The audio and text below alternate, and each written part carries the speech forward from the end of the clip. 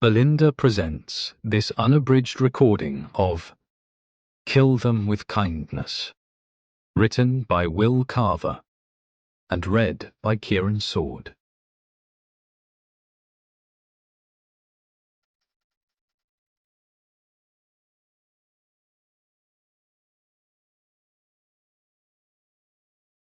Near the gates, and within 2 cities, there will be 2 scourges, the likes of which have never been seen. Famine within plague, people put out by steel, crying to the great immortal God for relief.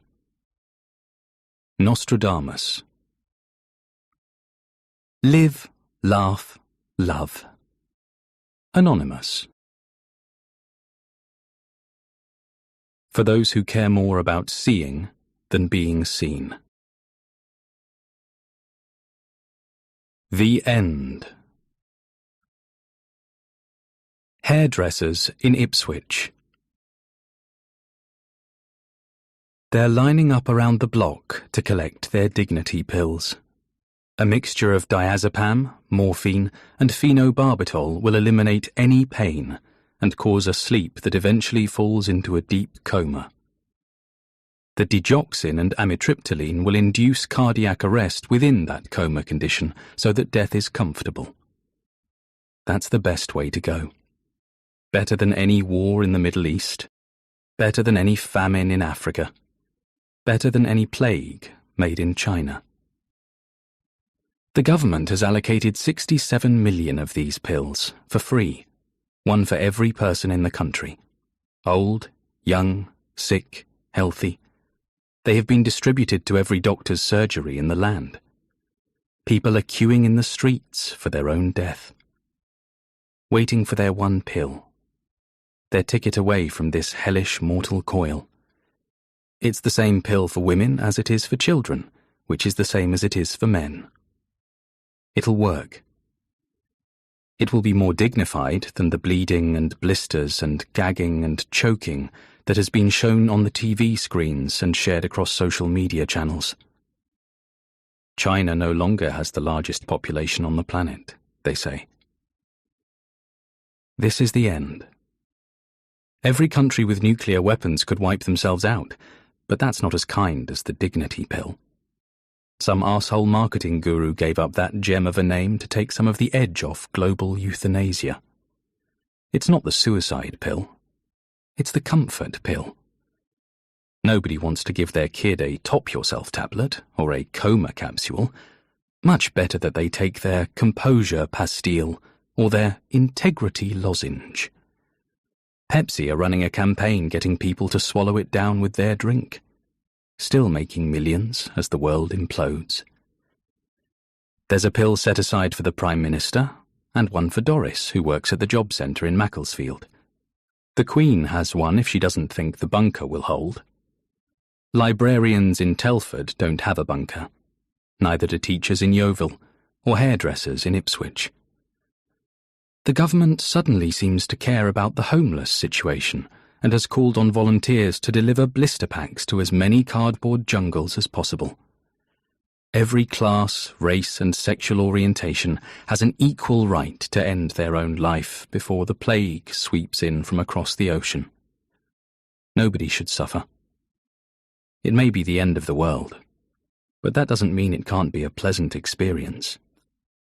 This world, where countries face growing health issues because they are eating too much while others die of starvation. Where man thought the best way to stop all wars was to build the biggest bomb. Where every one of the 700 gods is unresponsive to the prayers of their worshippers. Where religious disagreements go back so far that nobody knows what they're fighting for now. Where restaurants deplete the seas to feed people who no longer talk to one another at dinner. The pill is the only answer. It is too late to fight, to save. The horsemen have arrived. War, famine, pestilence, death. The only thing left is to give up. And all people had to do was find some genuine compassion. All they had to do was be kind, and mean it, and maintain it. Stay at home. It was only a month ago that the first test was carried out. It was a Sunday night, around the time when most people are starting to dread the fact that their weekend is over and they have to go into the office the next day. The same time that many people are flicking through the channels on their televisions, frustrated that there's nothing on, and finding themselves watching Antiques Roadshow for the 20th week in a row.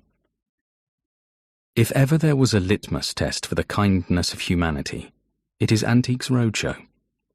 You can judge the mental state of the collective consciousness by comparing the percentage of people who want an item to be worth a lot of money against those who hope dear old Gladys from Wolverhampton hasn't noticed that the R on the Rolex watch passed down through generations is actually a B, and it's worth nothing.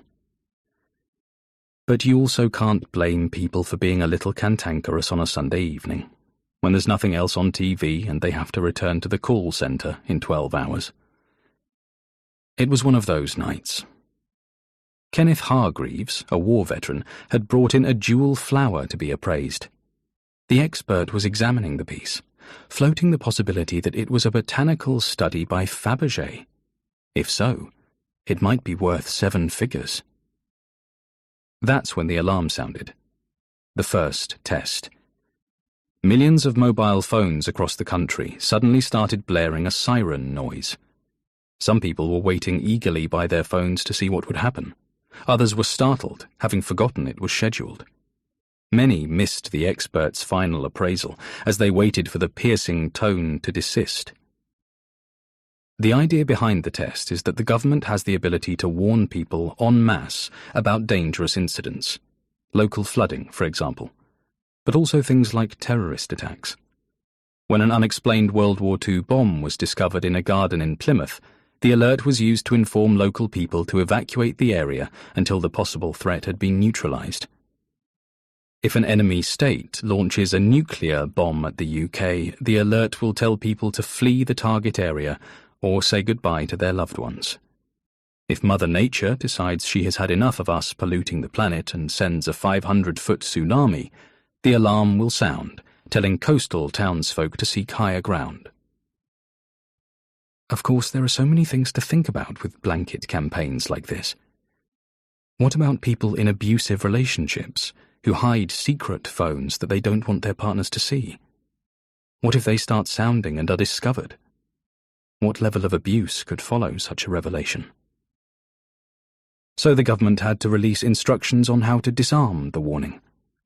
Go to Settings, find Emergency Alerts, turn off Severe Alerts and Extreme Alerts. Everyone in the country needs to have the alert on because they are days away from the arrival of this biohazard. This gas, these insects, whatever it is that is ravaging its way across the sea to wipe out civilization. If the wind doesn't take it in a different direction, if the military don't find a way to stop it, the people need to know when to take their pills. Of course, there will always be a small percentage of people who don't like to do as they are told, who are happy to take their chances at surviving, and there are some who simply choose not to believe. They've been lied to before. They were told to keep their distance. They were told to stay at home. They were told to get vaccinated. And they don't want to be told when to kill themselves. So they turn off the alert, and they don't collect their pill. And they know just how much that Fabergé flower is worth.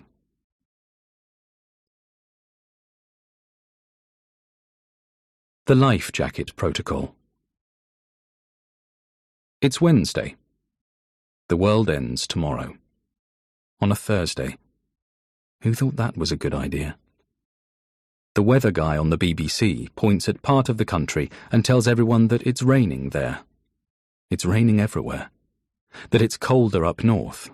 He waves an arm and says something about a cold front and pollen levels and pollution around the bigger cities, and then he points at some yellow, blurred blob below Svalbard over the Barents Sea and says that it's moving towards us, that it should arrive by dinner-time tomorrow. It's all very British. He doesn't say that everyone will be dead. He just lets people know that there is an opportunity for a last supper. Maybe the kids can have dessert first. Maybe the vegans can gorge on foie gras. Maybe forget the food and drink so much champagne that you won't need the dignity pill. There is no mention that it will be his last weather broadcast, but it is. He had been working in Acton for years until the studio relocated to Salford. His mother, sister, and 2 nephews live in Dorset. They are planning to spend the day together. They're not doing anything in particular, just staying in the house, talking, cooking, letting the kids play in the garden. Maybe they will stay up all night and reminisce. Maybe they will imagine what the world could have been if they had believed the scientists, or tried harder to listen, or been more present for other people. The plan is to live, love, possibly even laugh, just like the canvas on the hallway wall says to do. Others will choose to loot. The entitlement that got us here in the first place will remain until the bitter end.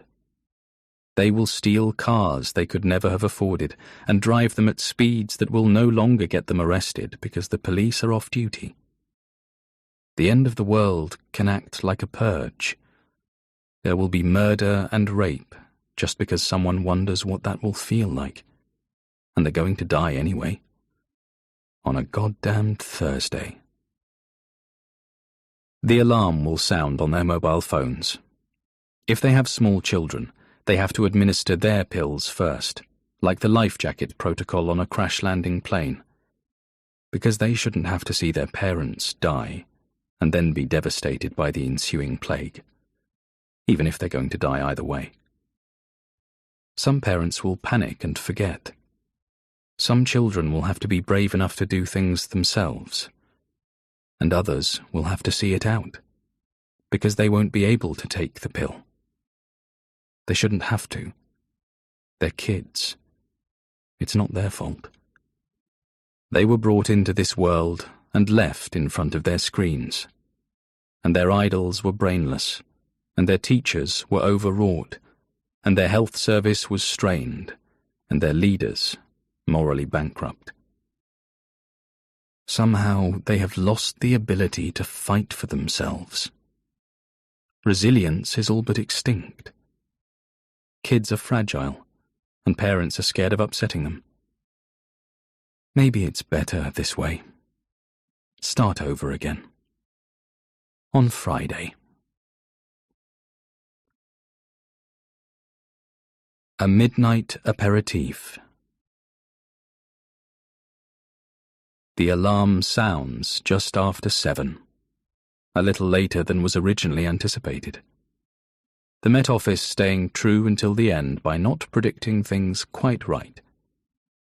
Many hoped the poison would blow right past and not hit land until Florida, where most of the residents are already dead in some way. 1 hour until impact. Prepare your families. May God be with you. That's all it says. The extreme alert sounds more like bidding someone an interesting cruise. In Croydon, a new mother cries as she crushes one of the pills into a powder to add to her baby's milk. She looks into her child's eyes as they guzzle the warm formula, oblivious and innocent, and trusting. She and her husband had tried so long to have a baby. He has already taken his pill. Couldn't stand the pressure. He was anxious. Didn't want to see his family perish, so went peacefully and selfishly in his reading chair after lunch. In Oxford, 8 students have been drinking since breakfast. They have taken their pills and have paired off for one final moment of intimacy. What a way to go. Families barbecue on the beach in Cornwall and dance until the drugs kick in. They can die on the sand and be collected by the high tide. There will be nobody around to bury them, anyway. Many churches and temples and mosques are filled with parishioners who still believe in God's great plan. They are expecting a last-minute rapture, or they have just given in to His will. They are some of the least scared. Many are almost excited about their next chapter. What is it they have been fighting about all this time? Not everyone is so calm and stiff upper lip about it. There are people who have measured the area of the encroaching gas, or whatever it is, and figure that if they get in their boat and go south of the Isle of Wight, they will be out of harm's way. They can come back and claim the land as their own, rebuild the country that once dominated the globe. The uber-rich have fueled whatever vehicles they have to get out of there. The airports might be shut down, but the runways are still there. Private jets are still there. There's no control tower, so it might be a case of Russian oligarchs flying into each other and exploding, but they are going to die anyway. The helicopter on the roof that was once a status symbol, an attempt at peacocking, now seems to have some practical application. Hover above the gas. Witness the destruction and chaos. Slowly lower back to the roof in time for a midnight aperitif. It's moving in, and it's not going to stop. Still, despite the warnings from the government and the military and the scientists, and the photographs and videos of the devastation in China, there are people who don't believe it, who call it fake news, who create conspiracies about nanotechnology and propaganda. They don't think we went to the moon in '69. They say Lee Harvey Oswald was a patsy. And they are so convinced they didn't queue around the block for their dignity pills. Because they see no dignity in killing themselves for something that is not their fault. Their ideas might not fall into line with the majority, but they have their own faith. They think it is always right to question, rather than following blindly. And they don't all get together. They are mostly alone, dotted around the country, risking their skin flaking away and their eyes being eaten out of their sockets and throwing up until they can no longer breathe. There's a refined chaos in that final hour. People realize that in death, they finally have the ability to make their own choice about their fate. And they realize this because they are selfish and self-absorbed and solipsistic. Because if their realization was that there was a world beyond themselves, that kindness, compassion, and considered thought was a superpower, that benevolence and generosity was a gift, they wouldn't be lying in a coma, in bed with their children, not noticing that they are already dead from a heart attack, that nobody had to die.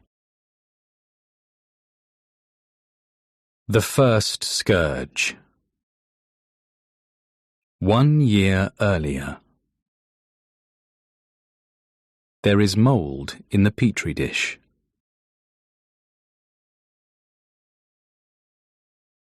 Knowledge, research, and experimentation are huge parts of scientific discovery, of course, but blind luck and chance have been responsible for some of the greatest finds in the history of medicine. Edward Jenner, developer of the first vaccine, stumbled upon a cure for smallpox. Speaking with a milkmaid who had contracted the irritating, though not deadly, cowpox, a hazard of the job, she remarked that people who had cowpox never seemed to get smallpox. Jenner injected a young boy with cowpox from the sores on the milkmaid's hands. A small dose. He grew feverish, but was otherwise healthy. Weeks later, he injected the same boy with a small dose of smallpox, a deadly disease causing many fatalities. the boy did not contract smallpox. Vaccinations were born. Of course, the method was unethical, but progress was made that saved millions of lives. Without the misfortune of Fleming, the idea of antibiotics, which are so readily available and relied upon now, may have taken much longer to discover and develop. A petri dish of Staphylococcus bacteria, which Fleming was studying, became contaminated, growing mold inside. Instead of throwing the sample away, Fleming examined it, noticing that the areas around the mold were clear. This showed that it was lethal to the bacteria. He had discovered penicillin, still a vital antibiotic to this day. Dr. Haruto Ikeda is about to have such an accident, a discovery that could change the world. He has a special mind when it comes to virology, but he struggles with things like emails and syncing his calendars. Apart from Candy Crush, his favourite app on his phone is Messages. He can write documents easily enough, and he is something of a natural with a spreadsheet, but he can never find the files he wants when he needs them. He hits save and then doesn't know where they go. It is late in the lab. He has cleaned and sterilized the space he has been working in today. Somebody recently helped him figure out how to monitor the mice he experiments on through his mobile phone. It took some getting used to, and he didn't really want a fifth app clogging up his home screen, but it is part of his job and his study, so he pushed past it. In his office, at his desk, he scrolls through one of the drives, looking for a spreadsheet that he was only using this morning.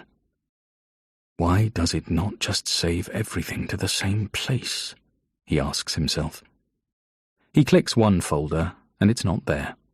He tries 3 others that all have names that are too similar to be useful. Ikeda has the highest level of access in the building. His keycard will get him through any door, and his computer login will get him into any folder, which is the opposite of what he really needs. He eventually finds a folder that looks as though it could be the right one, and opens up the spreadsheet inside. It is not the one he is looking for, but it is no less interesting. The doctor sighs at first, then his eyes narrow as he moves closer to the screen. It's not his file, but it is his work. There are references to his discoveries concerning the SARS-CoV-2 virus that was found in the cave. There are mentions of the experimental mutation that would have proved so deadly it had to be steamed out of all existence. There are notes that seem to have been taken verbatim from his own musings, and theories that he only posed to himself. One word sticks out. Tau. The Greek letter assigned to the variant of the virus Ikeda and his small team have been working with, the one that was found in the cave. The one they are testing and trying to develop a vaccine for, even though it is not known by anyone outside of the Wuxi Institute. And there are dates. When the Tau virus was discovered, when it was mutated into something the scientists referred to as Ypsilon, when that mutation was eradicated. The original virus is called Tau by a handful of people in the world who have knowledge of its existence. That makes sense. It's all true. Ikeda has a similar list on the file he made that is hiding in some other folder in the cloud. There's a future date that says the Tau vaccine is ready. Ikeda assumes this is some kind of deadline that he has not been made aware of yet. It's not uncommon. There is a lot of US funding, and they love a deadline. Then another date, just over a year from now. First Tau infections. This makes no sense, at first. The virus is aggressive, but it is contained. It is isolated within the labs. Then a date a few months on from that. Phase 1. Vaccine rollout. He contemplates what he is seeing. It hasn't clicked yet, but this is serendipitous. There is mold in the petri dish. It's a timeline of events that are yet to occur. Most people would shut down a file upon realizing that they had not created it, but Haruto Ikeda spends a great deal of his time each day extrapolating data. It is something he has to be good at, otherwise everything would take twice as long. And he is a stickler for detail. Everything in the spreadsheet seems correct, apart from the dates, and that makes it seem purposeful. Working in scientific research is rewarding at first, but the presence and power of the large pharmaceutical companies can leave even the greatest idealist a little jaded. He scans the document again. Scientific vocabulary, calculations, and those dates. One is the proposed deadline for the vaccine, though it is surely a guide, because these things cannot be rushed. They must be tested, and retested, and tested again. Then it comes. The virus is to be released once the vaccine is ready. Both have a date.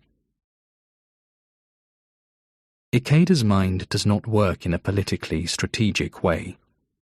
He cannot understand the motive behind such a thing. He assumes that large amounts of money are probably involved.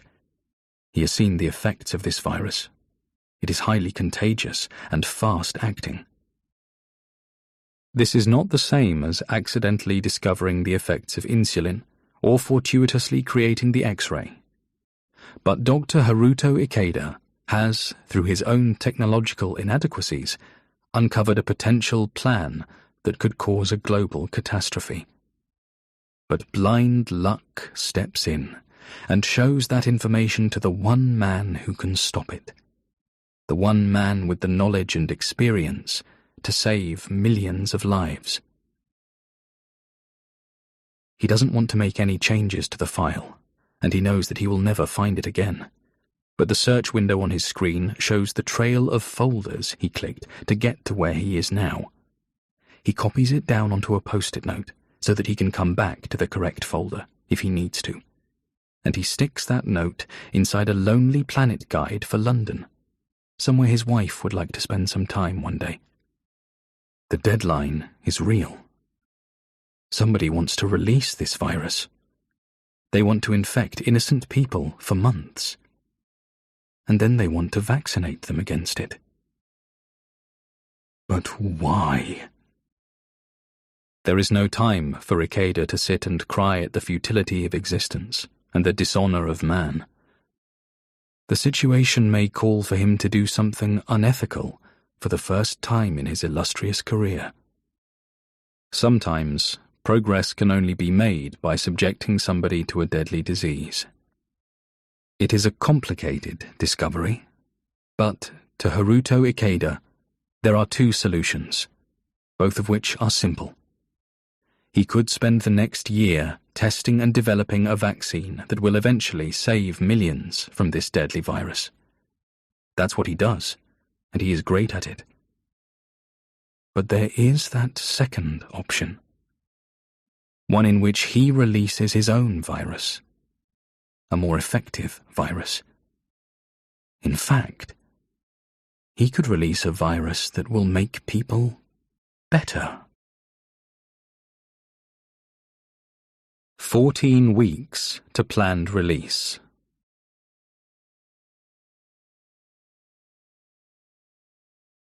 A world in which they are stars. Nobody is watching them, and nobody cares. This is the great misconception under which today's youth labour. They think everybody is looking at them.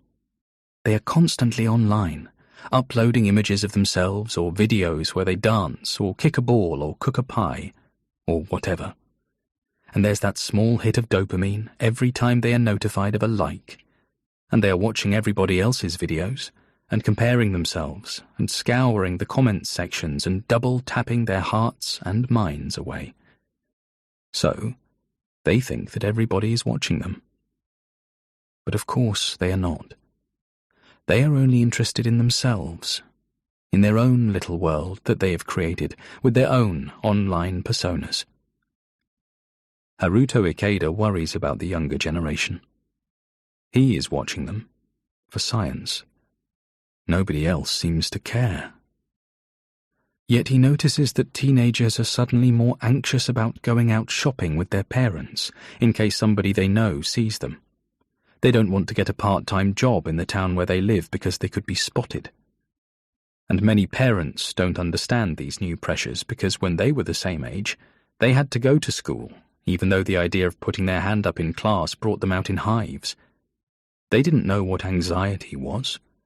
Nobody in their school year was coming out as gay or trans.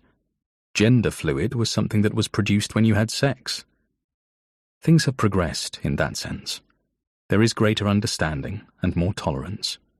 That's a good thing. It's not the issue. Not for Haruto Ikeda. The issue is one of misplaced power, disillusionment, and the loss of self. The current batch of teenagers are being told that they can be whatever and whomever they want to be, but they are not being provided with the tools to make that a sustainable reality. They have been empowered, but they still require a guiding hand. They're still kids. They're still learning. But the technology that was supposed to liberate them is preventing their parents from providing that guidance. It's making these kids believe they are the stars of their own reality show. They think that people are interested in their chia seed breakfasts and Buddha bowl lunches. They think they can make money from recording makeup tutorials or pool table trick shots. They have created a world in which they are the stars. They are the center of their own universes. So of course they think that people are watching them and judging them for going shoe shopping with their mother or bowling with their father. It's no wonder they are anxious and embarrassed about being spotted behind the till at the local supermarket. But that isn't the issue either. Not to Dr. Haruto Ikeda. It's that through the social media boom, there seems to have been a systematic removal of compassion. 1 million people every day post something like, "Be someone's sunshine when the skies are grey." And another 1 million people hit like, even though the sentiment is utterly saccharine and disingenuous. Others push the schmaltz to a Hallmark card level. Kindness is a passport that opens doors and fashions friends. It softens hearts and molds relationships that can last a lifetime. The message is one of positivity, but it's still too sickly to get behind.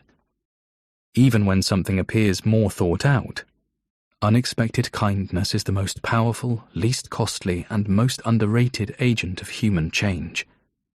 It is disregarded. People put it out there because it makes absolute sense. It's so true. But they do not act in this way. It's too difficult. And if nobody else is doing it, somebody is going to stick out. Someone is definitely going to be seen. It is like Gandhi said, "I like your Christ, but I do not like Christians, for they are not like your Christ." Posting an inspirational quote about kindness on a social media platform does not make a person kind. It makes them unoriginal. The people talking about kindness are most often not kind. Kindness requires action. But something else that Dr. Ikeda has discovered through his research over the past few years is that humanity triumphs in the face of adversity. We deal with horror in a way that brings out the best in us, for a short time at least. So, in 14 weeks, when a contagion is scheduled to be released, a contagion that will spread through Wuxi, killing thousands, before being allowed onto aircrafts to be transported around the world, forcing countries to shut down and close their borders, when hospitals are overrun, when people are struggling to breathe, when everybody knows somebody who has died. Will humanity once again step up? And will it be worth the loss of all those lives? Could catastrophe get the world back on track? This is something that Haruto Ikeda contemplates. He has been thinking about it for almost a year. And because he is so focused on everybody else, it doesn't even enter his mind that he is the one being watched. A potentially devastating bioweapon. When faced with the spread of any coronavirus, and with possible pandemic levels of infection similar to those previously seen with SARS, which reached every corner of the globe, touching millions and killing hundreds of thousands, the person to turn to would be Dr. Haruto Ikeda, the world's foremost expert in this area. He would know what to do, how to contain it. He would be able to develop the first test in his lab.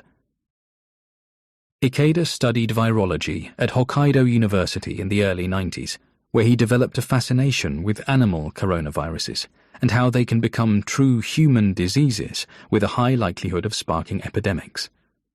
This was not part of the syllabus, but Ikeda was drawn to it. By his mid-30s, Ikeda had risen to a senior position at Kyushu University, an establishment that receives billions of yen in funding for medical research each year. There, Ikeda studied the evolution of viruses. He worked with pig farmers who had developed encephalitis and camel racers who were affected by MERS.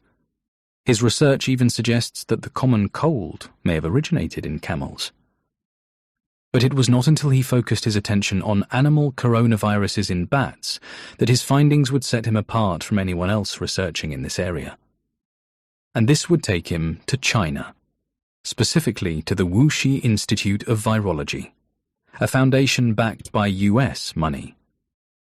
Dr. Ikeda spent his first 3 years investigating viruses similar to SARS found in bats located at a mine in South China. Several of the mine workers had died due to respiratory problems. This was, of course, kept quiet. The American funding allowed further investigation and experimentation, but it was the work of British scientist Raymond Task that provided the researchers with the means of testing the effects of the viruses they were discovering, or indeed creating.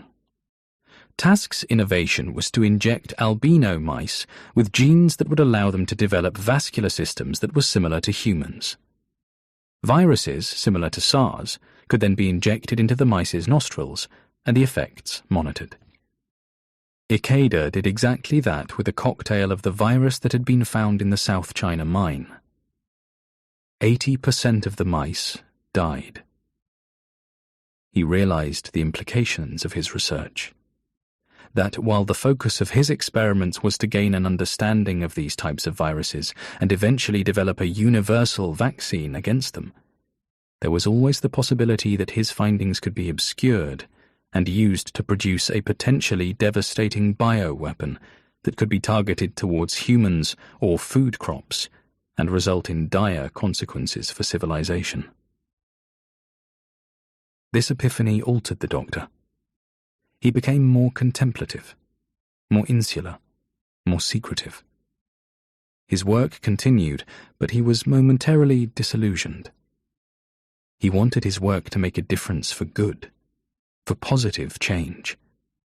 He looked to Buddhism, Taoism, and Confucianism for solace. He read the philosophies of Lao Tzu, particularly his thoughts on compassion.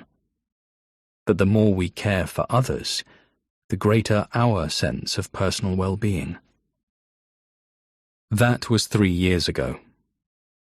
In 14 weeks, a new coronavirus will be leaked, first to the population in Wuxi, from where it will spread across the world. And it will happen with or without the backing of Dr. Haruto Ikeda, and whether he knows about it or not. Today he is short-staffed because 3 of his scientists are seriously ill and off work. One of them has a vulnerable parent who has also been taken sick. The doctor has ordered everybody in the lab to wear a mask that covers their nose and mouth for the entirety of their day at work. And they listen. Because with the spread of any coronavirus pandemic, the person to call on for answers would be Dr. Haruto Ikeda. especially as the virus has probably been created in his laboratory. The man in the perfectly pressed suit. The kids are wrong. They are not being watched. Nobody cares about the dance routine they have learned or what skincare product has given them that glow. But if you show any indication that you are going to go against the laws and policies of your country, if you intend to attack or even think about harming citizens, somebody will be listening. Somebody will be watching. In China, there are a lot of people to listen to, which is why information needs to be contained, so that misinformation may be monitored. The echelon spy system picks up certain words in phone conversations, or text messages, or email communications. Certain phrases get flagged as potential threats. Every country has them. These are monitored by the various intelligence agencies around the globe. You don't have to email the word jihad, or call a friend talking in a code that the NSA laughs at because it's so easy to crack. You could be marked for buying 3 components of a nail bomb on Amazon. You could type assassinate, or UFO, or Supreme Assembly of the Islamic Revolution in Iraq, and it will be gathered by echelon. But the same is true if you write steak knife, or Goldman, or Harvard. And there are private security firms who operate on behalf of the government, but also outside it. Most of them specialize, and they are well funded. It is prudent to ensure that these private companies are employed on a retainer to observe companies involved in major technological advances, and it would certainly be wise to listen in and look over any facility researching viruses that could be harnessed and used as a bioweapon. Haruto Ikeda has been monitored on several occasions. So has his wife. And Dr. Bauer. And Zhu Jian, the Minister for Science and Technology. And the billionaire, Waylon Taggart. And Ikeda's college friend and nanotechnology expert, Xiang Lao. And, of course, the British Prime Minister, Harris Jackson. But for now, the man in the perfectly pressed suit with the immaculate hair and porcelain skin is merely watching with interest. He does not become a danger to anyone until somebody on that list steps over the line. High chance of an outbreak. Stefan Bauer's father is dead. The old man had struggled with asthma since he was a kid. Stefan had left the Wuxi Institute of Virology with a dry cough and high temperature 2 days ago, the same as the other 2 scientists on Ikeda's team. The kind of symptoms that are difficult for a mutated albino mouse to describe. Stefan's father was old but fit. He walked every day. He tried to stay active. The exercise gave him time to think about his wife, who had died a few years before. She had paid a man to paint her bedroom wardrobes, and the idiot painted one of the doors shut. When Mrs. Bauer forced it open, the door hit her hard in the ribs and caused her to fall. She contracted pneumonia in the hospital and didn't last the week. Mr. Bauer seemed healthy, but there were underlying conditions that meant a visit to his ailing, highly contagious son, who had been accidentally infected with the Tau virus, proved to be the final attack on the old man's respiratory system. Stefan is still struggling with his illness, and now has the grief of his orphanhood to keep him company when he comes around from his feverish bouts of sleep. Dr. Ikeda had warned of this. He knew of over 30 labs working with these kinds of viruses. He had told his superiors that, one day, there was a high chance of an outbreak somewhere, that something would eventually escape. It was inevitable. Even with the strictest safety and sterilization procedures, things can leak. It's been less than a year since Ikeda found that file that alerted him to a possible deliberate outbreak. This time it was an accident. But people are sick, and now somebody has died. And it's worse because Ikeda's team is so close to a Tau vaccine. Whoever made that file is not looking for Ikeda and his team to develop a universal vaccine. They want a new kind of weapon, and they want an antidote to be developed alongside the disease. It's not a new idea. The business of pharmaceuticals is so broken and corrupt it makes the World Boxing Organization look like a church fete tombola stand run by nuns. Bauer calls Ikeda to update him on his illness and inform him of his father's passing. "We're screwing around with nature," he says. "The Tau virus was contained deep within that cave. There was no need to disturb it. But part of Wuxi Institute's job is to discover potential threats and create vaccines against them, should they ever find their way into the world, naturally." Ikeda doesn't want to lose Bauer from his team. He's pragmatic and meticulous and thoughtful beyond the chemistry and biology of what they do every day. Ikeda sees himself in the young scientist, sees that he is exhibiting the same questions and disillusionment that Ikeda suffered years ago. "Stefan, I struggle with the same thing, both ethically and philosophically. But this is going to be examined in one of the labs, so our focus has to be on vaccination. There is always a risk of exposure with our work." It's a risk for Ikeda to talk this way, particularly over a telephone line that could easily be monitored. It's not a secret that Ikeda has been more insular in recent years. Everybody can tell he is different. But he still functions, and he gets the work done, and the people above him are satisfied with his progress and results. "I hear you have everyone in face masks," Bauer laughs. "How did you hear of that?" If trivial information is seeping from the building, Ikeda worries about what else is getting out. "Jensen sent a text to see how I was doing.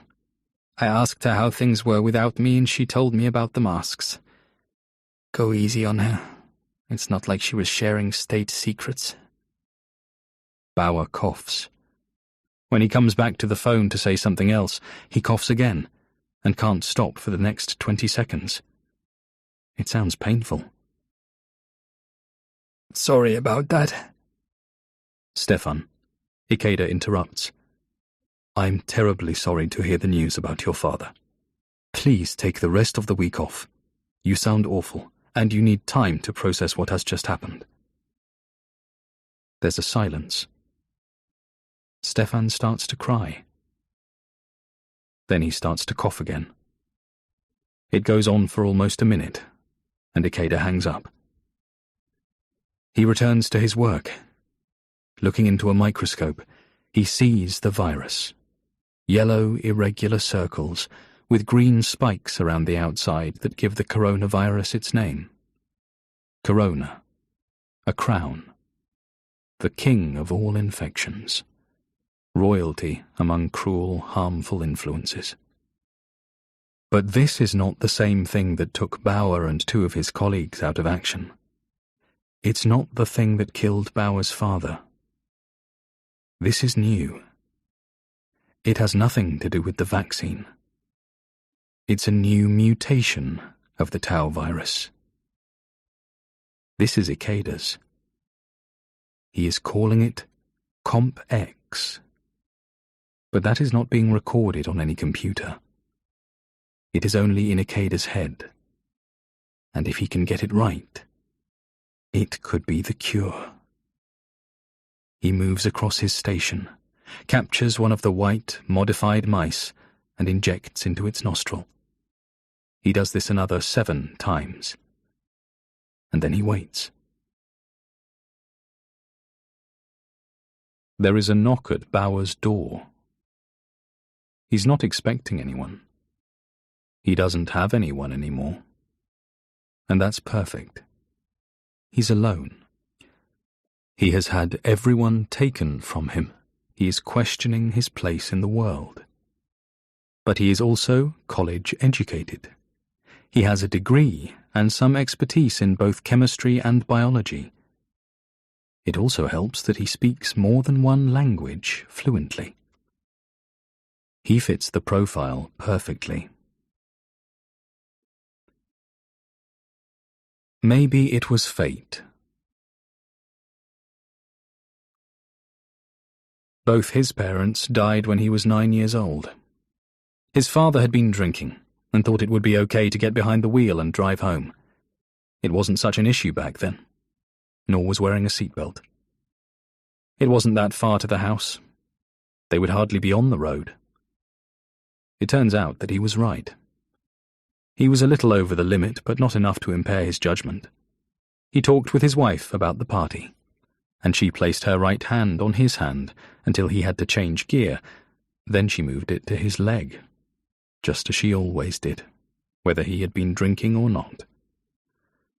And when the driver who had been drinking way too much hit their car at speed, she didn't even have time to try to hold on to her husband before she was thrown through the windscreen. It was a mess. Glass everywhere. Blood, smoke, steam. She was dead. He was hurt.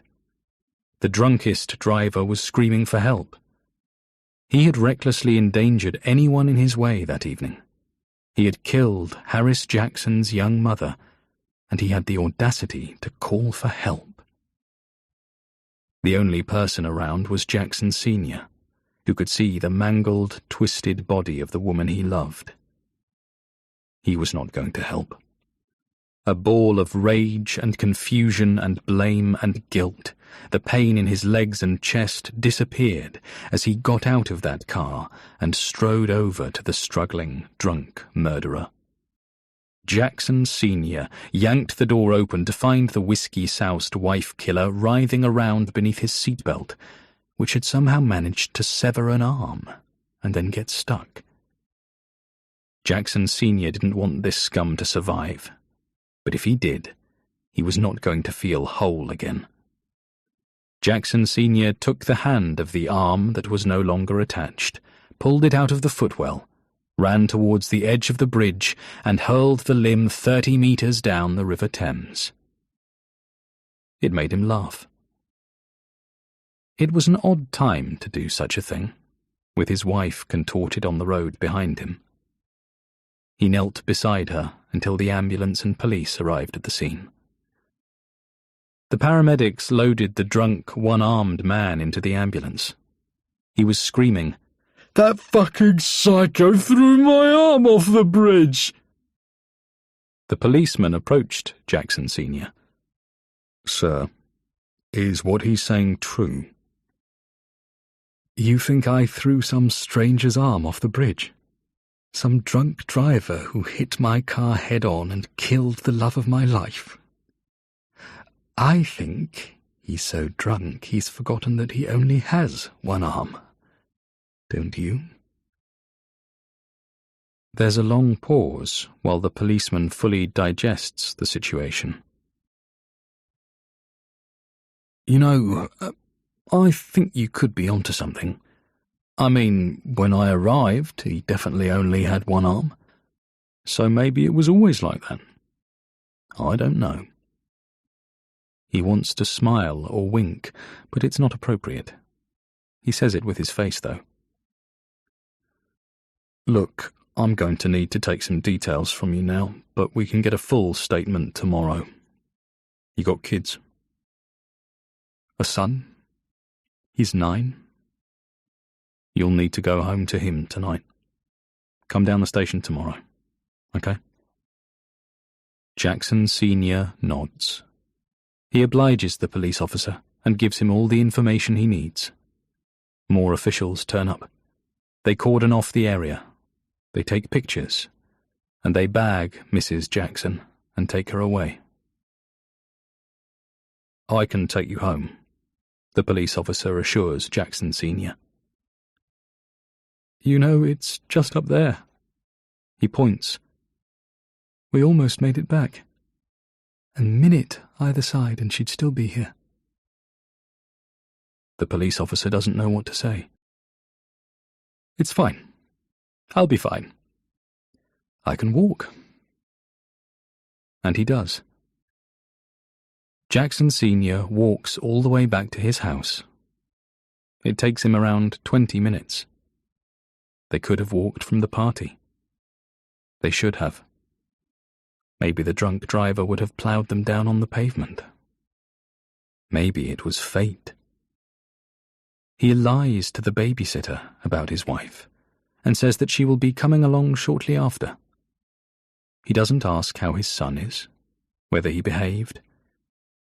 He doesn't even go up to see the boy.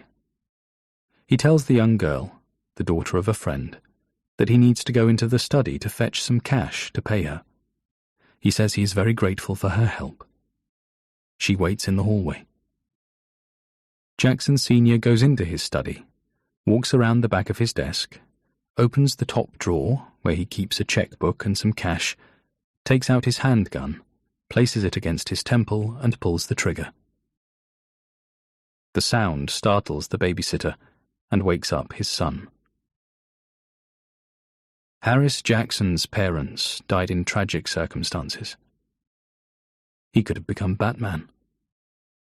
Instead, he went the other way, towards something darker, and became the country's prime minister.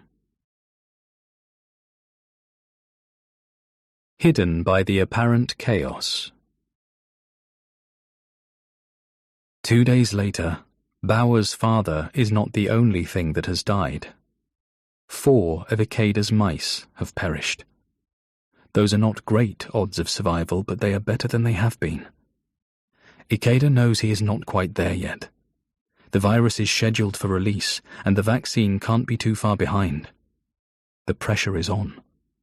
He feels the weight of his responsibility to save people. 50% survival is not good enough. But to Ikeda, it is not the dead mice that concern him. It is the behavior of the mice that survived that are of interest. Scientifically, of course, but also zoologically. He can see that not only have they survived, their behaviors have also altered. He can't quite ascertain what is so different, but he will monitor them while performing tests on another batch of innocent rodents. He leaves a camera running on the cage and lets himself out of the sterile lab to return to his office. It is a stark contrast to the clean, straight-lined seal guarantee of the testing area. Ikeda's office is a mess. The bookshelf behind his desk is filled with the many medical books he has had to read through his training and subsequent career.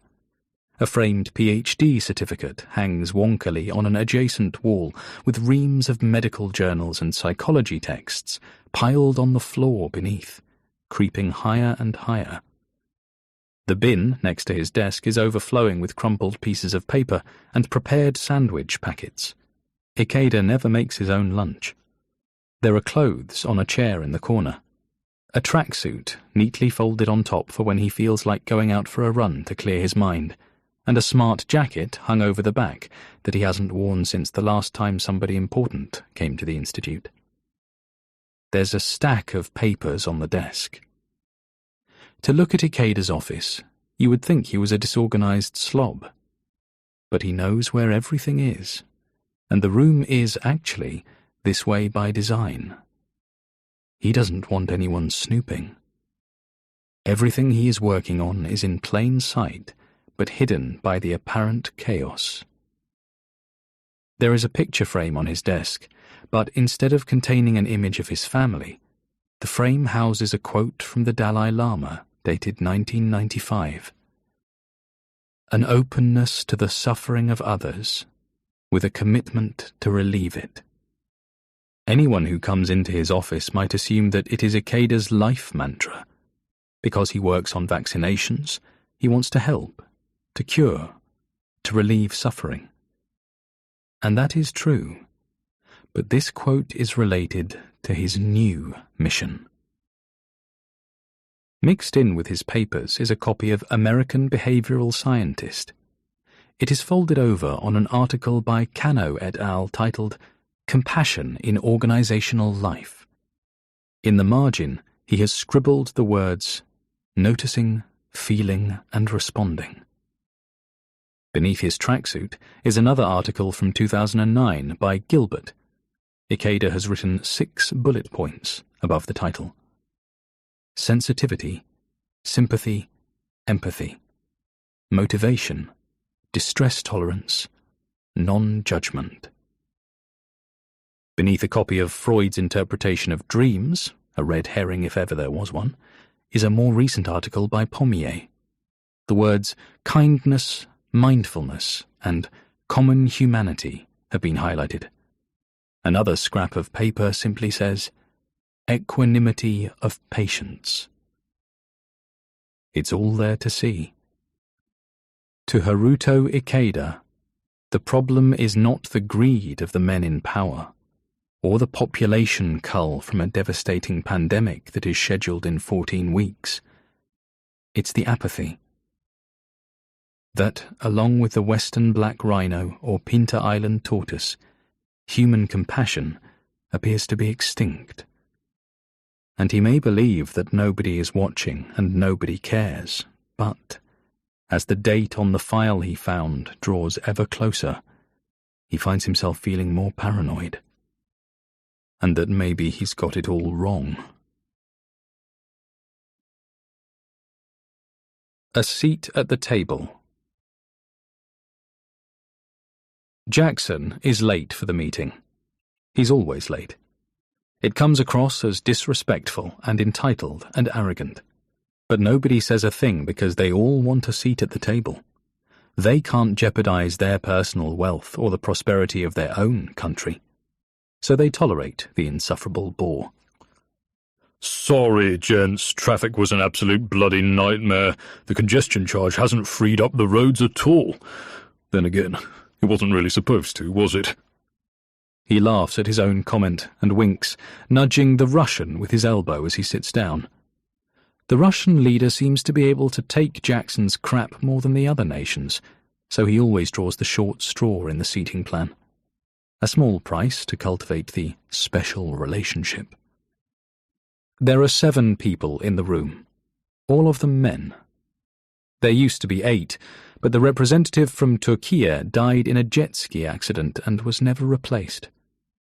It's a cabal of Western influence. 3 leaders from the UK, US and Russia, and 4 senior-ranking officials from Australia, Germany, France and Brazil, who do not necessarily agree that their current political chiefs are representing their countries to the greatest potential. They have to meet in person to avoid information leaks or recordings. This time, the meeting is being held in a remote London location. There are no real leaders of the group, but the prime ministers and presidents certainly command the most respect, and they decide the focus of discussions. They fully believe that there is a group just like this in the Middle East, and another that includes China, Japan, and maybe South Korea. The Russian can be a hothead. The American is pragmatic.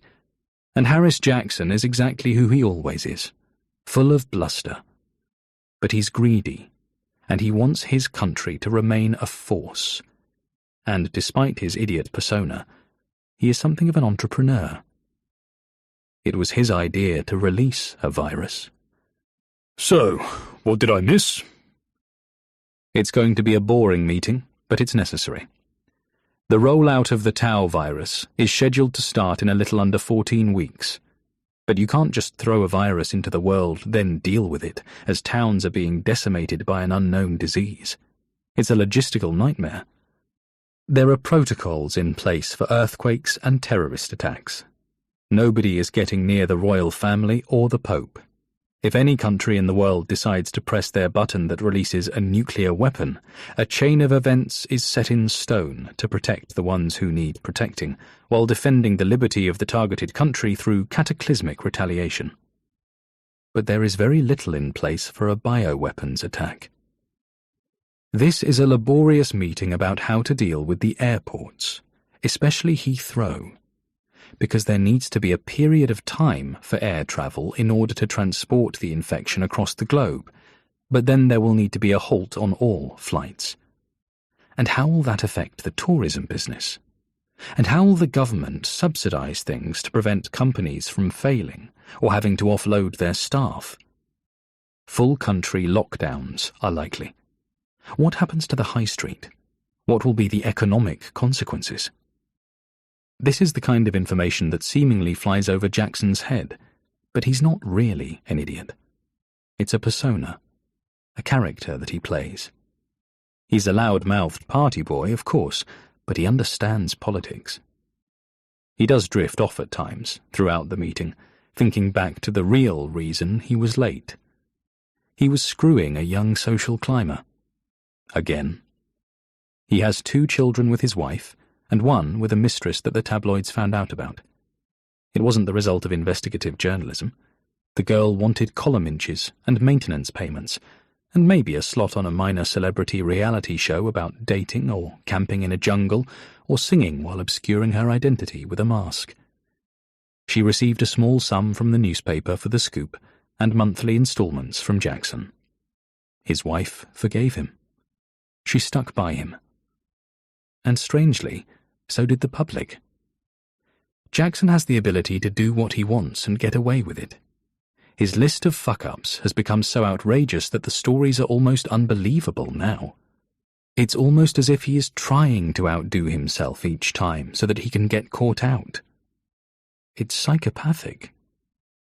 Essentially, Jackson is a social researcher. He keeps on throwing out these straw polls, seeing how the public react to his screw-ups and how far he can push his favour. It bodes well for him that whatever path he chooses when this contagion is released, he'll have the backing of the majority of people, if not his own party. And even though Jackson has half an eye on his phone, he still seems to take in all the information. Travel, hospitality, health services, all will be impacted in all countries across the globe. But this group is primarily concerned with the West, and Jackson is obviously most interested in how this will affect the UK. The public will panic because the worst they have had to deal with here was a swine flu that called off a few local farm shows. But just to be certain, plans are in place to leak stories of shortages in certain products. Hand sanitizer and toilet paper to begin with. And baked beans. These powerful men fully expect the public to assume a mob mentality. They will take care of themselves first. They will buy up what they can, spreading fear on their way. "And are we any closer to a vaccine?" Jackson asks, not looking up from his lap until the last second. There's a silence. The rest of the group are shocked that he has been paying attention, even though they've seen him do this before. "I mean, we can't very well release this thing without knowing that we can slow it down at some point." He seems concerned, but none of the other men in the room could even hazard a guess at what that concern might be about. "How long do we wait before we offer some hope? How many have to die? Have we thought about how the Chinese will react when we throw the blame on their lab and this chap Ikeda?" It becomes clearer. Jackson is not concerned for the welfare of his nation, of his constituents. He knows that they have to set things in place and do the whole political thing, but that is secondary to how he is going to cover his back when things hit, and the best way to spin it so there is no swing when it comes to election time. The American answers each question in turn, keeping things concise. That's his way. I am assured the vaccine is weeks away. 1 million seems like a nice round number, don't you think? Let's wait until 500,000 before mentioning the possibility of a vaccine. I wouldn't worry about the Chinese. They will push it onto Ikeda, who is Japanese. He can take the fall, and we can take his vaccine.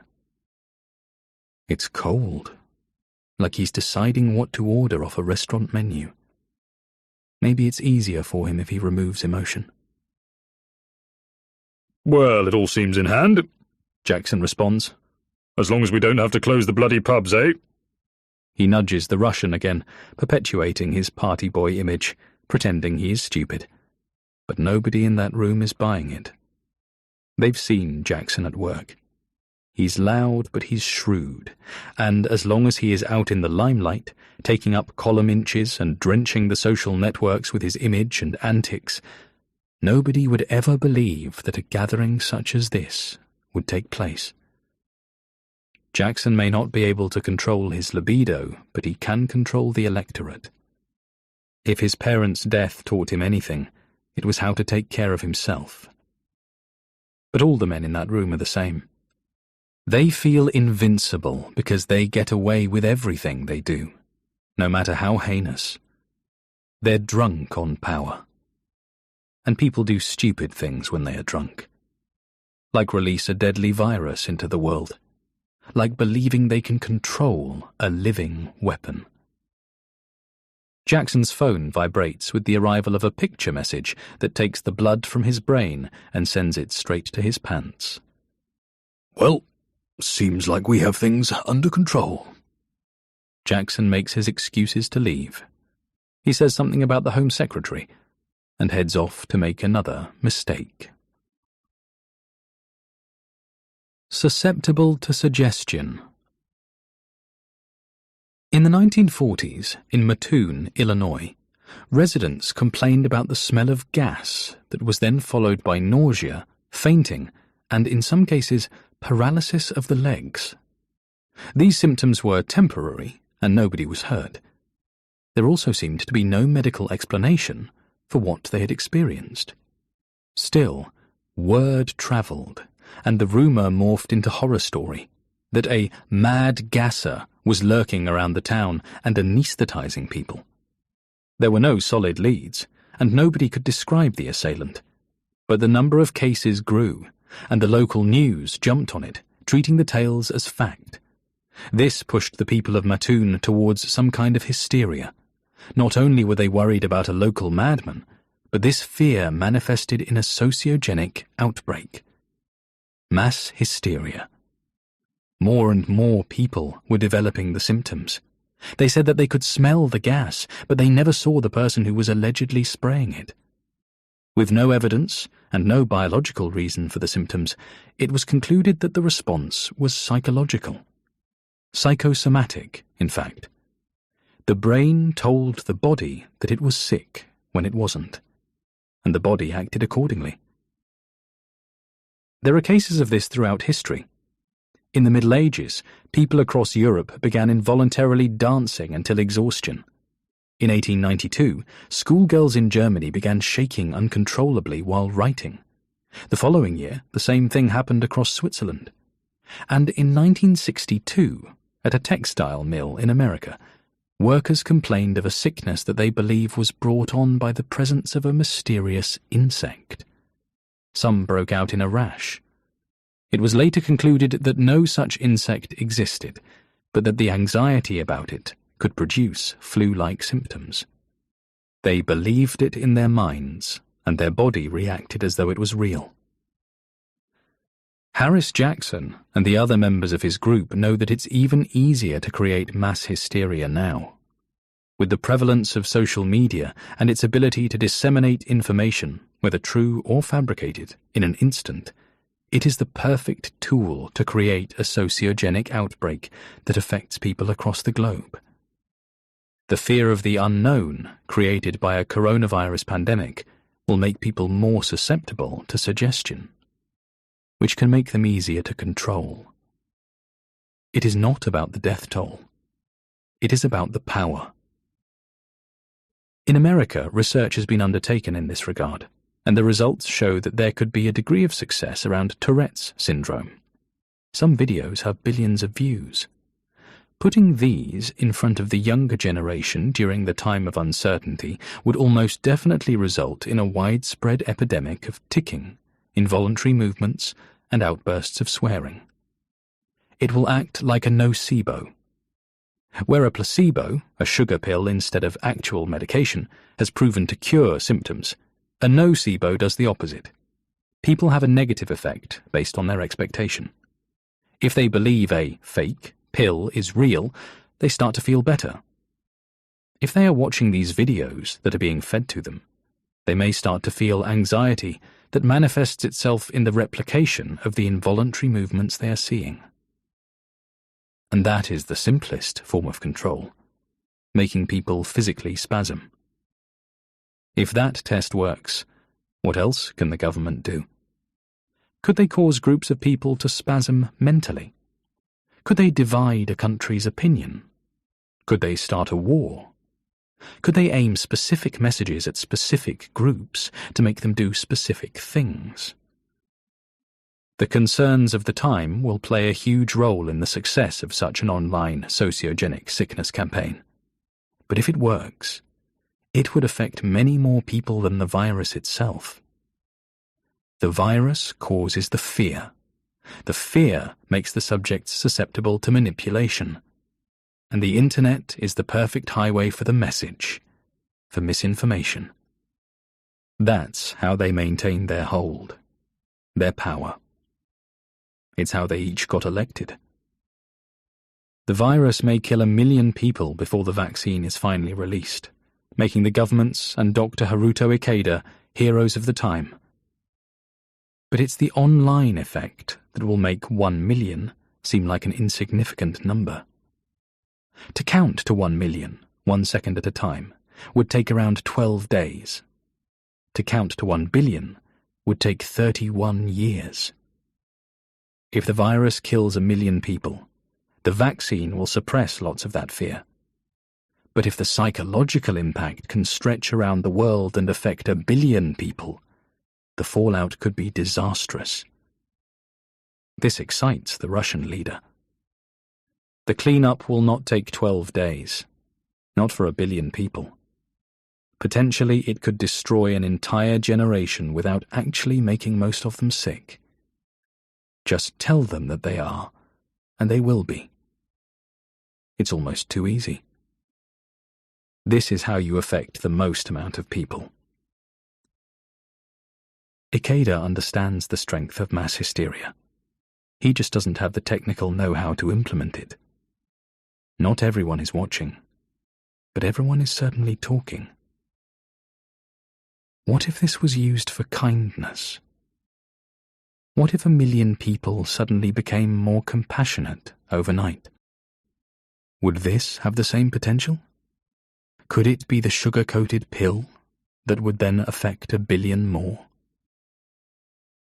It's exactly what Dr. Haruto Ikeda hopes. A split second of humanity. Wuxi Airport has been serving Wuxi, Suzhou, and Chengzhou since 2004. Terminal 1 will take you to and from Hong Kong, Macau, and Singapore, while Terminal 2 is for internal flights around China, to Guangzhou, Nanning, and most importantly, Beijing. Beijing is key. There are almost 22 million people there to infect, of course. But from Beijing, the virus can be transported to Dubai, Frankfurt, Paris, London, Doha, Istanbul, Amsterdam, San Francisco, Abu Dhabi, Madrid, Rome, Sydney, Nagoya, Brussels, Geneva, Stockholm, Athens, Cairo, Copenhagen, Vienna, Baku, and Kathmandu, to name but a few of the corners the contagion will reach. 1 million deaths suddenly seems a conservative estimate. Now, Ben Ziegler is taking the evening flight directly from Beijing to Boston. He flies to China once every quarter to inspect the factories that are manufacturing the LCD screens for the monitor division he directs. 4 times a year he flies to the capital, wines and dines the people he has to keep sweet, and wanders the factory floors, pretending to care about the working conditions. He attends a few meetings that would have worked just as well as emails, and for 2 days he cheats on his wife with a woman he knows in Wuxi, who is always happy to accept his generosity. Ziegler walks through the door, heading towards the departure lounge. He lets it swing shut behind him, not looking, not noticing Wen Su walking a few feet back, not caring as the glass flies back towards her face, not knowing that when he returns in 12 weeks for his next work inspection and 2-day dalliance, he'll be at the epicenter of an outbreak that will be felt around the world, and he will be leaving ground zero with more than just an itch in his pants. Wen Su doesn't like Americans. She finds them brash and impolite, but they are still the best tippers. She huffs as she pushes through the entrance into the airport behind the loud white guy in the expensive suit. No doubt she'll be serving him his pre-flight cocktail soon. He'll call her sweetheart. She will smile as though it means something to her, and he will drop a few extra dollars in the tips jar to thank her for being something pretty to look at, before he has to sit in the same seat for the next 14 hours and 40 minutes. But what would it have taken for him to just hold that door open for her? The airport had an overhaul for the 2008 Olympics. Wen works in one of the first-class lounges. She collects plates, sometimes, or clears tables, but mostly she's making drinks. Tea and coffee for the early flights, and alcohol for the late travellers who want to sleep things off on the way back home. Anyone flying in coach would not be allowed on the plane if they look even a little intoxicated. But the rules are different for travellers who turn left when they enter the aircraft. They will start with a complimentary can or bottle of something from the Yanjing brewery before making back the money they pay for the privilege on cognac and after-dinner brandy. Wen Su is on shift for 20 minutes before she hears Ziegler's obnoxious tone creeping down the corridor. She wants to roll her eyes, but she has more composure than that. A white man, whiter than most, Scandinavian white, sits on a table by himself, his head in his hands, a plate of half-eaten dumplings between his elbows, which rest on the table, a large glass of red wine ahead of him. He looks exasperated, like all he wants to do is get on that plane and get back to wherever he is from, so that he can sort out his problems. But Wen has misread. As she approaches to see whether he would like his plate taken away or his glass refilled, she sees his eyes. Red. Redder than most against his almost translucent skin. He has been crying. And Wen cannot help herself. She should leave it alone, not get involved. Her job is to pour and wipe and collect and serve, not act as counsel. But Wen Su is not in control of her compassion. It is just there. It's not something that you can simply switch on. You feel it, or you do not. Sir, is everything okay? Is there something I can help you with? The man takes his hands away from his ears and lifts his head, but doesn't say anything. He just stares at Wen. Sir, do you need something? If you have the ability to travel back in time or to erase the memory, I would gladly take it. His words are softly spoken. Wen detects a possible Swedish twang. She sees people from all over the world every day. She can differentiate between accents. The first part is tricky. She comes back at him so quickly that he half smiles at her response. If the wine isn't cutting it, I can make you something stronger to help forget. And Wen smiles back. The man exhales and sits back in his seat. Alas, it is not my memory that needs deleting. He looks her dead in the eyes. But please, feel free to take away these cold dumplings, and perhaps upgrade this middling Cabernet to a triple Scotch of your choice. Neat. I could try to forget that I want her to forget, I suppose. She does as he requests. It's her job.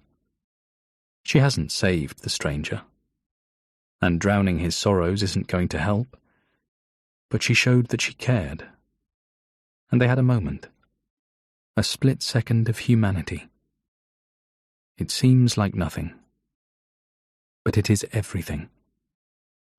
1,000,000 split seconds would add up to a week of compassion. 1 billion would be over a decade.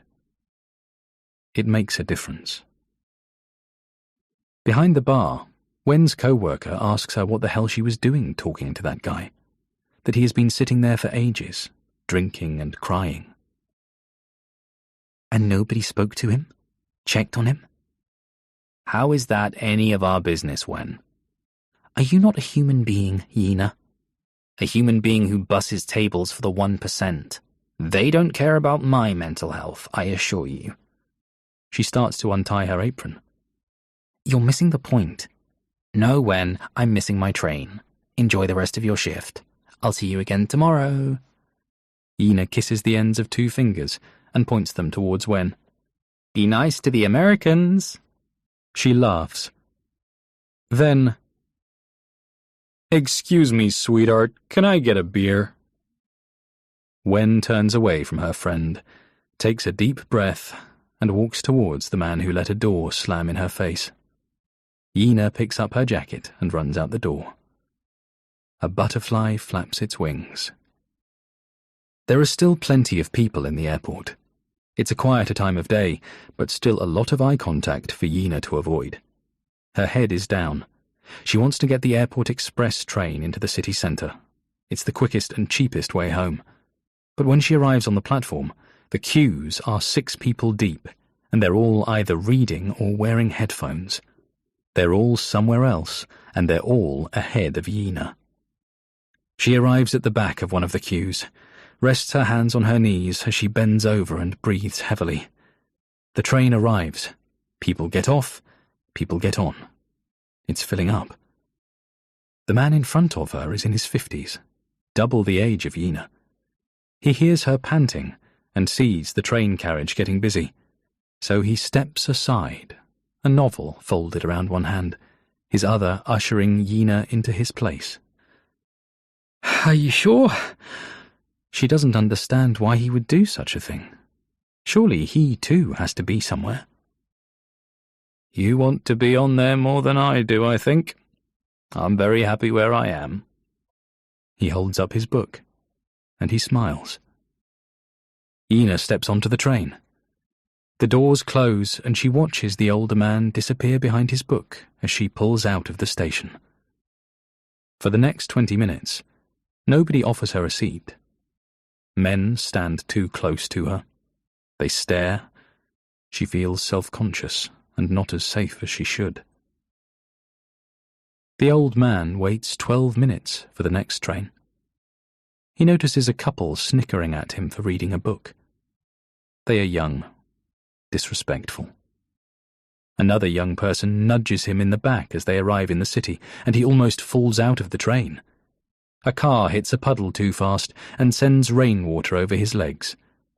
And when he arrives home, his wife is annoyed with him for walking into the hallway with wet shoes. She spent 40 minutes on the phone earlier, trying to get through to somebody who could give her the results of a test she has been waiting to hear about for the 2 weeks since her hospital procedure. The surgeon who performed her procedure lost a patient today. He meets friends for a drink, and they find it difficult to empathise because he earns more money than they do and feel it should be an expected part of his job. And the other 21.53 million people in Beijing have also experienced some of the rudeness and greed and squalor and lack of joy that the world has on offer today. Things are awful.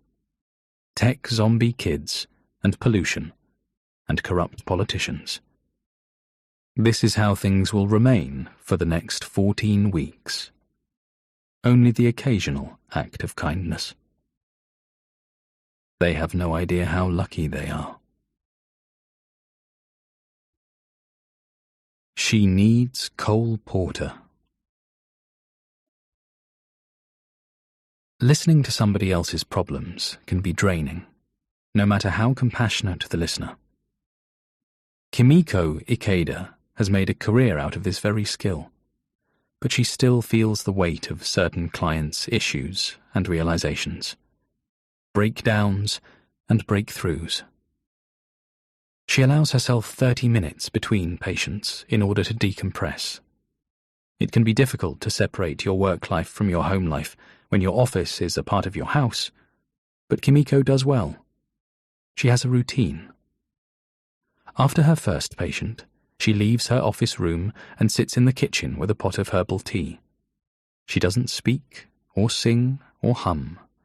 She doesn't watch television, or look at her phone. She sits, and she listens. But not to people who are dealing with grief or an emotional breakup. She just listens to the world as it is. Birds singing, rain against the window. Even the traffic or the bell on somebody's bike is a welcome distraction. She can go into her next client afresh and ready to give her undivided attention. After her second, she likes to speak with Haruto, whether that is on the phone or simply via a text message. Nothing naughty, though occasionally she will be cheeky, just a note to say that she is thinking of him. Or she will send him a video of something that he may find amusing, because with both of their jobs, it is important to spend time that is not too serious. Kimiko takes a little longer at lunch. Perhaps she will tidy some of the house, though she usually stays on top of things in that department. But most days she will take her husband's Rubik's Cube and twist it around in many directions for 30 seconds or so. She will leave it on his pillow or his bedside table. When she gets into bed at night, it has always been solved. She never sees him do it. It has become something of a game between the two of them. But she knows that her husband likes to solve puzzles. He can't resist. She loves that about him. Even the Candy Crush game he plays on his phone.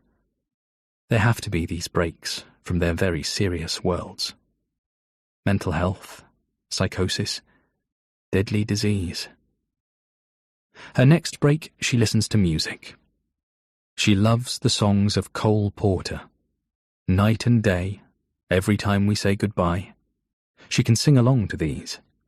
But she loves You Do Something to Me. It feels magical to her.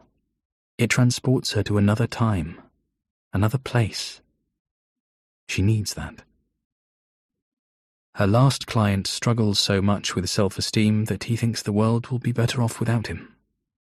He has been highly medicated for years, but he still thinks that nobody would miss him if he was dead. Kimiko digests it all. She takes it all in, and she supports him. But then she needs Cole Porter. She needs to sing. She needs to dance around her living room. Her last clients are a couple struggling with their marriage. She knows the woman has found somebody else. She is urging her to admit it, to end the farce. It feels like a mental workout. Her final break is the best, because Haruto comes home. He will have his second shower of the day, and he will somehow fix the Rubik's Cube without her noticing, and he will talk, and she will want to listen. He is the only person she can listen to and not need a break. It doesn't matter what he says. She will support him. It is what she does best. Whether there is a dead body in the boot of Haruto Ikeda's car, or he says that he wants to cure the common cold, Kimiko is by his side. And Haruto knows that he would not be able to deal with either of those things if she was not there. He needs his wife if he is going to save the world. All the mice are dead. Dr. Ikeda lives in Suzhou, which is around 17 minutes away from the lab by train. But today he takes the bus. It's more expensive, and it takes 4 times as long. He wants the commute. Some time alone to process his thoughts. And he wants to watch the people who think that everybody is watching them. The clock is ticking. The people orchestrating things have an ideal case scenario in which the vaccine will be ready when the disease starts to roll out. But it's not necessary. It's just for their own peace of mind. It's more of a logistical issue than a medical one. Ikeda has set his own deadline. They want it in 14 weeks. He will be ready in 12. He has to be. Stop after stop, the doctor watches people, how they act when the bus is full, and how that differs from when it is empty. Who heads to the back, and who will not sit next to another person at any cost. A university student wearing headphones seems lost in his own world, but he offers his seat to a woman who is heavily pregnant. She turns him down with a scowl, as if to say, "It's not a disability, boy." Ikeda wonders how that interaction will affect the young man when confronted with the same opportunity in the future. He sees 3 people run to catch the bus. They all make it. The pace of the passengers seems a little slower than those who ride the train. They are more considered, and perhaps more considerate. Mothers with children, the elderly, men in suits, women in suits, students, and a doctor of virology. It's a decent cross-section of society, existing together harmoniously. Quietly.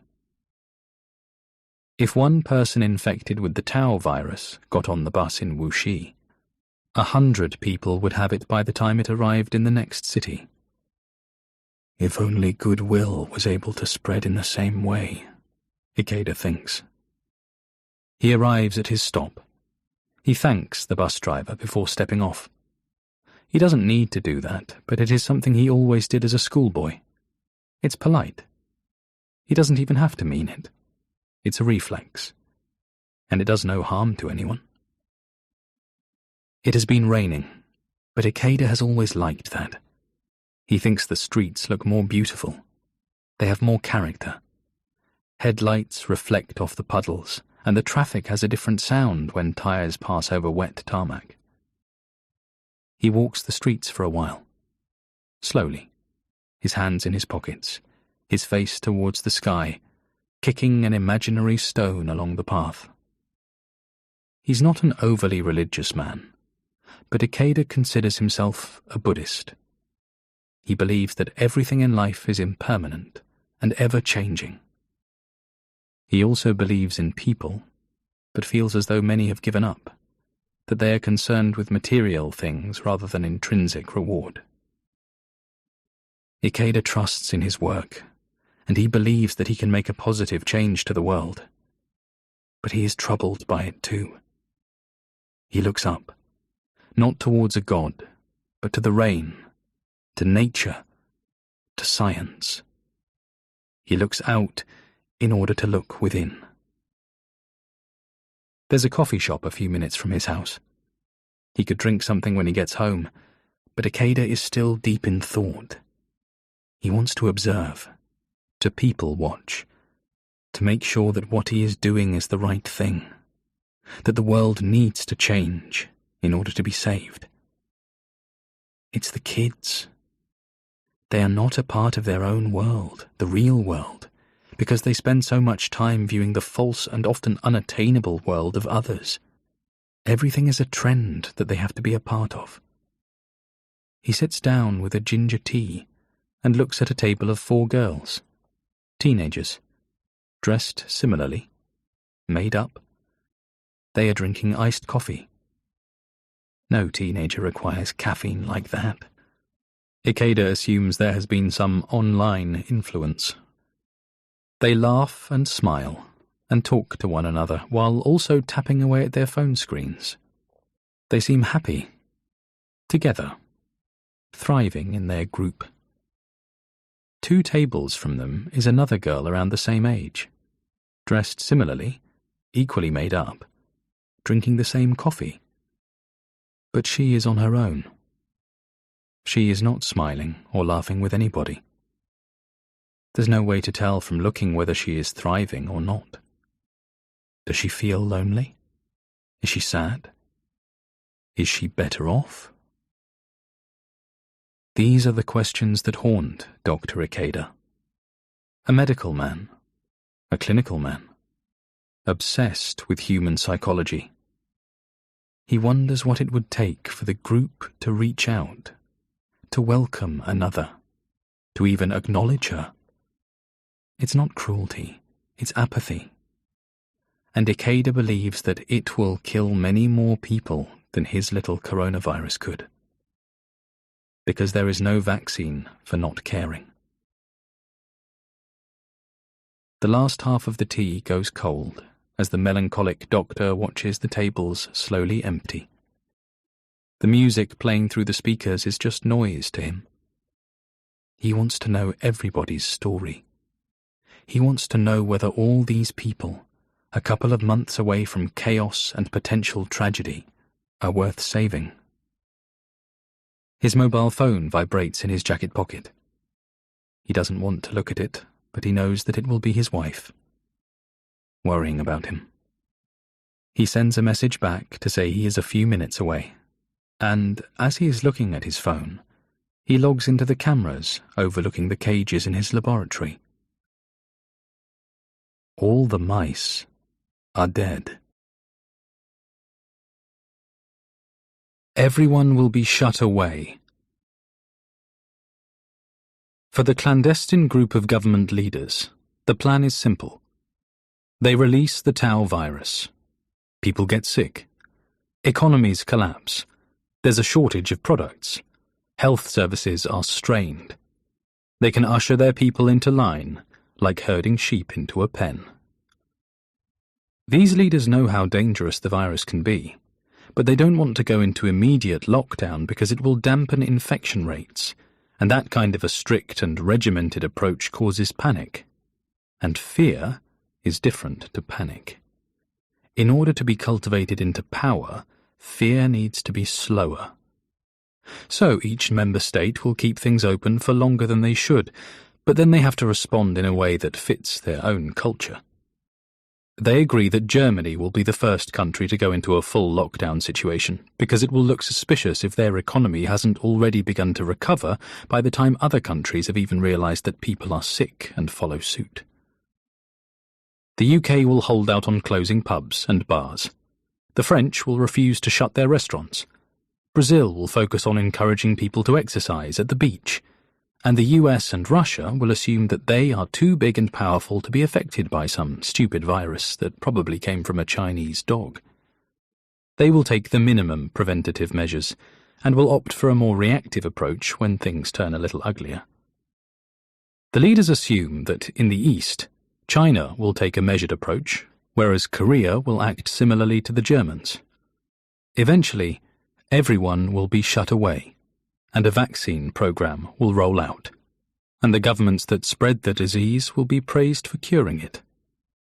They have the strength of their positions and the financial means of implementing their simple plan.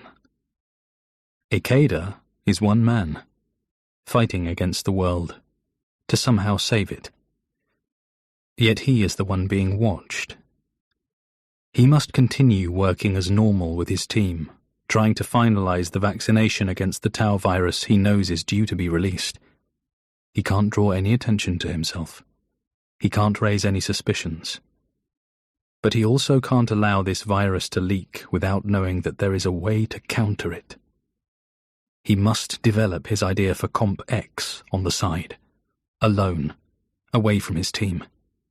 If successful, he will release it before Tau has an opportunity to do damage. If he is unsuccessful, in order to minimize the cost to human life, he will risk his position by announcing that the vaccine is ready before anybody wants him to. By performing his job, he knows that he can do well. By going against his ethics, he could actually do some good. It's a very human response. A mouse is not a man, even a genetically modified mouse with a human-like respiratory system. It's similar, but it's not exactly the same. It's like a human, but it's not.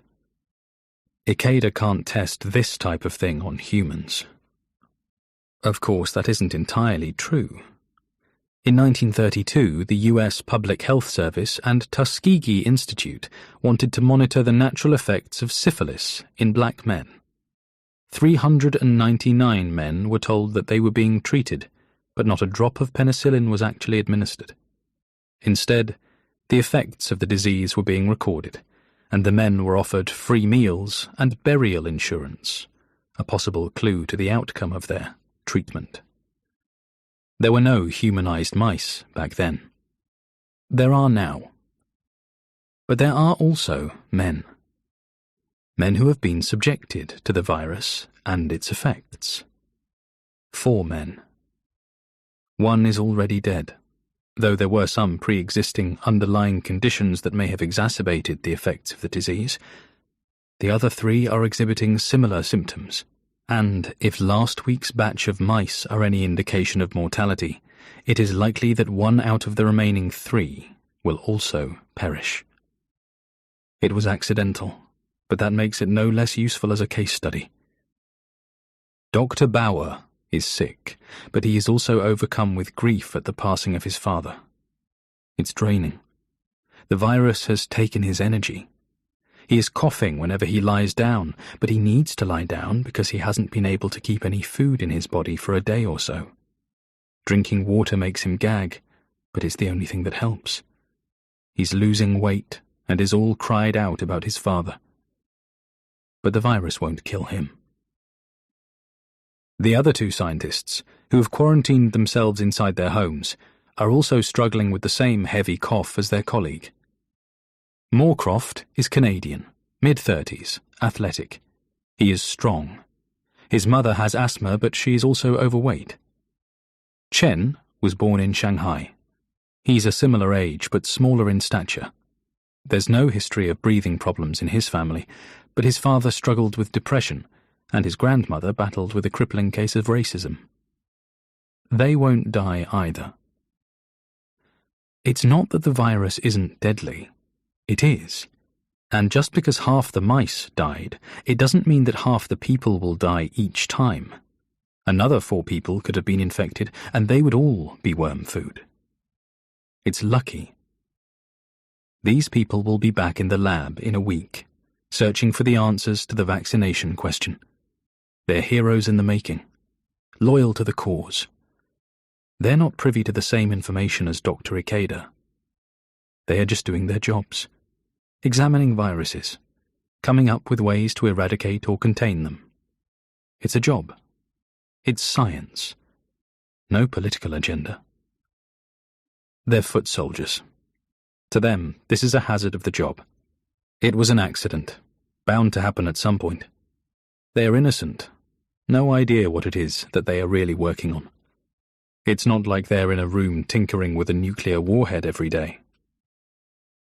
The plan is not to strap a bomb to somebody's chest and have them walk into a busy shopping mall before detonating themselves. It is not to arm a lonely teenager and have them blow away half of their chemistry class, including the teacher. A plane is not going to be hijacked and flown into a building. No landmines, exploding vehicles, or snipers. The future is cybercrime and bioweapons. It's quieter and more hands-off. It's faster and broader reaching. And it is still terrorism. The thing about terrorism is that once the perpetrator is known, once somebody takes responsibility, it becomes 100% ineffective in weakening the intended enemy. Tragedy galvanizes people. It's a very human response, and it's better to have a common enemy. The virus will have the same effect. But nobody will ever own up to the terrorism of releasing it. People can only aim their hate at the virus itself. And that keeps them weak. Philosophy and science. Mrs. Ikeda is also Dr. Ikeda. Haruto himself would admit that she is much smarter than he is. They are both quiet, thoughtful. He may have had an epiphany a few years ago that sent him down an ethical and psychological rabbit hole, but she has been living in that world for 20 years. She's a psychiatrist, and her current patient is feeling particularly troubled. It's Haruto, home from his bus journey and his cold oolong tea, and he is lying on the couch, hoping for some free counselling from a woman who is annoyed that the dinner she lovingly prepared has been ruined by his lateness. Kimiko Ikeda puts aside her own irritations because she understands her husband. She will return to them at some point, but she can tell that he needs to offload. Nobody would ever choose to use the bus if they did not have to. Haruto? What is it? I bought wine. Would you like wine? I would like wine. And to talk. Neither of them says any more than they have to. It is efficient and it works. They are loving in their own way, supportive of one another. Did something happen at work? She asks, sitting in her chair with her own glass of wine, looking like the most unprofessional shrink in town. But this is pro bono work. The same rules do not apply. A few of my guys have been taken ill, but it's not that. You're not worried? Of course I'm worried. I care. What I want to know is, why do I care? What do you mean? Why is it that I am affected, but others around me are not? You're a good man. A compassionate man. She takes a swig of wine. A late man, but a good man. And I am this way through my environment, right? My parents and my friends and the books I read? Of course. You understand that. And, in a biological sense, you have developed the part of your brain that deals with that emotion. What is it, dear? You are pensive because you care? Haruto Ikeda does not know how to explain things to his wife. What is he going to say? That he knowingly mutated a virus that came from deep within a cave of bats? That exposure to the original Tau virus has already killed his colleague's father? That it will be used as a weapon? That it will be used as a weapon for population control? To reduce, instill fear and exert power over people? That he strangely sees the logic behind the decision, but that he thinks there is a better way? That he is nowhere nearer to finding a way to vaccinate against the outbreak than he was 3 months ago? That all the goddamned mice are dead again? Yes. That's exactly what he says. They are a partnership, and he knows that she is much smarter than he is. She will know what to do. How long have you been keeping this to yourself, Haruto? A year. A year? This is why you are looking so thin. It has aged you, my dear. Haruto Ikeda shuts his eyes for a moment. He feels great shame. His wife is duty-bound to report the things that her husband has told her. He has put her in a difficult position. A dangerous one, too, because these orders have not come from the Chinese government or their own Japanese government. It's from a place that is outside government. Darker, more nefarious and self-serving. If Kimiko Ikeda goes public, there is a chance that she and her husband will wash up somewhere along the Yangtze River or float to the surface of Taiyu Lake in a week. They drink the wine and sit together for a reheated dinner of General Tso's tofu with pak choi. There are long silences, but they are not awkward. The Ikedas are considering their options. So, do you have a plan? Kimiko asks. Haruto takes his glass, fills his mouth with wine, and nods. And what is your intention? He swallows the wine, places the glass back on the table, and looks at his wife. His eyes do not move from hers. I think it is clear that I have only one option, my dear. He places a hand on hers. I'm going to have to save the world. Well, that sounds very thought out and comprehensive. And how exactly are you going to save our world, Haruto? With the two things that I hold to be true: philosophy and science. My God, we're doomed. It is starting to feel that way, my dear. It is starting to feel that way. Kimiko smiles at her husband, a knowing and mischievous smile saved only for him. She lifts her glass, he lifts his, and they tap them together. Well, I think the dishes can wait this evening, don't you? She says, and he agrees. We have a lot of work to do. Philosophy and science. Treatment is better than testing.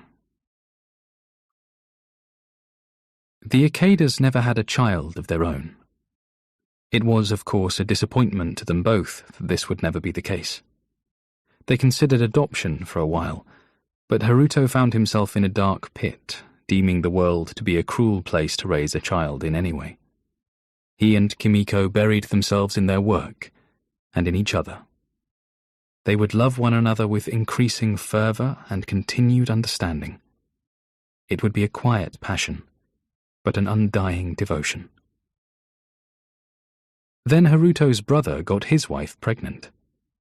The Ikedas would have a niece or nephew whom they could dote on, they could love, and they could hand them back at the end of the day, put their feet up and share a bottle of wine. The Ikedas would be the greatest aunt and uncle of all time. Though they could have felt jealous or aggrieved, that is not their way.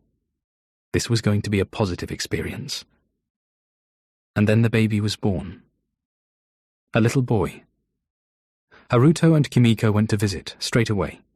This may not have been in the way they had hoped, but their family had grown. The baby started spitting up even though it hadn't been fed recently.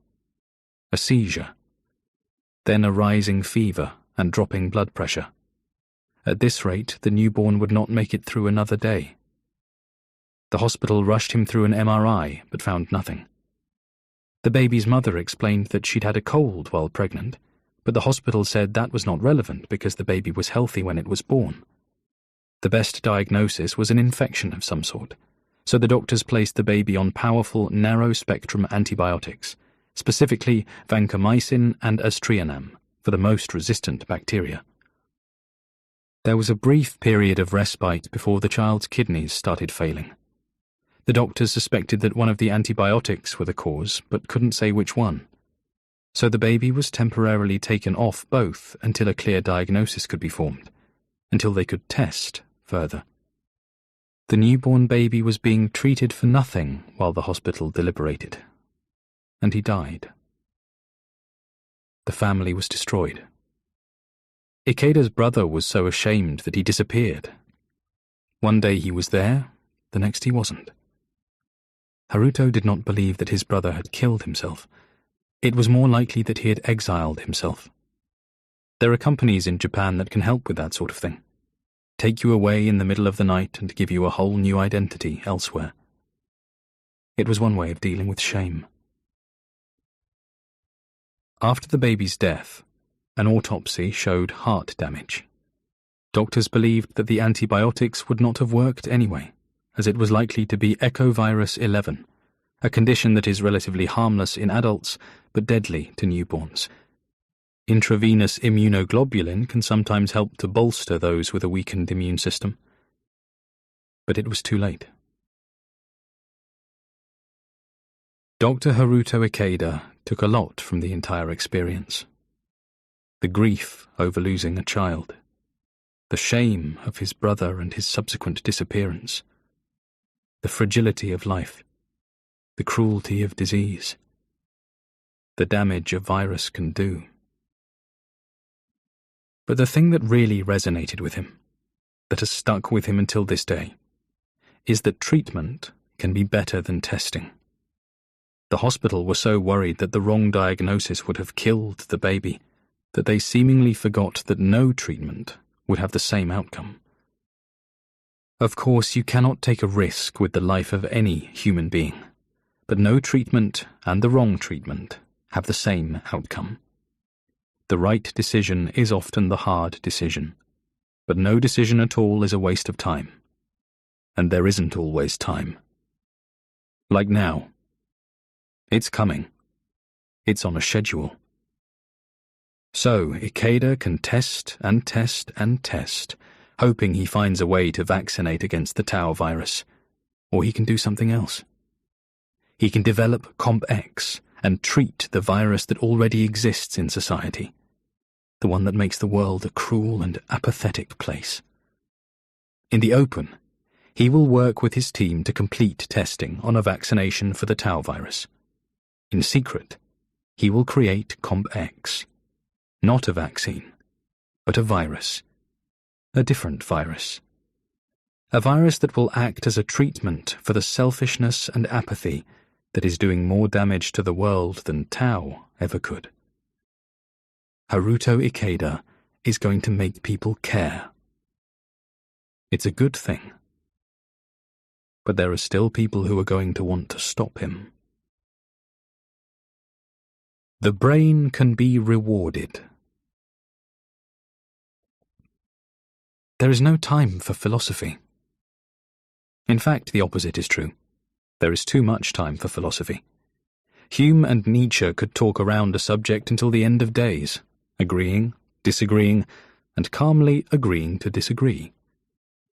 Instead of placing a painted canvas that says, live, laugh, love, on the wall in the entrance to a home, self-kindness could be something that is taught from an early age. Mindfulness would not be something associated with Tibetan monks or wheatgrass-swilling hippies whose clothes are made from hemp. It is understood there are 6 attributes that underpin the human capacity for compassion. A motivation to be caring, a sensitivity and attention to the needs of others, an ability to be moved to action by the distress of others. Also the tolerance for difficult emotions, empathy, of course, and not to act in judgment or condemnation. These philosophical building blocks are all very well, but Ikeda doesn't know how to make people care about other people's need for hand sanitizer. To him, the line that says human life is worth more than crude oil is obvious. But is there even a way to encourage those in power to truly consider the needs of the many over the ambitions of the few? A knowledge of philosophy is key in order to theorize a better outcome, but science is the thing that is going to get him there faster. The same part of the brain lights up when humans feel personal pain as it does when they empathize with the pain of others. It makes no difference to the layman if this is the middle cingulate cortex or the subgenual anterior cingulate cortex. The science is for Haruto Ikeda to maneuver. The psychology is for Kimiko Ikeda to teach. And quickly. If a person suffers an injury to the frontal lobe of their brain, it can have a disastrous impact on their ability to empathize. But that person can still learn the practice of compassion. The brain can be rewired. It may not feel empathy, but the person can learn to become compassionate. There is hope. There has to be. Being kind can boost oxytocin and dopamine and serotonin, which helps to regulate mood. This is important. Oxytocin is released through touch and emotional warmth.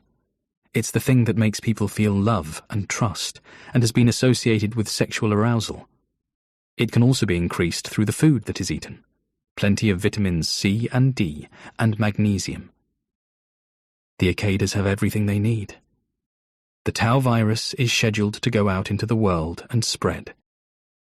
They possess the knowledge of the brain, how the presence of oxytocin and the fact that personal physical pain and empathy act in the same way. This is the key. These are the ingredients to create Comp-X. The plan to save the world is in motion. Kimiko has to return to her patients tomorrow, holding on to the knowledge that a pandemic is possibly imminent. And Haruto must get to his lab and initiate a vital phase. Keeping all the mice alive. An amicable existence. The earth keeps spinning. In the 3 weeks since the Ikedas set out to save an uncaring world, countries continue to struggle with famine as others try to tackle obesity. Some don't have enough, while others are taking way too much.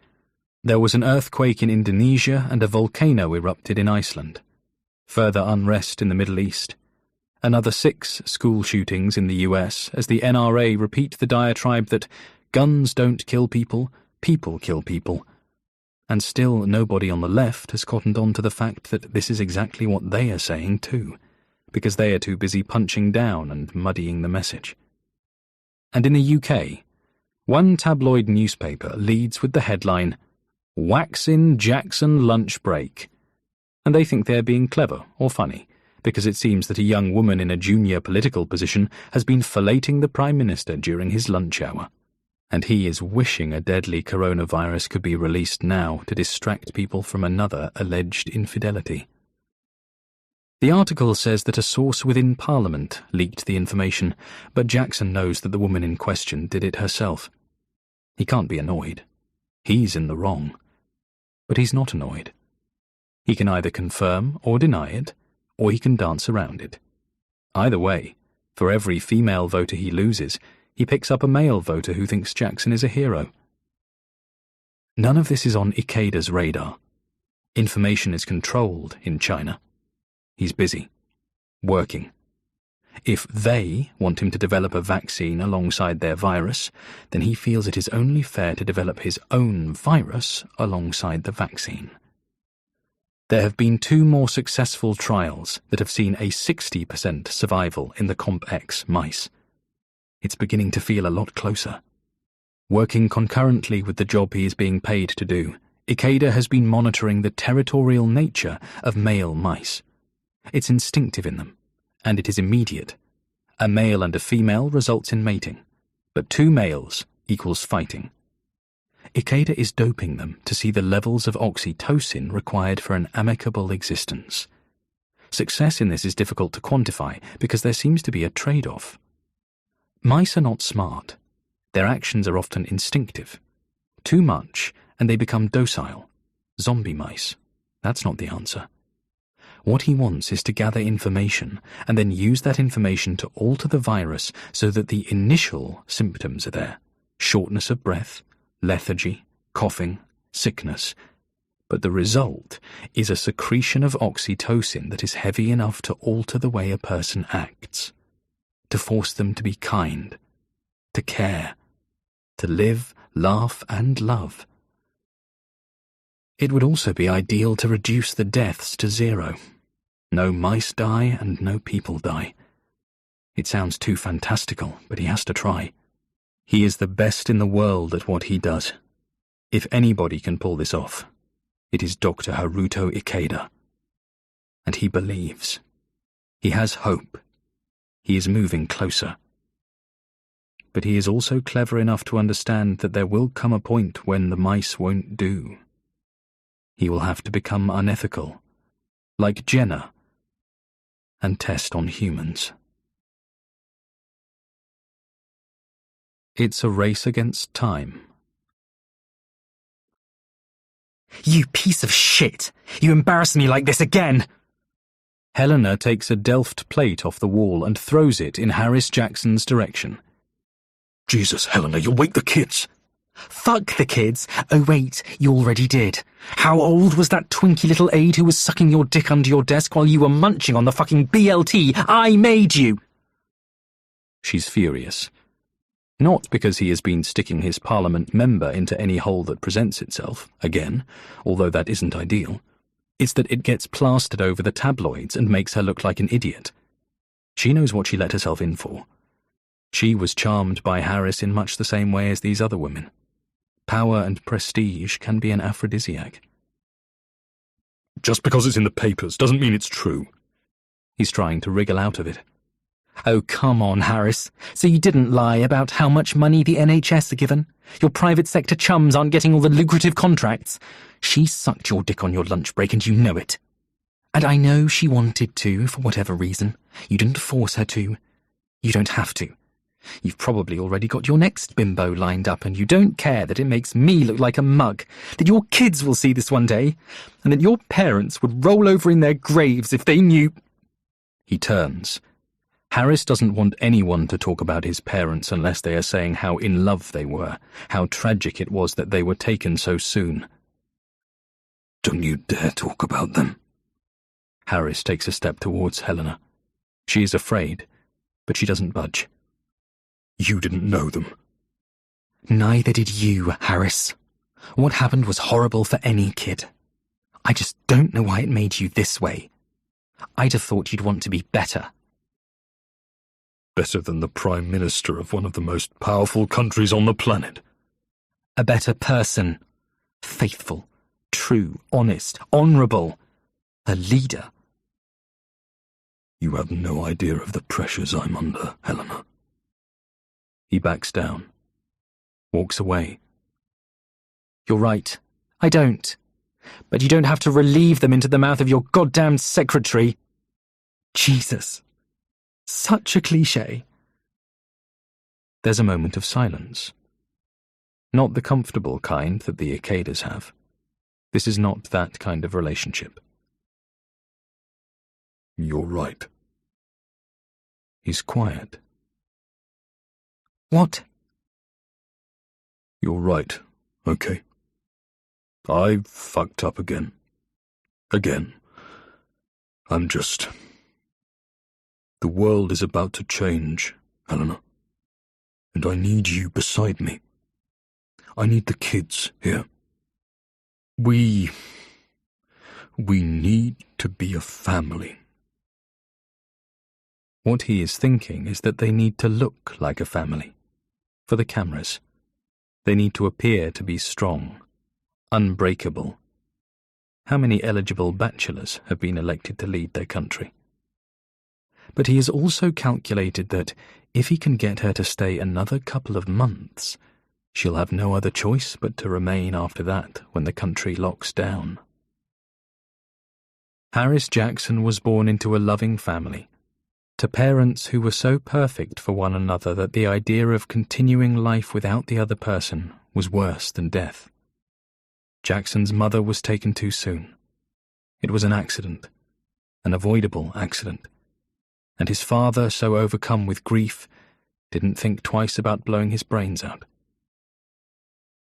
People have always tried to comfort Harris by telling him that they are together now. He doesn't believe any of that. What he does believe is that while they were alive, they were more together than any two people have been. Harris Jackson wants the same. It may seem as though he thinks that there are 3 billion women out there and that he's in a race against time, but all he wants is a relationship like his parents had. He wants somebody that he would shoot himself for.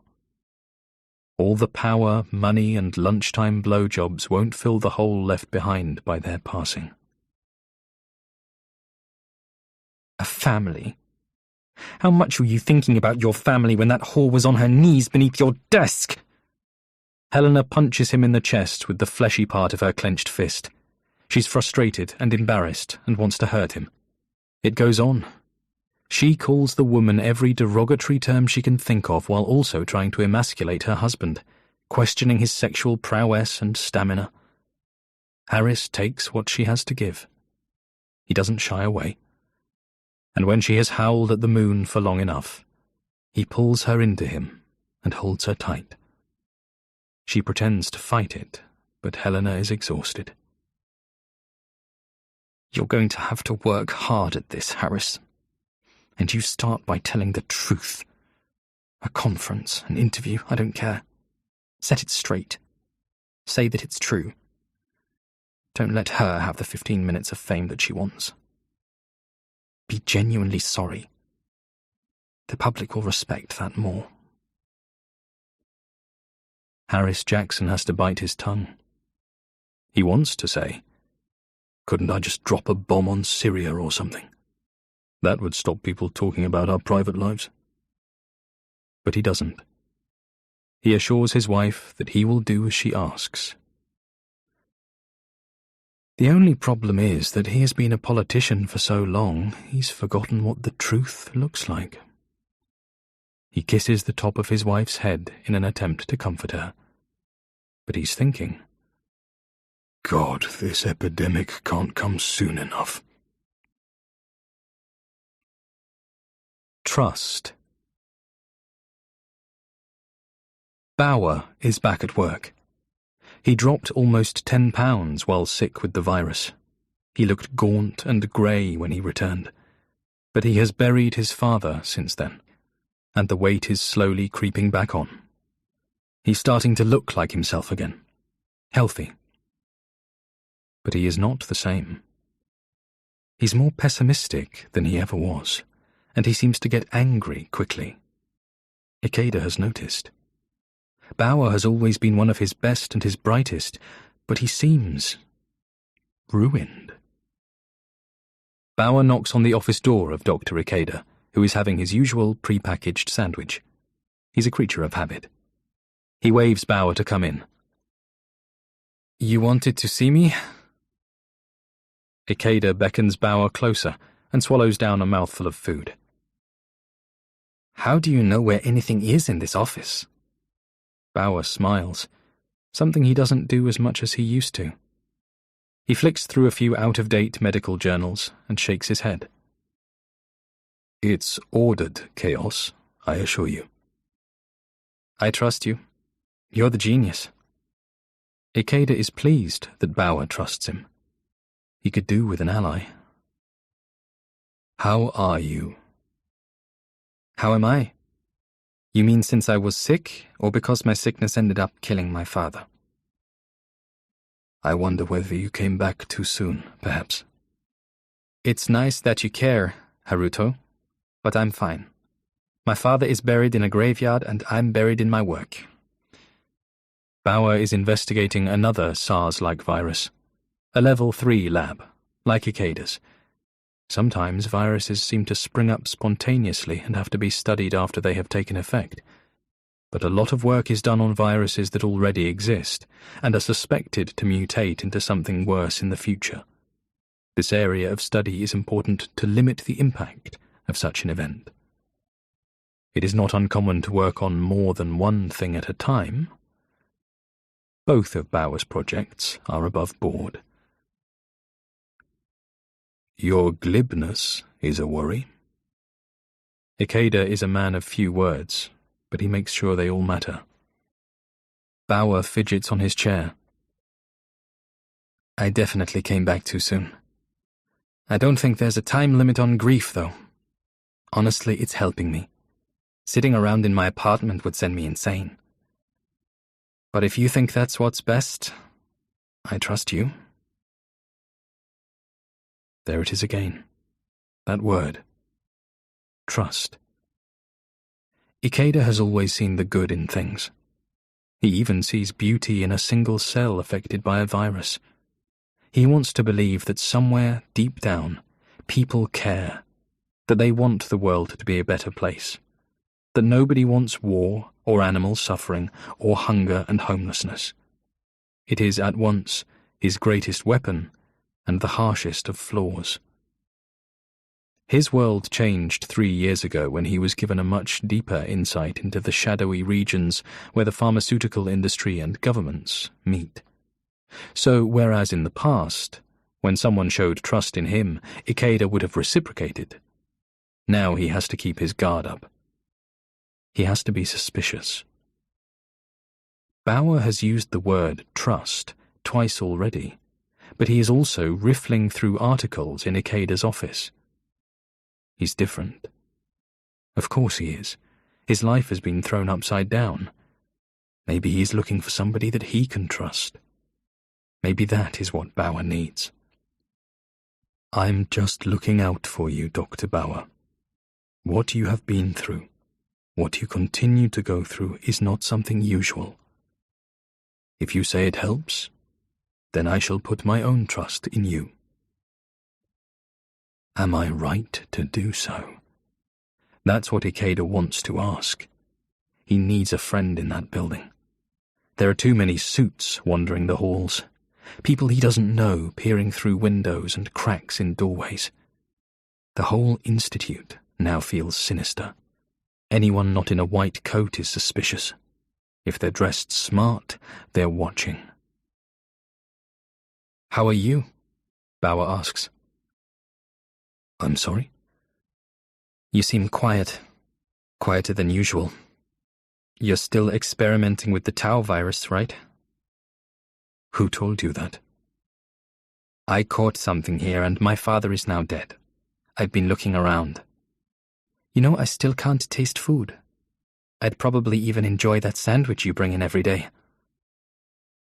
It's a coronavirus. It attacks the respiratory system with violence. "How bad is it?" It could be worse. Ikeda doesn't say a lot, but it's enough to pique Bauer's curiosity. Is there worse? Did you make it worse? Did you manufacture something? Bauer is caught up emotionally because his father died as a result of a virus that came out of the institute. Ikeda says nothing. Ypsilon was worse. But it's gone. So it could be a weapon. Jesus. If it's contained, you could blast it, destroy it. Nobody is going down into that cave by choice. The government couldn't take the risk. Ypsilon was too virulent. It was not the type of virus that could be examined after the fact, and Ikeda knew that. So he did what he had to do. I already blasted it. It's gone. What you were exposed to was the Tau virus. Well, there needs to be a vaccination. Bauer stumbles. He knows Ikeda is always working on other things, but his father's death has him on edge. Ikeda just thinks he is still upset. And this is where he takes a risk. He conducts a test. On Bauer. You've done great things. The team has worked well. The vaccine works well. I've tested it. What? You haven't said anything? The sooner there's a vaccine, the sooner there's a weapon. He lets it hang for a moment. This is it. He is not giving Bauer any concrete information. In fact, he's not telling the entire truth about the vaccine. It's not quite where it needs to be. But if Ikeda can arm his colleague with potentially damaging information, and it finds its way to the wrong person, Ikeda will know where it came from, because Bauer is the only person he has spoken with about this. Ikeda would know that Bauer cannot be trusted. So what are you doing with it? Experimenting. Making it better. Making it good. You're making the vaccine good? Dr. Ikeda shakes his head and takes the last bite of his sandwich. The vaccine is already good. The virus is not. Ikeda stands up and thanks Bauer for coming to see him. He says that he is glad that work is giving him some purpose and a more positive focus. He has given Bauer enough information, cryptic though it is, to chew over, to decide whether it is worth sharing with anybody else at the Wuxi Institute of Virology. If anything comes back to Ikeda, he can deny or divert attention with the vaccine. But he will know that Bauer is not one to be trusted. Again, he just has to wait. A place to point the finger. Animal-borne diseases that are contagious to humans can transmit in various ways. If you're not keen on a dog or a cat or a hamster and want a slightly more exotic pet, there are a plethora of risks. If you find fish boring, don't worry. Turtles can carry salmonella. Maybe you have a few drinks one night and decide that you've always wanted to play the drums. Maybe you'll start with some bongos. Maybe those bongos use goat skin that has been imported from Guinea. You just want to see what it sounds like when you hit it with your hand, but you are unaware that the skin carries a naturally occurring anthrax. Now you wish you hadn't let your kids play with it. Or you bought a rug or a carving of some kind, and now you don't feel so great. If you're in the southeast of England, you may frequent the fortnightly farmers' market because you want fresh cheese, and the kids like to see the pigs being paraded around or the chickens running about. They are roaming around freely, even though there's still a chance they have swine flu, or bird flu, or foot and mouth disease. In China, they have something similar called a wildlife market. There's one in Wuxi. It's huge. There are open-air stalls filled with fruit and vegetables and all kinds of seafood, but it's a great place for fresh meat, so fresh that it will be slaughtered on site. There are, of course, risks to this.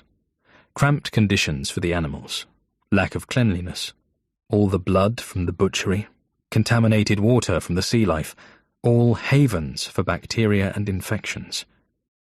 In many wildlife markets across Asia, there is also a desire for the more exotic meats, snakes and crocodiles, beavers and even porcupines. Sometimes you may see things like badgers, bamboo rats, and bats. It is thought that HIV and Ebola have been spread from such places. But Wuxi is regulated. What they call bushmeat is rarely seen. These things still make their way there, although much of it is now sold online because that's tougher to control. Still, it is the perfect place to blame for any kind of outbreak because it has happened before.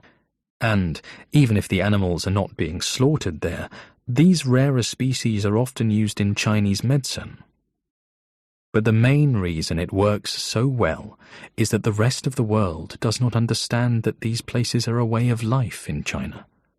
They are places for families to walk around and talk and try before they buy. Wildlife market sounds different enough, but the shadow government's plan is to refer to them as wet markets.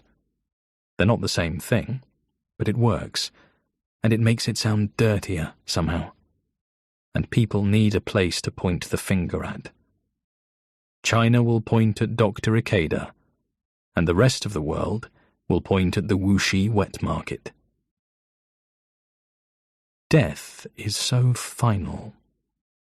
So the man in the perfectly pressed suit will continue to listen and watch until he is certain that he is pointing in the right direction. Something to do with civets. It's been 2 weeks. There haven't been any men in black suits bursting into Ikeda's office. Nobody has accidentally released the hot steam over his work in the lab. Bauer hasn't been bugging him for more answers. He's not digging for information. Maybe he can be trusted.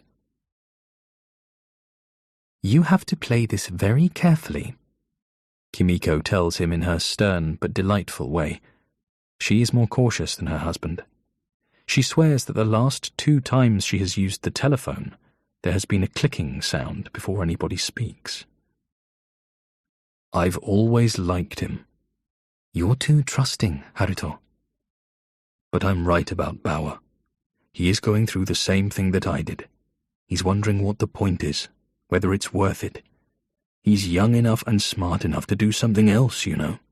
He has choices. She can see that her husband is fond of his colleague. Haruto Ikeda does not feel entirely understood at work. Such is the problem with genius. But it seems he has found somebody he sees himself in, and he empathizes with him. He feels awful that Bauer was infected at the lab, and that infection killed his own father. Finish your eggs and clean up. Don't rush into it. If it happens, it happens. You will know. Kimiko kisses the top of her husband's head and takes herself off to the shower. Haruto Ikeda does as he is told. He eats the rest of his eggs and drinks a cup of black coffee. He and his wife have a rule that they do not view technology while at the table. No distractions from reality. but he hears the shower running and takes a brief look at his mobile phone. They're all still alive. No mice have died for 3 days.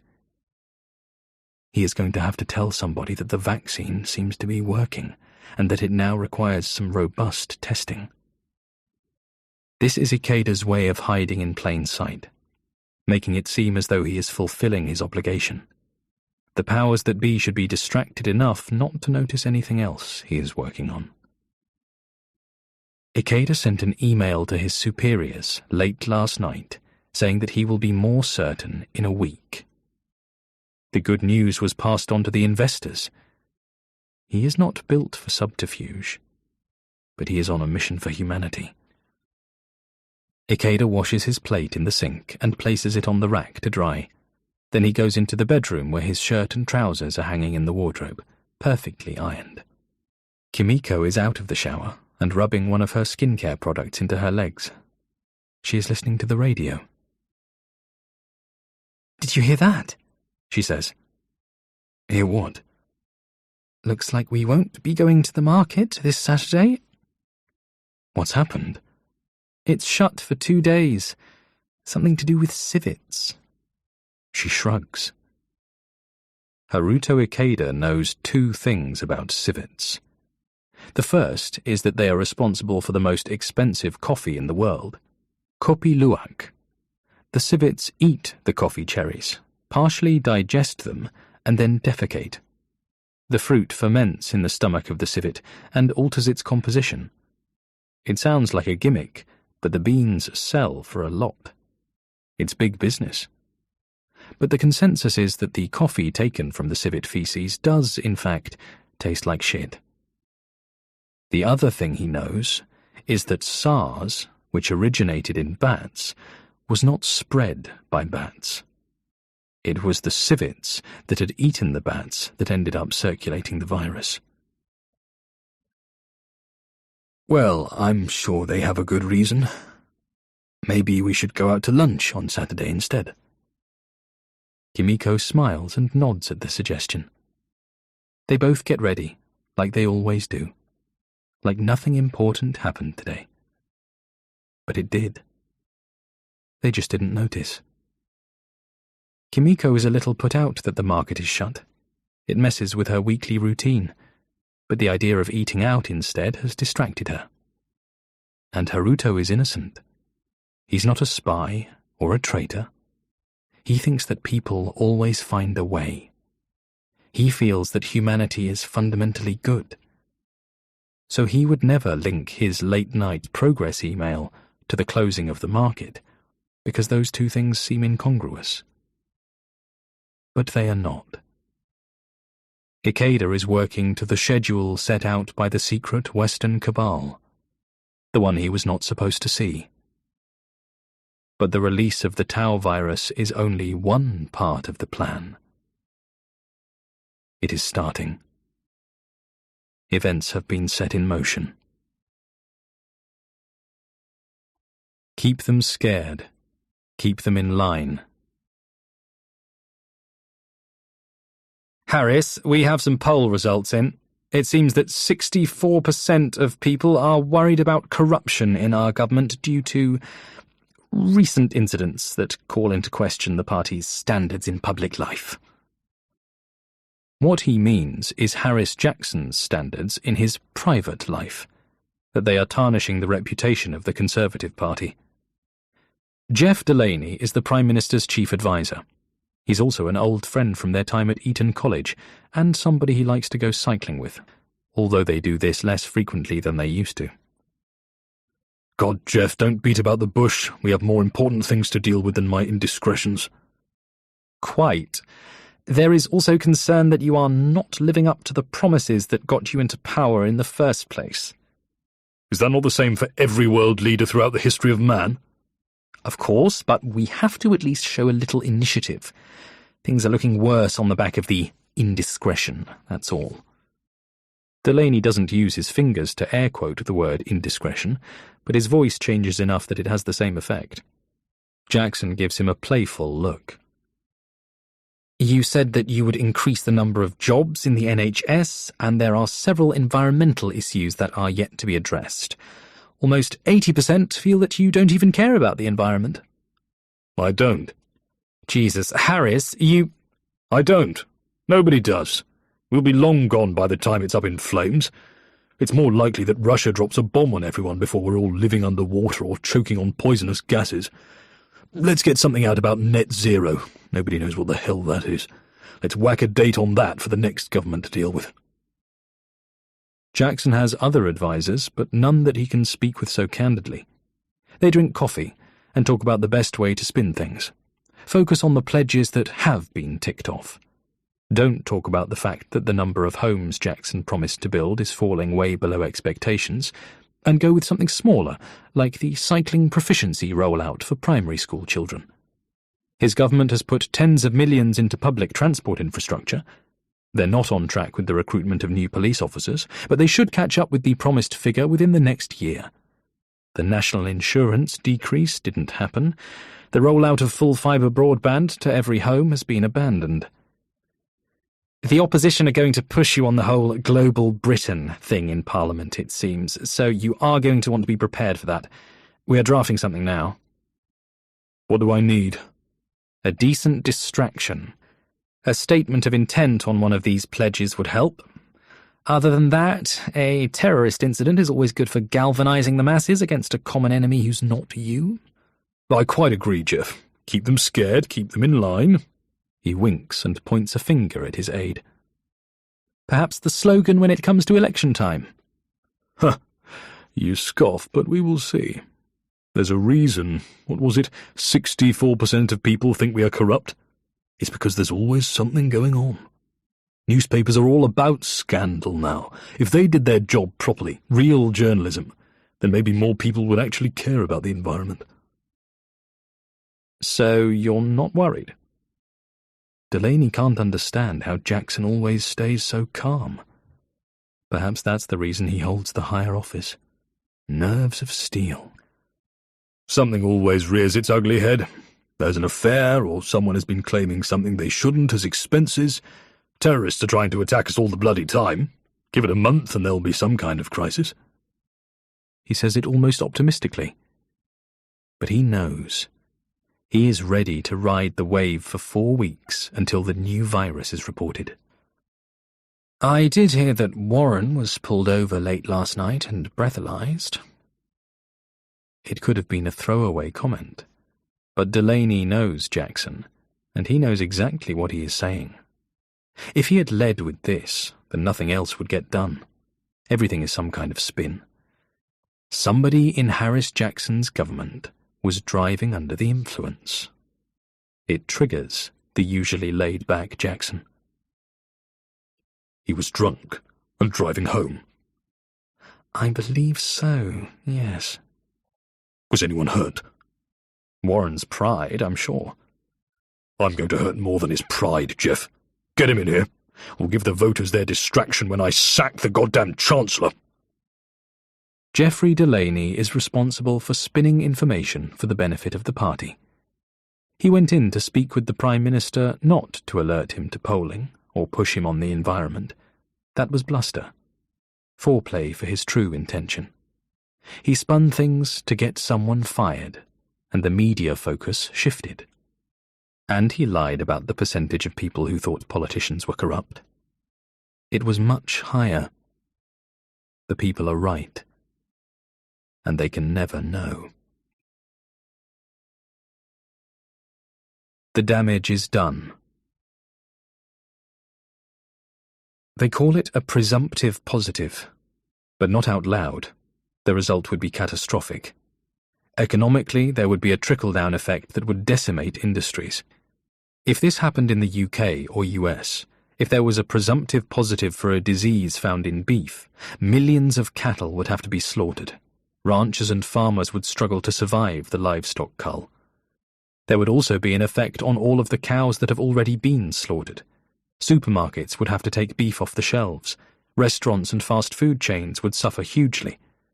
Then there are the knock-on effects to the bean and grain industries, which provide the feed that allow the cattle to grow quicker and have tastier flesh. Not to mention all the antibiotics that get pumped into the animals because they get sick while being forced to grow, or are administered as a preventative measure. Almost 3/4 of antimicrobials sold each year are to treat animals that are used for human consumption. In an age of instant information and disinformation, it is imprudent to alert the public to a presumptive positive because it causes hysteria. It's fear, but it's not the good fear. It's not the fear that allows a government to control its population. It's the fear that destroys agriculture and hospitality and puts a huge dent in pharmaceuticals. You can upset the little farmer, but don't you dare piss off Big Pharma. It takes 72 hours to do the appropriate testing. 3 days to try and keep things under wraps without the media distorting it and causing chaos and panic. The Chinese are skilled in that area. They are better at controlling the information. Nobody will even utter the words, presumptive positive. The testing will be done at the Wuxi Institute of Virology, of course. And even before the 72 hours have passed, Dr. Haruto Ikeda, the foremost authority, already busy testing a vaccine, already busy developing a virus, will give the all clear. It was a false alarm. Reopen the market. There will be no fear and panic. But the damage is done. The seed has been sown in the West. Harris Jackson wants it fresh in the memory that there was a possible outbreak in that wildlife market, so it can be brought up when the virus goes live. And he wants Dr. Ikeda to be the face of the failure. So he thought up a minor incident, one involving an animal that would not have as much impact as diseased cows in America or fish in Japan, something that would only cause a small amount of worry in China, but be mostly forgotten by the rest of the world. The civet. Harris Jackson does this off his own bat, without first running it by the group. The fact he is not severely reprimanded for his actions calls into question what the US and Russian presidents are also doing off script. The world media will be able to circle back to the initial scare around disease-ridden civets, even though there was nothing wrong with them. Jackson chose them because he sees them as unashamedly Chinese, and that will lead him to the reason that he will so delicately state in a couple of weeks: they eat dogs. The charade of testing. Ikeda is hesitant, and now he has to deal with all of this civet nonsense. The doctor has become more cynical. He saw his wife's reaction to the market closure. It was rational. She was a little disappointed that they wouldn't get to go for their weekly walk around the stalls selling food, and herbs and spices, and traditional medicines, but she dealt with it for what it was, and now they get to go for a walk and a lunch at a restaurant somewhere. Perhaps a glass of wine in the middle of the day. But there will be conspiracy theories online as to why there is a sudden closure, and there will be talk of government involvement, in the West at least. China will control the information on their side. Some idiot will say that they are testing for anthrax. Others will suggest aliens. There will be an anti-race/gender/animal cruelty angle somewhere. It will be a mess. But not with his generation. It's everyone younger than Ikeda. Because he lives in an age of spin, of agenda, of open and unabashed self-interest. This is his worry. Information travels instantly, and because everyone now seems to know about everything straight away, they care about nothing all the time. Are there more school shootings in America now, or is it just that everybody knows about them?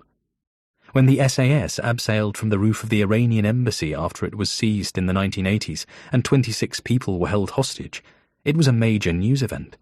A one-off. People looked and reacted.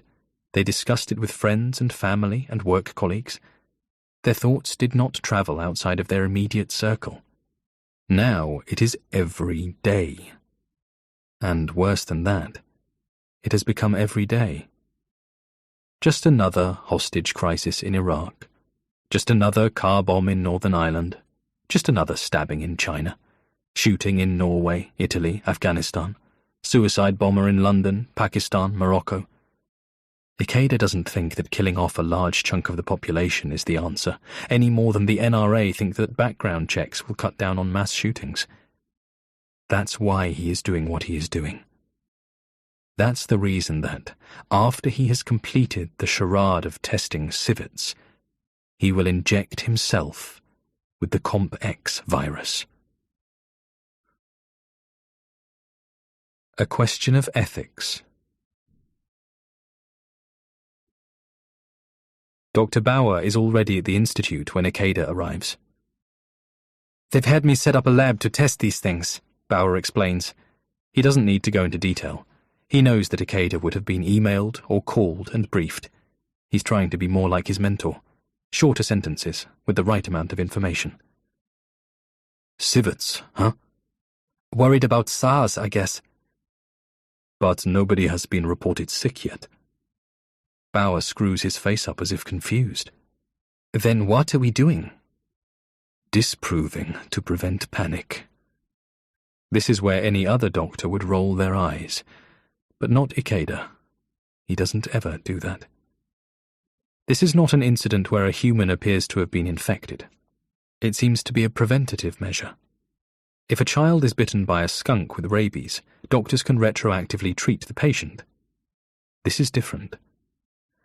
Virus testing in domestic animals is a large enough undertaking with 200 species that can pass diseases onto their humans. Taking zoo animals and more exotic species into account can raise that number to 1,000. Veterinary clinics often specialize in particular animals. Few laboratories can handle such cases, but the Wuxi Institute is one of them. It can take care of the need for electron microscopy and cytopathology in cultured cells. It has enough scientists for neutralization and monoclonal antibody serology. But above all, there is the one person who can get this quashed in 72 hours. And he happens to also be the one guy they can pin everything on when something heads south. Bauer explains that they have blood and nasal swabs, tissue, feces, and cell lines from the kidney. We're not sitting around on this. Sounds like you've got things running efficiently. You don't need me this morning. They're going to want you on this. Bauer is concerned.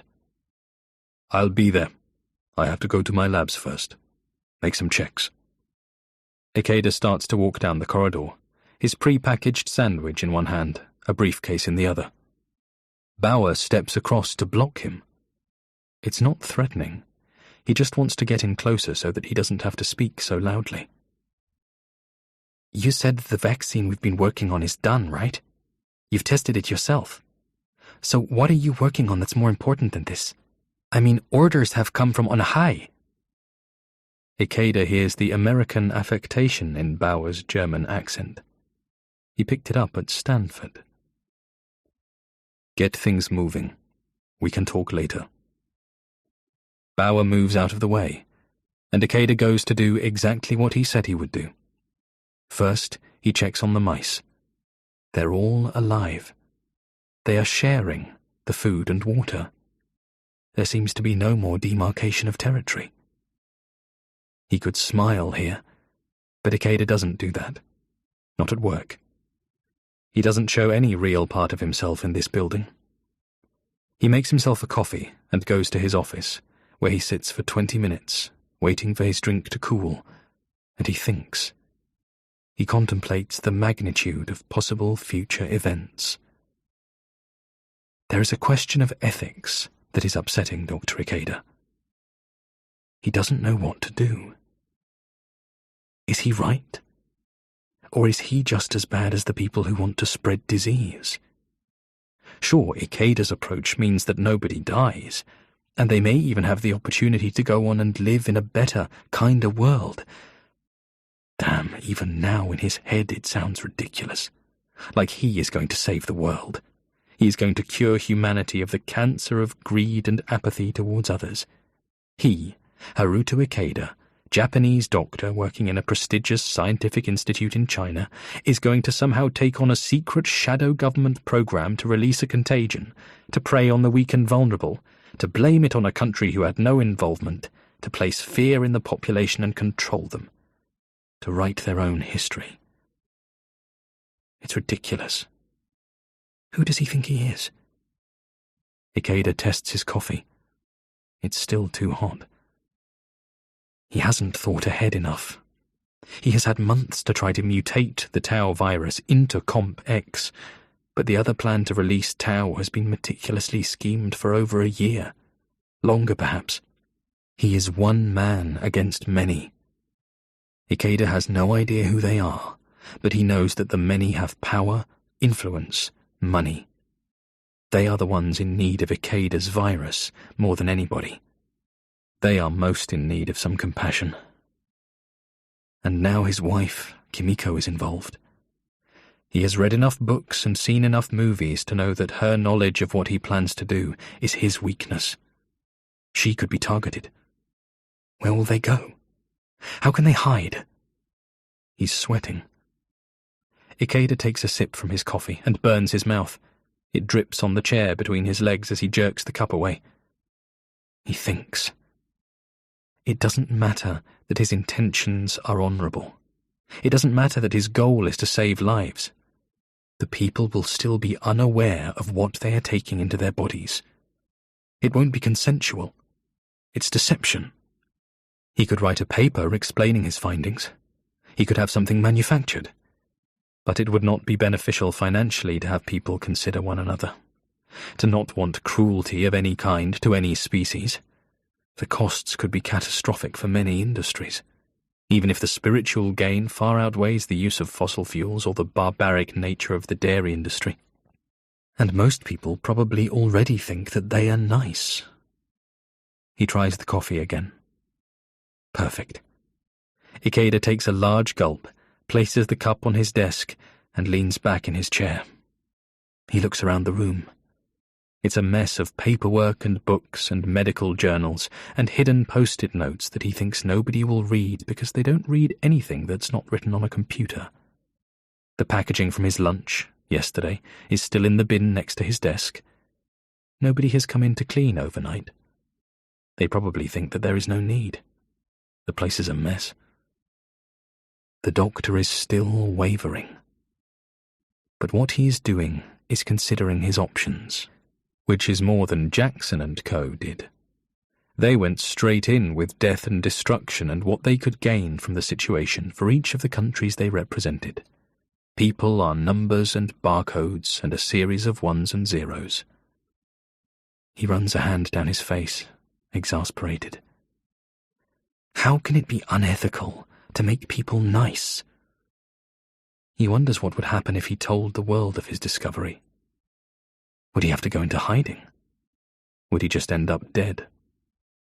Would they make it look like an accident? Ikeda does not trust the group mentality of people in this time. Somehow, a rumour would spread that you end up with cancer or blindness or your teeth fall out, and enough people would believe it and spread it further, and it would split the population on another important issue. Everything is so black and white now. Decisions are 50-50. Important policies can swing on the strength of a social media campaign. There's so much to consider. And he's not even sure if his creation works the way he wants it to. The mice are sharing, and they're not dying, and the males are not seeing who can piss highest up the wall anymore. But that's not enough. The temperature of Ikeda's coffee is just right. He gulps the rest down like it is water after a marathon.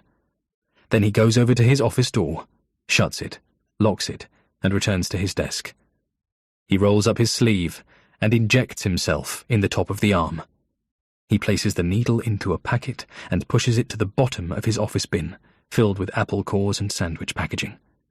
Ikeda tapes a wad of cotton wool over the spot he injected to catch any blood and rolls his sleeve back down. He picks up his briefcase, places it on his desk with his lunch on top, and he unlocks his office. Then he's walking down the hallway to the Level 3 labs and Dr. Bauer.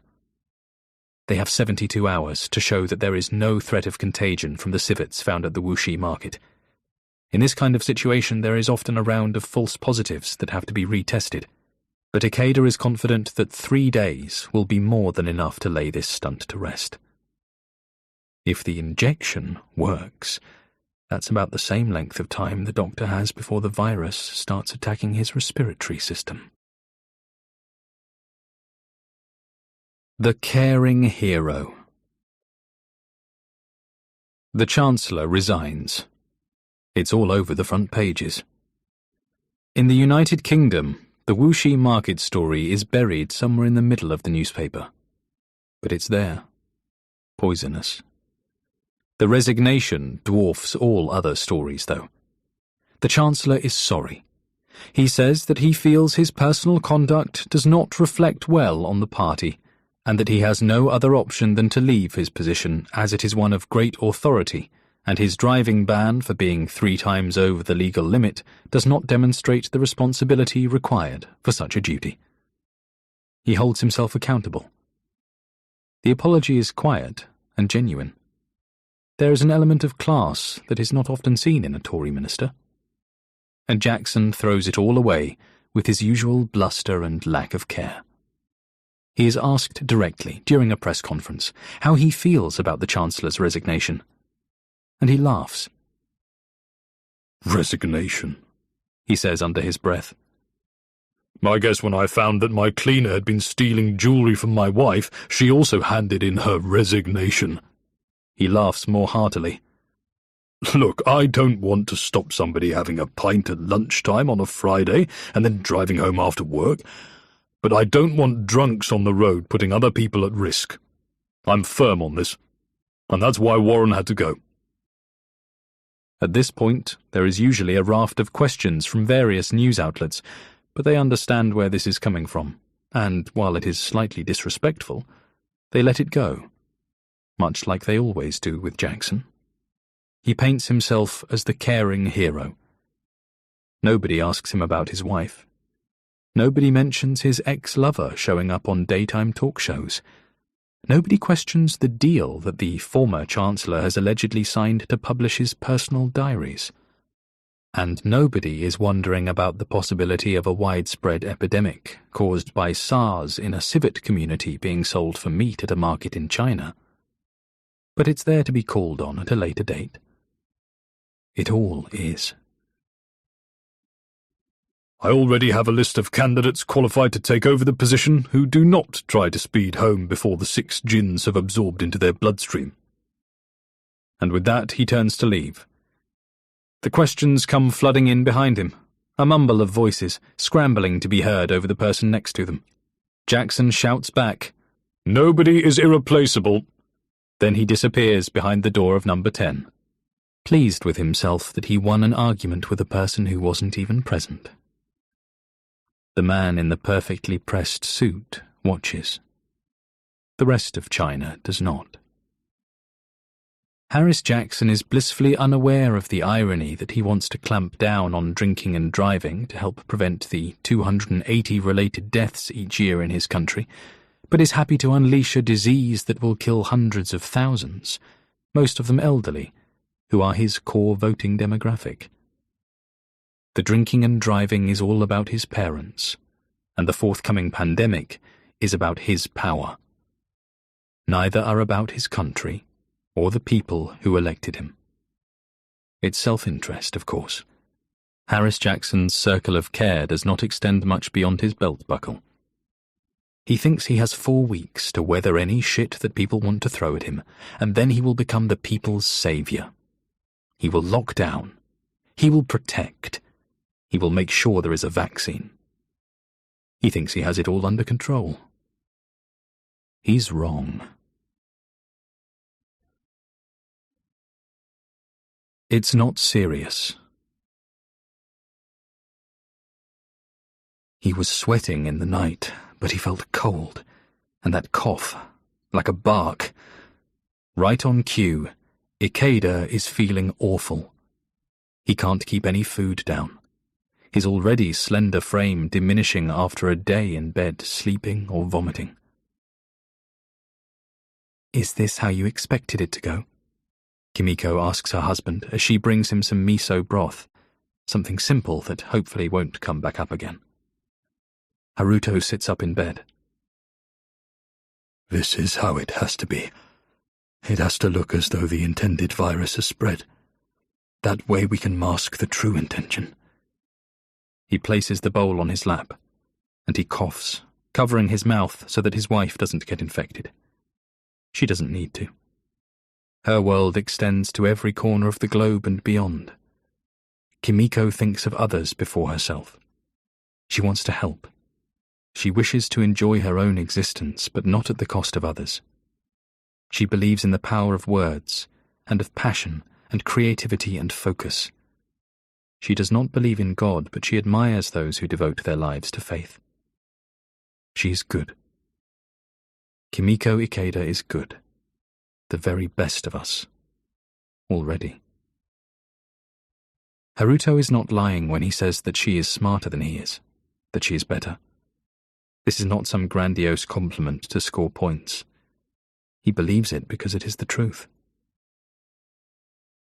Can I get you anything else? No, thank you. Just leave me. My body has to fight this thing. It is not deadly. He says it out loud and tells himself, the mice did not die.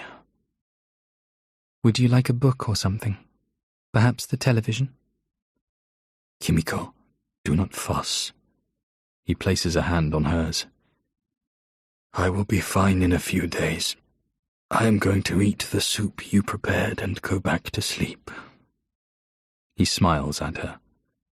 This is not something he does often, so she understands that he means it. She leaves him. While making herself a pot of tea, the doorbell rings. It's Dr. Bauer. Good day. I'm sorry to intrude, he says. Kimiko only opens the door slightly. My name is Stefan Bauer, Dr. Bauer. I work at the Institute with your husband, Dr. Ikeda. Kimiko knows who he is. Her husband has spoken about him. He was exposed to a virus that he passed on to his father, who died. Haruto is very fond of the young German scientist. He feels that he can be trusted, but wants to be absolutely certain before divulging anything. How can I help you, Dr. Bauer? She's not cold, but she's straight, a little guarded. Protective, maybe. It is my lunch break. I raced over here on the train. I don't have very long, but I wanted to check that he is doing okay. He is resting. That's good. And you are feeling well? You hopped on the train to get here and ask me that? You could have called. I'm sorry. I don't know. I guess I'm just worried. My father passed away very suddenly, and your husband is something of a mentor to me at work. I don't know. I want to make sure that he is coming back to the labs. Kimiko softens. Bauer seems to care. He is exhibiting flu-like symptoms. It's not serious. He will be back. It's just that there are a lot of talks of deadlines. He cannot think about that right now. People are entitled to not work when they are sick. Yes, of course. He told me that he's already... Actually, it is fine. Of course. I should leave you alone. Please pass on my regards. He nods and turns to leave. I will. Thank you. Then from behind Kimiko. Dr. Bauer. Haruto Ikeda stands in the hall, pale and thin, his weight leaning more to his left side. Please come in. We have much to discuss. VIP Lane. A global epidemic will wreak havoc on the economies of even the most stable of countries. But it's also big business for those with a corrupt or exploitative nature. Jackson can certainly help his friends make a few extra bucks from the crisis.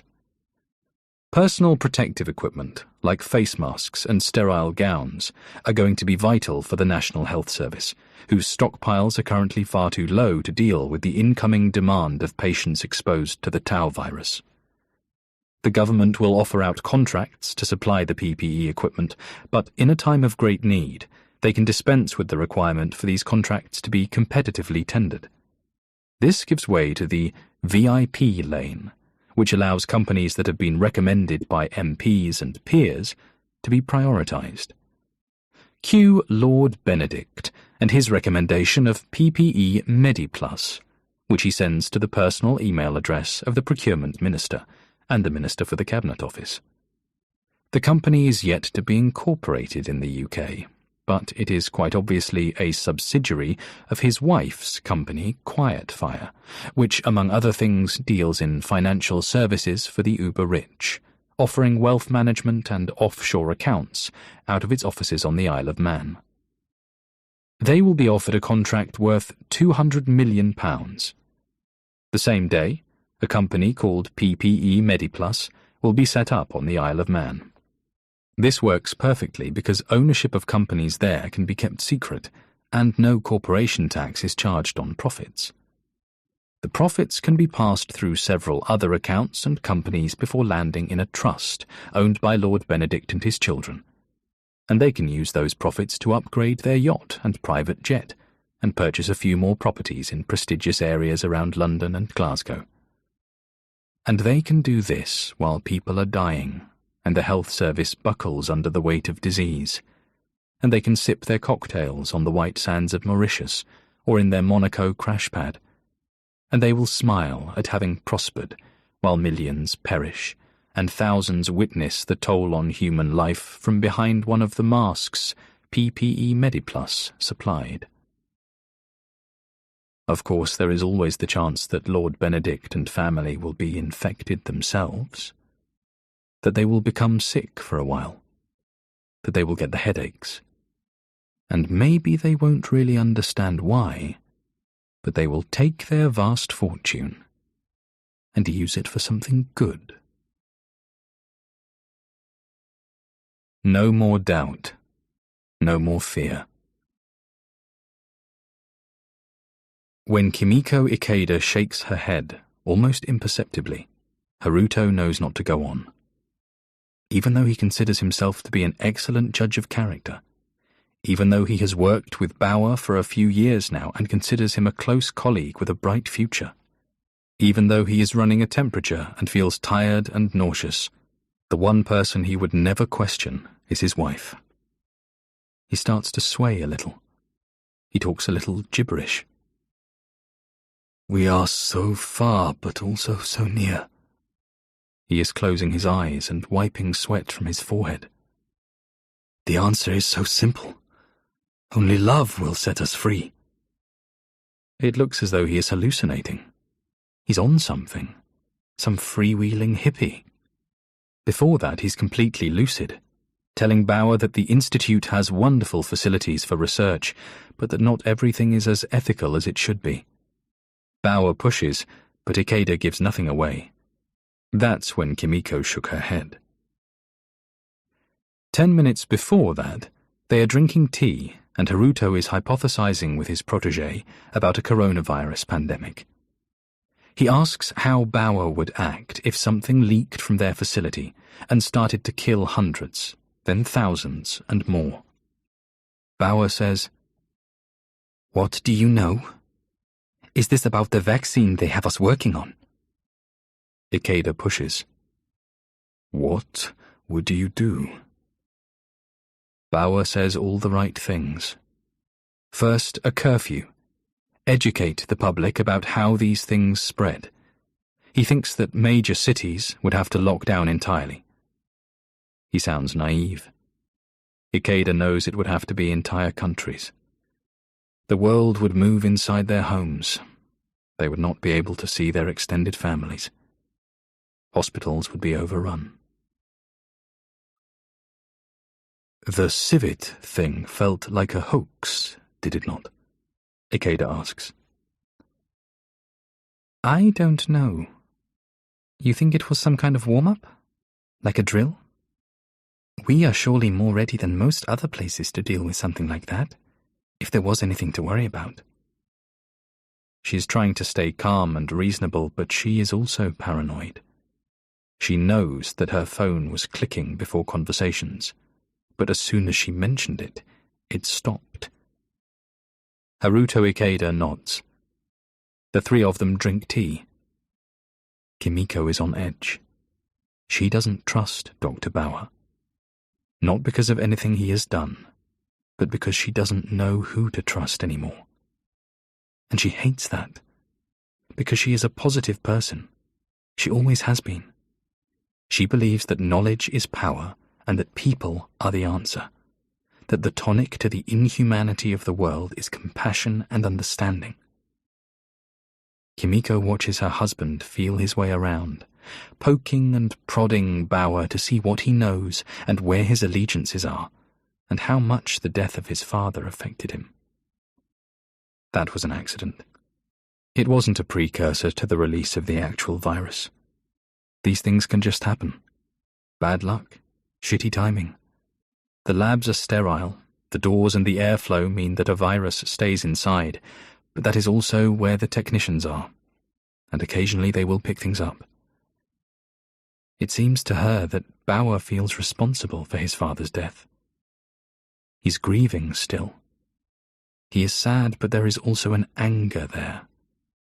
And even if it is aimed at the right people, or it's at his own stupidity, anger leads to mistakes.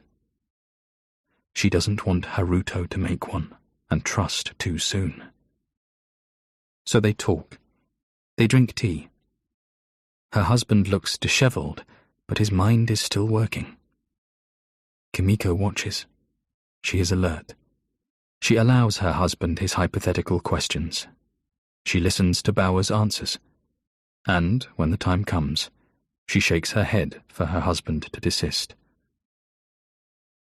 When Haruto starts repeating, "No more doubt, no more fear," Kimiko takes it as her cue to get Bauer out. "He's feverish," she tells him. "Was like this in the night." She lies. She stands up, and Bauer follows her lead. She holds out a hand as though guiding the doctor out of the lounge and towards the door. "Thank you for coming to visit. That was very kind. He just needs a couple of days' rest. I'll get him to message you when he feels a little more up to it."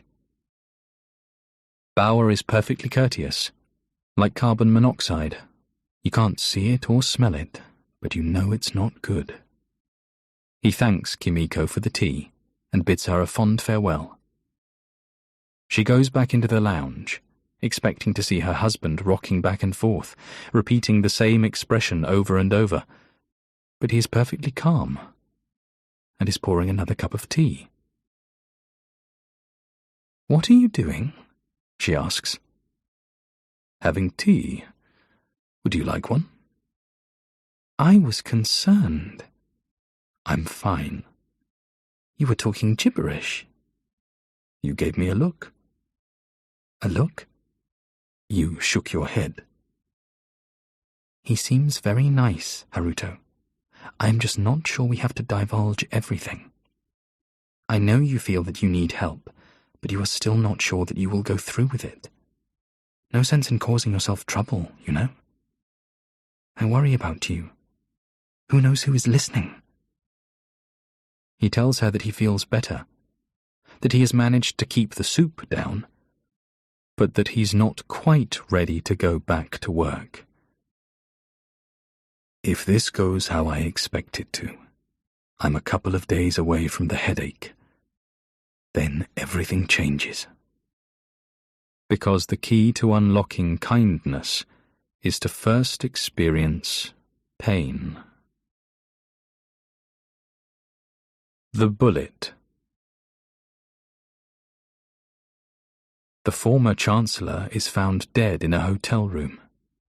Fresh from celebrating a lucrative tell-all book deal, Warren drank enough champagne to wobble a rhino before throwing a handful of powder up his nose and heading back to his suite for a quick release before returning to the bar. He got himself into a bit of trouble.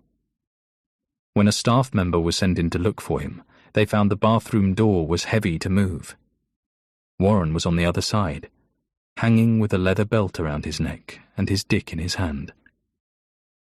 "That kind of thing really requires a chaperone," Jackson says when he finds out. And he laughs. He refers to it as a stroke and choke. The disgraced Warren humiliated himself even further. Drink driving to autoerotic asphyxiation in the space of a week. But the book will still come out, now with a hefty comical footnote, and his family will at least benefit financially from his sexual deviancy. It's a problem within the current government. This peculiar perversion. This idea that they can't be touched. That they can get away with anything. That they will keep pushing and pushing until they find where things break. Drink driving, infidelity, sexual fetishes, offshore accounts, second homes, millions in capital gains, pennies in tax, suspicious expenses claims. If you were writing a fictional story about their exploits, it would come across as unrealistically ludicrous. Yet here they are in all their tarnished glory, parading their indiscretions like a badge of honor, waiting to be chastised, but instead being forgiven. Except it isn't really forgiveness. And that is the problem. The worst thing is that the public don't even bat an eyelid. They elected these playboys, and they should hold them accountable for the reprehensible things that they do. They don't hear about a man fired from a prominent position, going on a binge and accidentally strangling himself while aiming for heightened sexual gratification as a sad incident. They don't feel it is concerning. They don't want to know whether something triggered this behavior. It's not their problem. It's not their issue. The idiot died from a stroke and choke. There's no compassion. There does not seem to be a vaccine for the epidemic of apathy. It could take something catastrophic to teach these men a lesson. In the late 1800s, Alan Bresling of Livingston, New Jersey, broke things off with his girlfriend. She was so affected by the decision, so devastated, that she ended up taking her own life. Her brother, in a fit of rage, loaded a gun and went looking for Alan in order to exact some revenge. When he found Alan, he shot at him but missed. The bullet lodged itself into a tree near Alan's head, and the brother turned himself into the police before he did something he would end up regretting forever. Alan moved on with his life, and 20 years later wanted to take down a tree near his house. The very same tree that had saved him all those years ago. It was proving too difficult with a saw, so he used a small stick of dynamite to fell the thing. The pressure from the explosion dislodged the bullet, which shot out of the tree and went straight through Alan Bresling's skull. The bullet that was shot at him 2 decades before eventually killed Alan Bresling.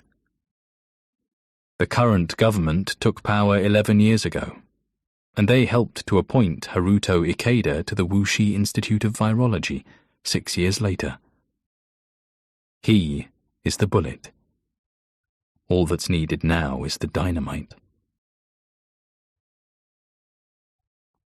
Overcome with empathy.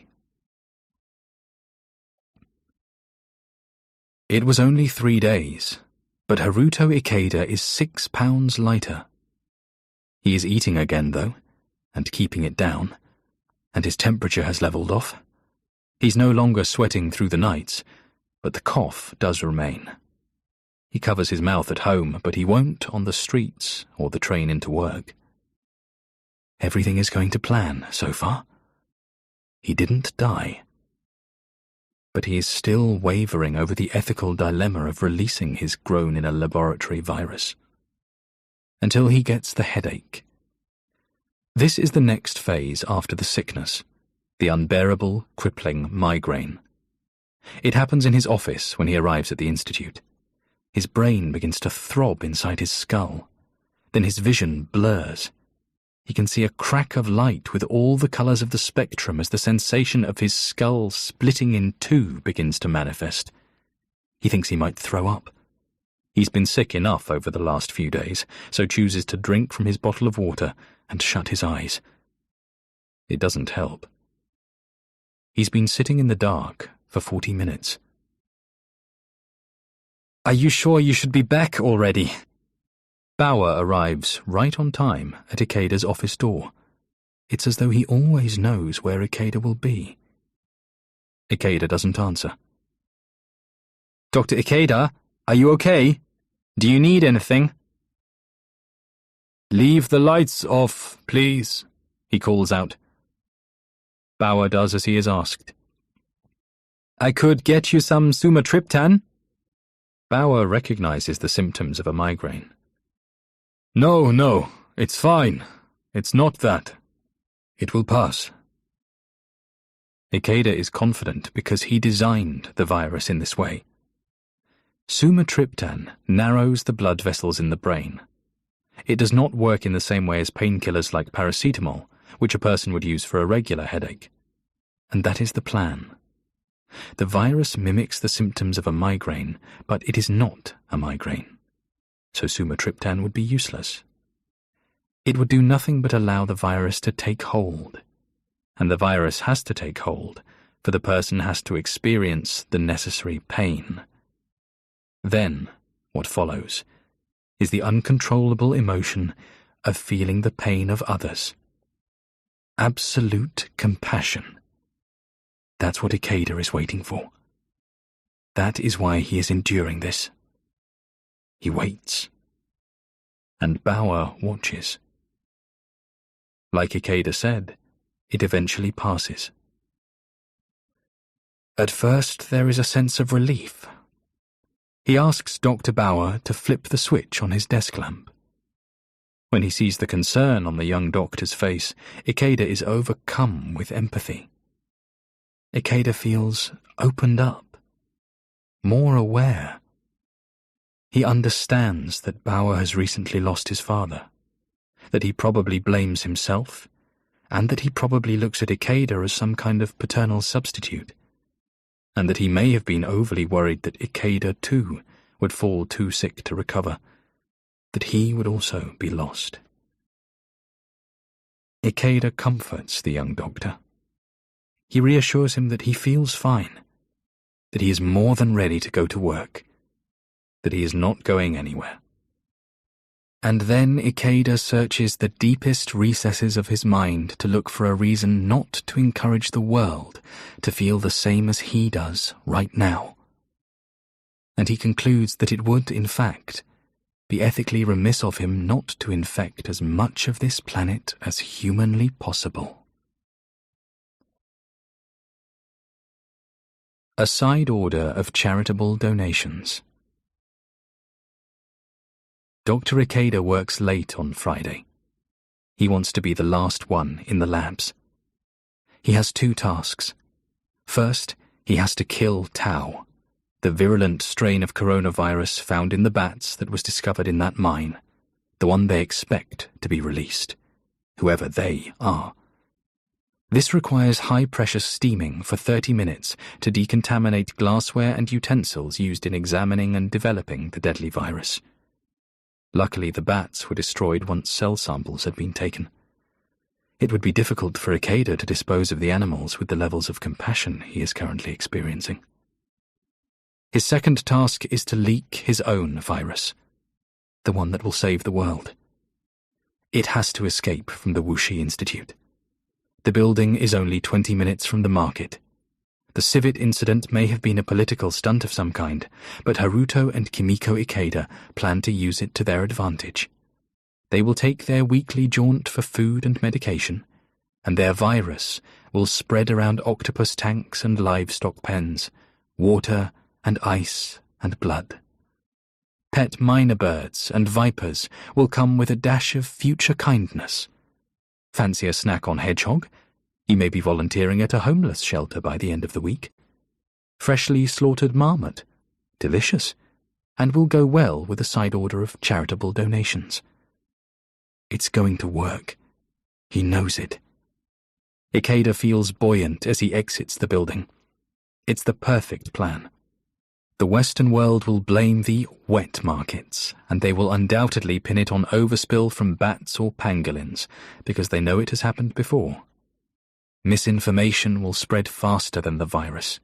Somebody will blame the Wuxi Institute. They will bring up the Civets incident. They will drag Dr. Ikeda's name into it. And they will look like conspiracy theory nuts. But they will end up discarding themselves from any debate because a leak from the Institute is not outrageous enough to attract attention. When your own government acts in such ridiculous ways and gets away with it, a conspiracy theory has to be even more outrageous to attract any attention. Suggesting a leak from the Institute is almost too plausible to be a consideration. Ikeda isn't worried about that. He can play along. He can be the face of whatever name some political marketing guru creates for the virus. He can get on television and advise the best course of action. People will get ill, and then they will get nice.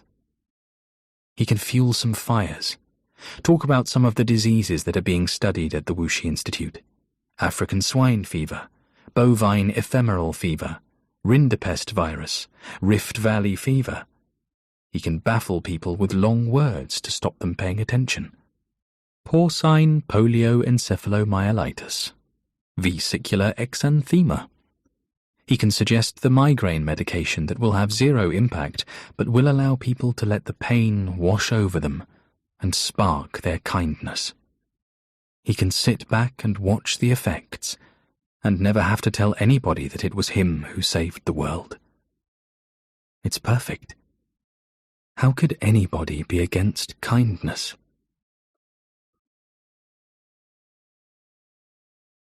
A chemical incident. In 1995, millions of commuters bundled onto trains in Tokyo, unaware that the Aum Shinrikyo cult had placed 5 bags of sarin, a Nazi-developed nerve agent, on certain carriages. Commuters knew nothing of the attack until they started choking, vomiting, or were blinded or paralyzed. The cult was something to do with truth and doomsday, and whatever else their leader could concoct. It was an atrocity. But it is also a good model for Haruto Ikeda to heed. Ikeda does not have the luxury of hundreds of disciples who are willing to commit crimes for him or follow him into the abyss of creating a chemical incident. So he has to do it himself. 2 carriages per day, for a week. Many people in Wuxi wear face masks on public transport, so he does not look out of place. He cannot leave a scientific canister on a train carriage because it would lead back to the Institute, so he has had to procure his own plastic containers that he can then open and leave on the carriages. The beauty of the Compex virus is that there are no sudden side effects to its exposure. Nobody collapses on the trains, or the 2 he leaves on buses. And nobody went blind or vomited at the wildlife market, where Dr. Haruto Ikeda employed the only person he can trust to release the airborne virus while he contaminated the waters where the fish were being kept and sold. It doesn't feel like a lot. It's not like having an explosion at the Institute with poisonous gases being released into the atmosphere. And it's not like he found a way to taint the city's main water supply, because that would be too ferocious, too loud. And the Ikedas are both quiet, thoughtful, precise, kind. This is the perfect way for them to disrupt the entire world.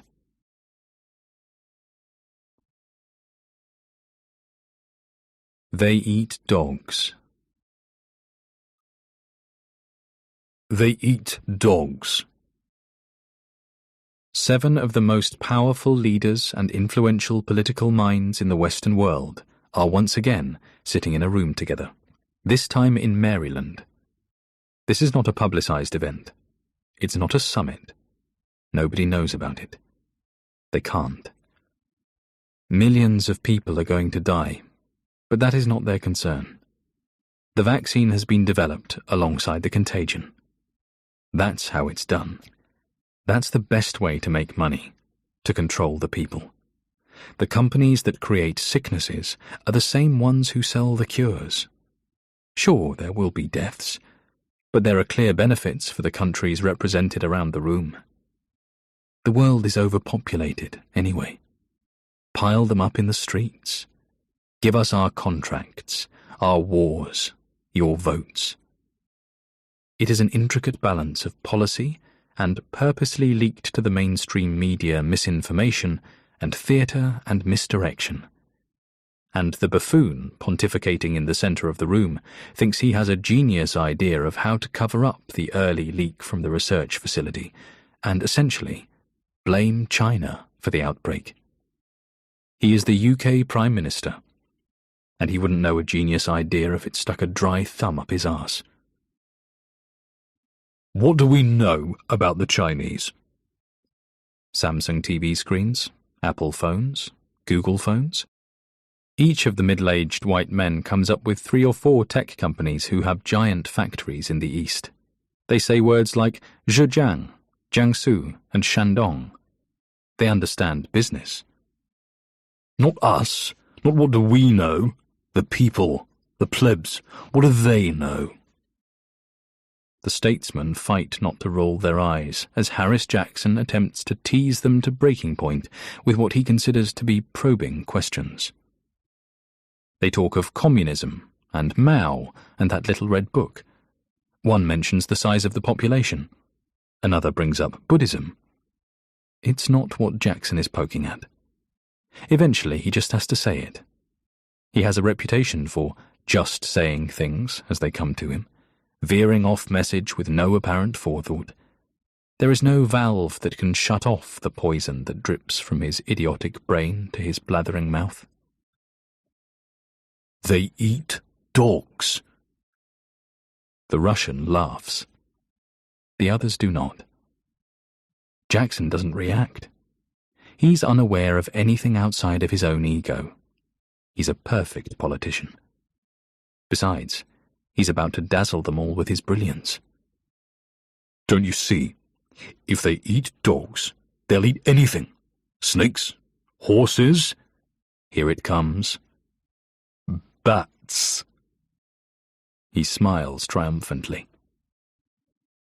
It's a stupid idea, as so many of Jackson's are, but faced with the unknown, and in a time of desperate panic, the people will swallow up a stupid idea and let it run, and half of them will run alongside it. So they form a plan of action. Report the virus. They will say that it sprung from a wet market in China, most likely from a bat. At least one part of the story has to be true. Warn of an escalation in the local area. People getting sick, trouble with breathing, that kind of thing. There may be some disruption to air travel in order to contain the spread. Planning to this point has been meticulous. Research has gone well. Testing has scored highly. There was the issue with one strain that would have proved too violent and difficult to contain. The plan is not eradication.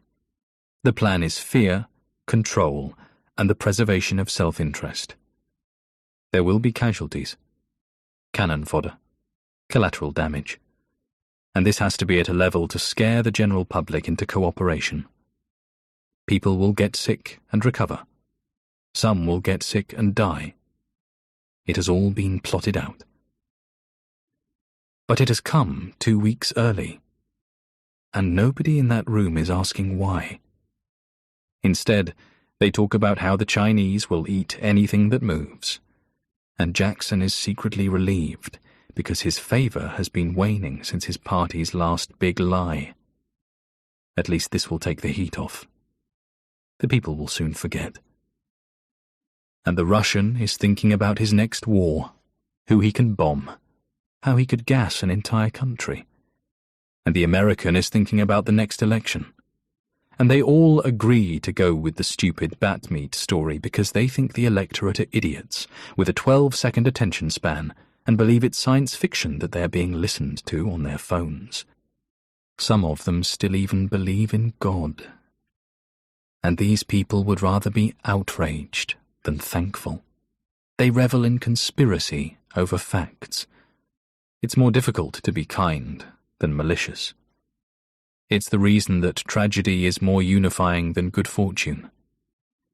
Each country will come together for a time. A chunk will die off, and the remainder will split in half once more. That's the plan. At least it was the plan for 2 weeks' time.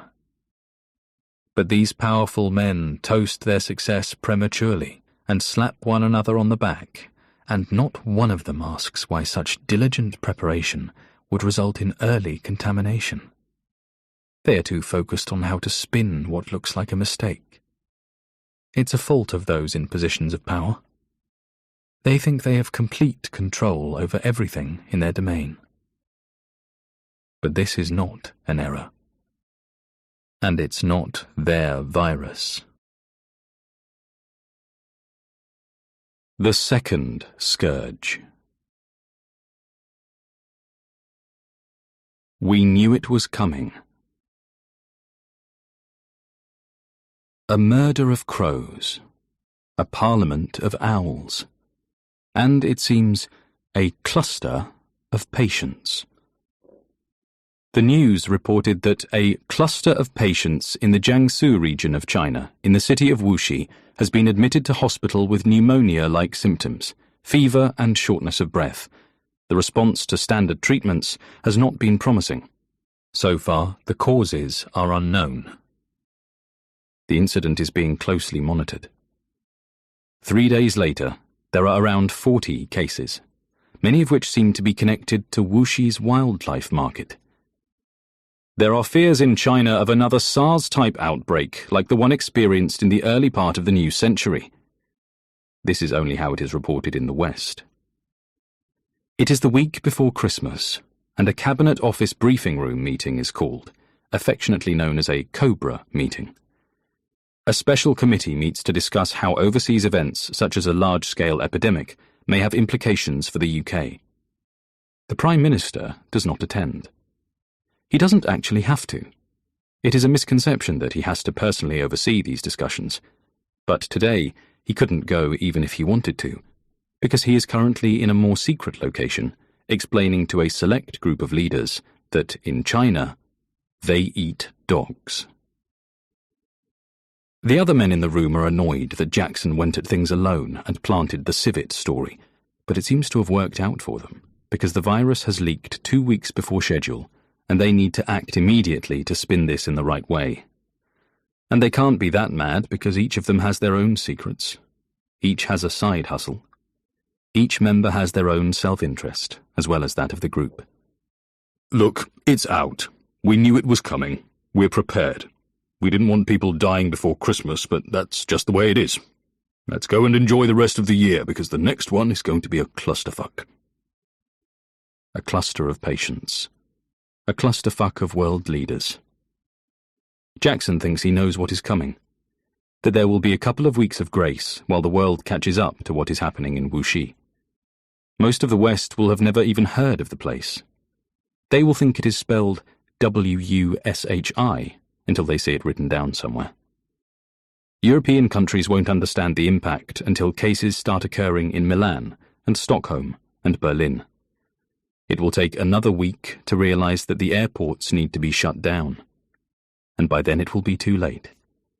And Jackson thinks they are so ahead of the curve because they have developed the vaccine already. And it'll be another month before he starts to twig that things aren't quite right. That more people should have died. That the air is cleaner, and wildlife is thriving, and something different is going on. That saying the Chinese eat dogs and going at it alone with the civet story will seal his fate. That the epidemic will be the least of his problems. But for now, he finishes his meeting and heads back to the residence where he will be briefed on the Cobra meeting.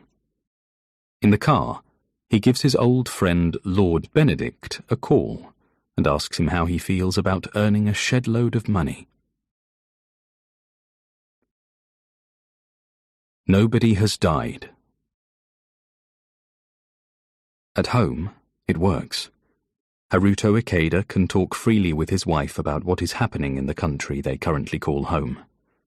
They have lived all over, from their native Japan to Rome and Hamburg. They've always had each other. And it works. At home. But Haruto Ikeda has to go into work every day and act. And Bauer can tell that something isn't right. "Are you worried about the things they are saying on the news?" he asks Ikeda. "The respiratory thing?" "Nobody's calling it that, but yes." "I am keeping up to date, cautiously." "It's only a matter of time before they say it's some kind of overspill from here." "What?" Ikeda looks shocked. "Come on. We are one of the largest virology institutes in the world. We are funded largely by the US. The West are going to say this thing came from the market, and the Chinese are going to say that it's from here, and it is America's fault." Ikeda usually appreciates Bauer's German efficiency, but that explanation feels cold. "Nobody has died. It could be a freak incident." "You know that's not the case." Ikeda pauses. He is wiping the work surfaces with a 10% concentration of hypochlorite, a bleach that eliminates most bacteria, fungi, and destroys viruses. Bauer is immersing some of the implements used in sodium hypochlorite. It's every day for these scientists. They understand the protocols, and they follow them stringently. But Ikeda is struggling on his own. He believes that he can trust Bauer, but knows that he has to be sure before divulging anything incriminating. He assumes that Bauer is inquisitive because he is a doctor, and worried because of his father's recent passing. He's a good man. He shouldn't be kept in the dark. Ikeda, however, has an increased level of compassion and is finding it more difficult to lie. "I know what I can see," he says, in his usual cryptic, almost monosyllabic manner. "You think it could have come from animals at the wildlife market?" "I do." Bauer did not think that would be Ikeda's response after the civet debacle. "But, I mean, we both know what came out of that mine. That was not easy to find. Nobody's going down there for bat meat. I know, apex predators or whatever, but..." He's not so much discussing with Ikeda as with himself. "You think it's more likely that this thing came from a food market, rather than here at the Institute?" "Why can it not be both?" Fulu Huang is dead. The virus that wasn't supposed to kill anybody kills somebody. One of the mice has died. Haruto Ikeda is middle-aged, but he's healthy. He works for most of the day on his feet. He walks a lot.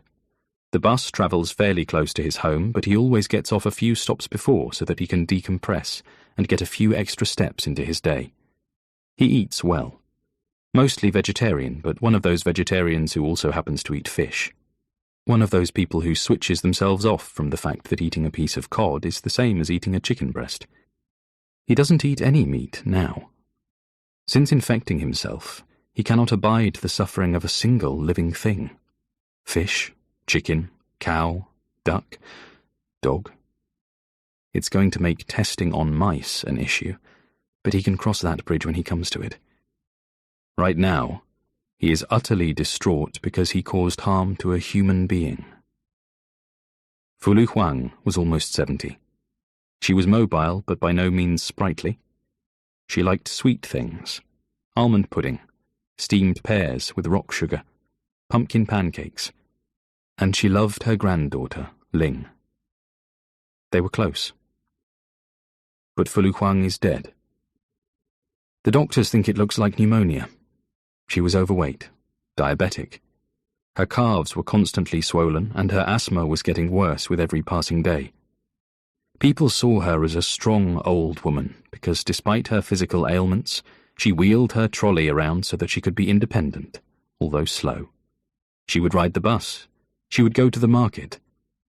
But her insides betrayed her plucky exterior. The virus wasn't designed to kill her. But kill her it did. For a person of average health, The virus will feel like you have a mild case of the flu. For some people, there may not be particularly dire symptoms, and for others it will feel more severe. But nobody is supposed to die. Everybody is different, and in a country like China there is the widest spread of body types. The tallest people in the world, the shortest people in the world. The US doesn't seem to want to let go of the heaviest people in the world. Make America healthy again.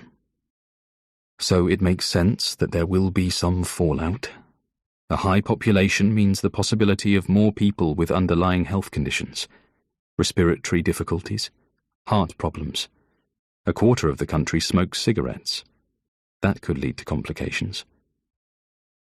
Ikeda has never done anything like this before. He got into this area of study because he was good at it. It came naturally, and he could help people. Now he's a murderer. If he had released the virus they wanted him to release, he would have been a mass murderer by now. But no amount of collateral damage talk or rationalization can justify what has happened, especially when you are feeling more compassion than you ever have. Ikeda cries, and Kimiko comforts him. It has to travel. Wen Su feels awful. She's not the sickly type. She doesn't earn a lot of money working at the airport lounge, so she can't really afford to have the day off. She has already had a 2-day break to visit her parents in Wuxi. Her mother cooked for her. She thinks Wen is too skinny, that she is running around on her feet all day and needs more calories. They went to the market to stock up. Wen's mother buys her fish and her herbs from Wuxi Market, along with her ginkgo because her memory is not as good as it once was. Wen's parents are fine. They're not showing any signs of illness. But Wen lies in her bed in her tiny apartment in Beijing, sweating and coughing. She doesn't feel hungry. She just feels exhausted. I'm sick. Partying too hard, more like. With my mother, yeah, she's non-stop. Wen is too tired to laugh at herself. I can't believe you are leaving me on my own today, Wen. I promise you I'd be there if I could get out of bed. Okay, I can cover. But you owe me a real night out next week. Wen's friend knows that she is not a liar. If anything, she has always found Wen to be too nice. She's too thoughtful, too considerate, too conscientious. If that's a thing. You're on. Wen hangs up. She's thirsty, but the kitchen area seems so far away even though her place is so small, the kitchen is almost a part of the bedroom. Wen will be fine after a few days of rest. She won't be another statistic on the news. She won't be a part of the cluster. She is young and healthy. Her mother is right, she is thin, but it's genetic. It's not because she doesn't eat enough. She won't die from this virus. But she will return to work before she should. And the virus will still be present in her system and communicable with all the people she comes into contact with, who will be flying to different areas of the world, transporting Ikeda's contagion and allowing it to spread widely. And that's the point. If a local epidemic is to become a global pandemic, it has to travel.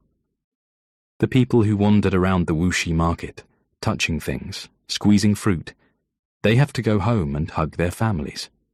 They have to travel on public transport.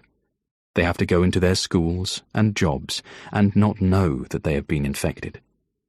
And they need to get on planes and take that virus to Italy, Spain, and the United Kingdom. The only way Dr. Ikeda can forgive himself about the inevitable collateral damage is if his reach extends further than Wuxi. If he can genuinely make the world a better place. Free to develop whatever they want. There is an easier way. While most people are worried about robots that can build cars or deliver food in a restaurant, taking jobs from real people, or AI completing tasks in moments, tasks that human intelligence would complete in days or weeks or months, such as writing essays and making art, they should have actually been thinking smaller. Much smaller. As small as it can possibly get. Nanotechnology. The manipulation of matter at a near-atomic level. It can create materials of new sizes, shapes, and physical properties that will advance medicine and energy and manufacturing. It's too small to comprehend. But Ikeda gets it, and he is not afraid of it. There is so much potential, so many ways that it can be used to advance humanity in the right way. Many widespread foodborne diseases will come from meat, dairy, or poultry. This is what Ikeda deals with on a daily basis. Nanotechnology can be used to tackle food pathogens that multiply from Salmonella and Campylobacter infections. Nano-based disinfectants, biocides, clothing, water filters, and packaging can be used in preventative applications. Nanotechnology can help to improve the shelf life of fruit and vegetables, and help the environment. It is already used in the construction industry, where nanoparticles are used to help bind cement and steel coatings. The word sustainability is thrown around to make companies seem like they have ethical considerations, but in this case, it is true. Machines will be able to repair themselves. Computers will be miniaturized to fit on the head of a pin. Nanoscale devices can be used in medicine to create modifications in the human body that aid diagnosis. Nanoparticles can bond with current drugs and medications to target specific organs within the body that are affected by cancer. Like all technology, it seems so far away, but it's also moving so fast. And Ikeda knows that any kind of emerging technology that can be used for good, that can help the sick or have a positive impact on the environment, can also be developed into a weapon. It's exciting, and it's frightening. The Wuxi Institute of Virology is largely funded by the United States. They put billions into it. The billions the institute receives is more than enough to cover their work. Some of that money travels east towards Nantong, where most of the world's cutting-edge nanotechnology development takes place. The paper trail is clean because there is a lot of collaboration and testing between the two sites. Most of the research in Nantong is focused on manufacturing, because China houses so many of the factories for large tech and clothing companies. But they are free to develop whatever they want. Ikeda has an old college friend that works in Nantong who he regularly trades ideas with. If they were creating something that could be used to defend their nation from attack, nobody would know. If they were working on nanotechnology that could be used to attack somebody else, that country would not know how to defend itself. It probably wouldn't even understand what was being set upon them. If China developed something and used it to attack, it would have been funded by the US, which is no shock because they have been supplying weapons and training to their enemies for decades. Saudi Arabia, Egypt, Nigeria, and the Philippines have taken weaponry and then acted in ways that undermine US interest and entangle them in unnecessary conflict. Afghanistan alone was supplied with $9 billion of arms between 2017 and 2021. If Ikeda's plan to make the world care was supported by the Chinese government, he could have collaborated with those nanotech geniuses, and nobody would have seen it coming. Instead, he has to sit on his own hands and wait. Saving the world is a lonely business. Waiting for the headaches. Another cluster at the hospital in Wuxi. 5 people are admitted with similar symptoms: lack of energy, nausea, hacking cough, shortness of breath. Wei is 44. He works for Wuxi Biologics. They call themselves a global solutions provider, a contract research, development and manufacturing organization. They make drugs. Wei's work is precise and cerebral, but he is lean and healthy and fit. He cycles to and from work every day. And when he's not at work, he is cycling. On the road, in his garage, hooked up to his turbo machine. He vomited in the night and kept his wife awake for an hour while he was having a coughing fit. When he tried to get up for work in the morning and collapsed on the floor, his wife took him straight to the hospital. He will be fine. He's just waiting for the headaches. Ying is different. She is older, in her 60s. She works with the elderly and infirm. She loves her job. She hasn't had a day off sick in years. She is constantly on her feet, walking around all day, picking things up off the floor, delivering meals, helping people to stand up or sit down safely. But there has been a rasping with her breathing over the past few days. And that cough. It's not right for this time of year. She will be okay. But she won't be able to return to work for a week, because all the people around her are vulnerable. Ying will be fine, but she can't risk passing something on. Li Wei is obese. Both of his parents are gone. Heart failure. It hurts him that they didn't look after themselves, and it's going to hurt him even more that he has followed them. He has tried every diet he can find. Low carb, low fat, Atkins, 5-2, Cambridge, slim fast, intermittent fasting. They work for a few weeks, and then the weight comes piling back on, often with a little more than there was before. He's diabetic. His knees ache. His hips hurt. He thinks he is mobile because he works on his feet. He's a chef. He always says, never trust a thin chef. He was at Wuxi Market over the weekend buying some of the more exotic meats for recipe ideas. In a couple of days, he'll be a dead chef. The fourth patient, Hao, is a kid. Asthmatic. This virus is no good for anybody with underlying breathing difficulties. Dr. Ikeda would never forgive himself if he knew that his virus hurt a child. But he is lucky on this occasion. The kid will be fine. Some discomfort, a dose of steroids, and an inhaler in his pocket, just in case. The fifth guy is also young. Yi Huanxi, late 20s, an entrepreneur, and a real arsehole. He's got money. He eats the right food. He takes care of his body. He parties, drinks a little, takes drugs, fucks anything that moves. He thinks you have to be a prick in order to be successful in business. He is not a good person.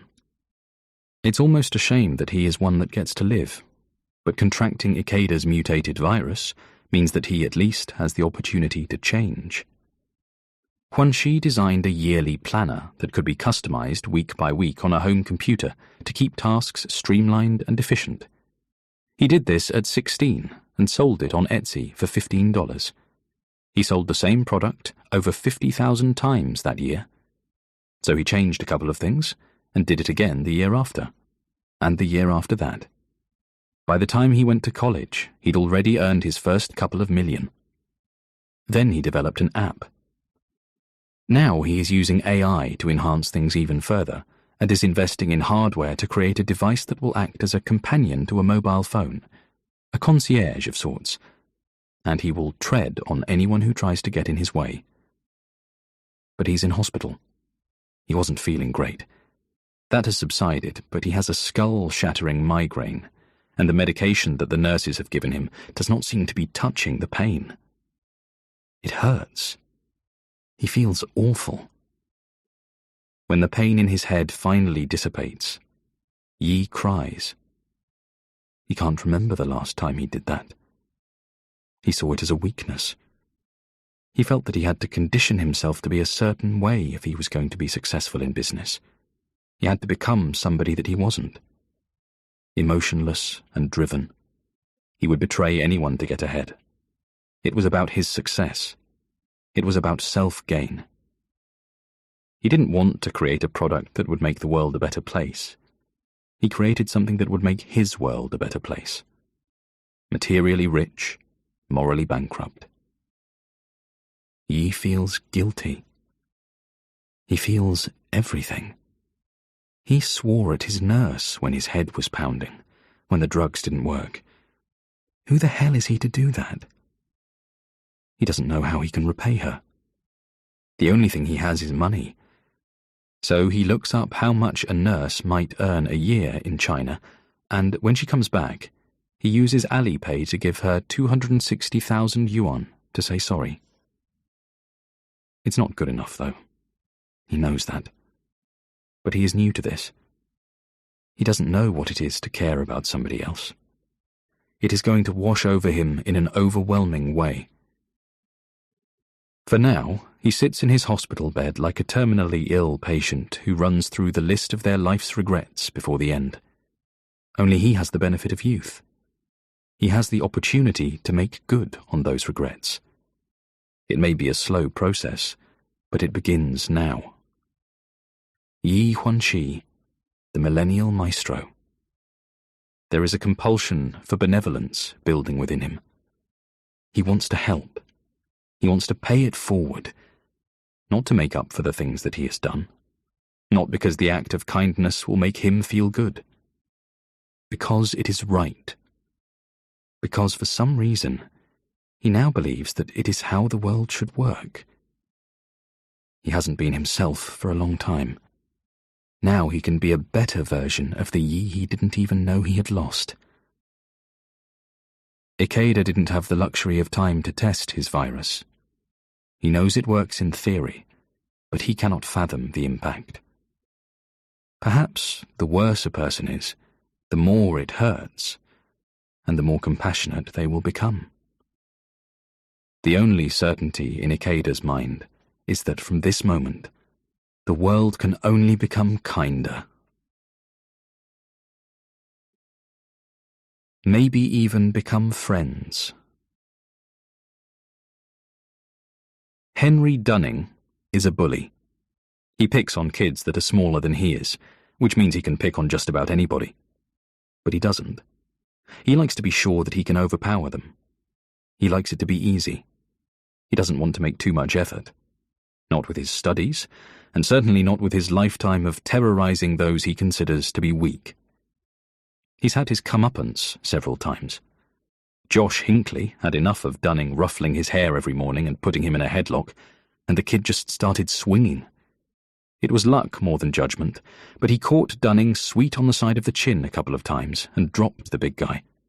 The kicks to the ribs when Dunning hit the floor didn't really hurt that much, and Josh Hinckley was probably lucky that a teacher came along in time.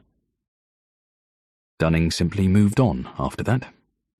He found someone else that was smaller and scared of him, and he pushed him around all through junior high, but Danny Aiken wasn't the type to blow up. He wasn't the kind of kid who lost his temper and lashed out. He even tried to talk it out, knowing that bullies often feel more insecure than the person they are victimizing. In the back of his mind, Danny thought that his persecutor might even have a thing for him, and he just didn't know how to deal with it. But even the most mild-mannered kid in Cooper, Texas, has his breaking point. He's had 3 days of freedom this week, though, because Henry Dunning has been off sick with some kind of virus. In fact, he's at home right now, crying like a little baby to his mother about all the shit he has dished out over the years to other kids. He's apologizing for putting her and his father through visits to the school on the back of his bad behavior. Dunning wants to get in contact with Josh Hinckley to apologize. Damn it, he's a big guy. There are other bullies in the school. He could be a protector rather than a tormentor. He's had it wrong all this time. The truth is, Dunning doesn't even really know why he does it. Boredom, maybe? He's not that bright? It could be that. He's not in the closet. He doesn't have a tiny dick. It must have come from somewhere, but it would require some professional unpacking to discover. He's wrestling with it. The kid is nearly 15, and he is trying to examine his life and his purpose. He is overcome with compassion. He doesn't feel sick anymore. He could have gone into school today, but mentally he is struggling. He just wants to make things right. He wants to do some good. He wants to see Danny Aiken, and not take his lunch money or push in front of him in the queue or nudge him into his locker. He wants to apologize. He wants to do more than apologize. He wants to be kind. Maybe even become friends. There's an opportunity to not only make things right, but make things better. Danny Aiken also wants an end to this, of course. And he should have enjoyed his week at school with Henry Dunning at home. He should have felt more free, more relaxed. But he has been on edge for 3 days. Because last Friday, Danny finally snapped. And all week, he has been carrying his father's pistol into school so that he can end this cycle of suffering. Kindness can be enough, but it can also come too late. It's spreading. Grape shot, that's what it's called. A few iron balls fired from a cannon at the same time. One might hit the target, but the rest are scattered around the area in an undetermined pattern. It can be seen with crop circles. One large circle or fractal design within a field of oilseed rape, and 3 smaller circles on the outside, seemingly sporadic and random. That's what happens with the virus. Wuxi is the epicenter, ground zero. Suddenly, clusters of cases start to appear in neighboring regions. On the news, they show a map of eastern China, then they zoom in on the Jiangsu province. Wuxi is a mass of red, and there are smaller orange blotches dotted around the region. Grape shot. It's spreading. It's only been a week. The social media machine in the West is in full swing too. People are worried about SARS. Reports suggest that this as yet unidentified virus may have originated at the Wuxi wildlife market. But they are not calling it that. Someone referred to it as a wet market. It got hashtagged. Hashtag Wuxi wet market. One source mentioned bats. Another harked back to the situation with civets from a few weeks before. A parody account speculated that it came from meerkats, just so they could get hashtag Wuxi wet meerkat trending. It's another few days before a comment appears about the Wuxi Institute of Virology, but very few people take notice. It's not sensational enough. Where's the story in that? In the UK, the country is so divided, the best way to pull people together is through fear and tragedy. Failing that, it's always good practice to find a common enemy. So they go to town on the wet market. Raw meat, wet. Live fish, wet. Exotic flesh, wet. Wet, wet, wet. The tabloids use the word so much it conjures an idea of dirtiness, of weird animals used in soups and stews. They find pictures of dog meat and deep-fried chicken feet, and they relentlessly plug the idea of a wet market. It's all a part of the plan. So that when this disease finally reaches the UK shores, it is greeted with all the vitriol that is usually saved for asylum seekers. The Prime Minister has seen that cases are showing up across Europe, but that Valencia has been hit the worst. He knows it is only a matter of time before it arrives on his island. Until that moment, he wants to continue the smear campaign against China. He can galvanize his people by having somebody to blame. Harris Jackson actually thinks his plan is working. And why wouldn't he? The virus may have leaked a couple of weeks earlier than expected, but it is still doing exactly what was anticipated. Perhaps at a slower rate, but he's not worried. Soon enough, there will be an onslaught on the National Health Service, and Jackson will come to the country's rescue, and people will forget all his bad decisions and infidelities and broken promises. That's the plan. Jackson is powerful, and he knows it. He runs the 6th largest economy in the world, which is backed up by the largest. He's charmed, privileged, and as such he has been getting away with things his entire life. He has coasted along with entitlement and abandon, and it has made him feel invincible.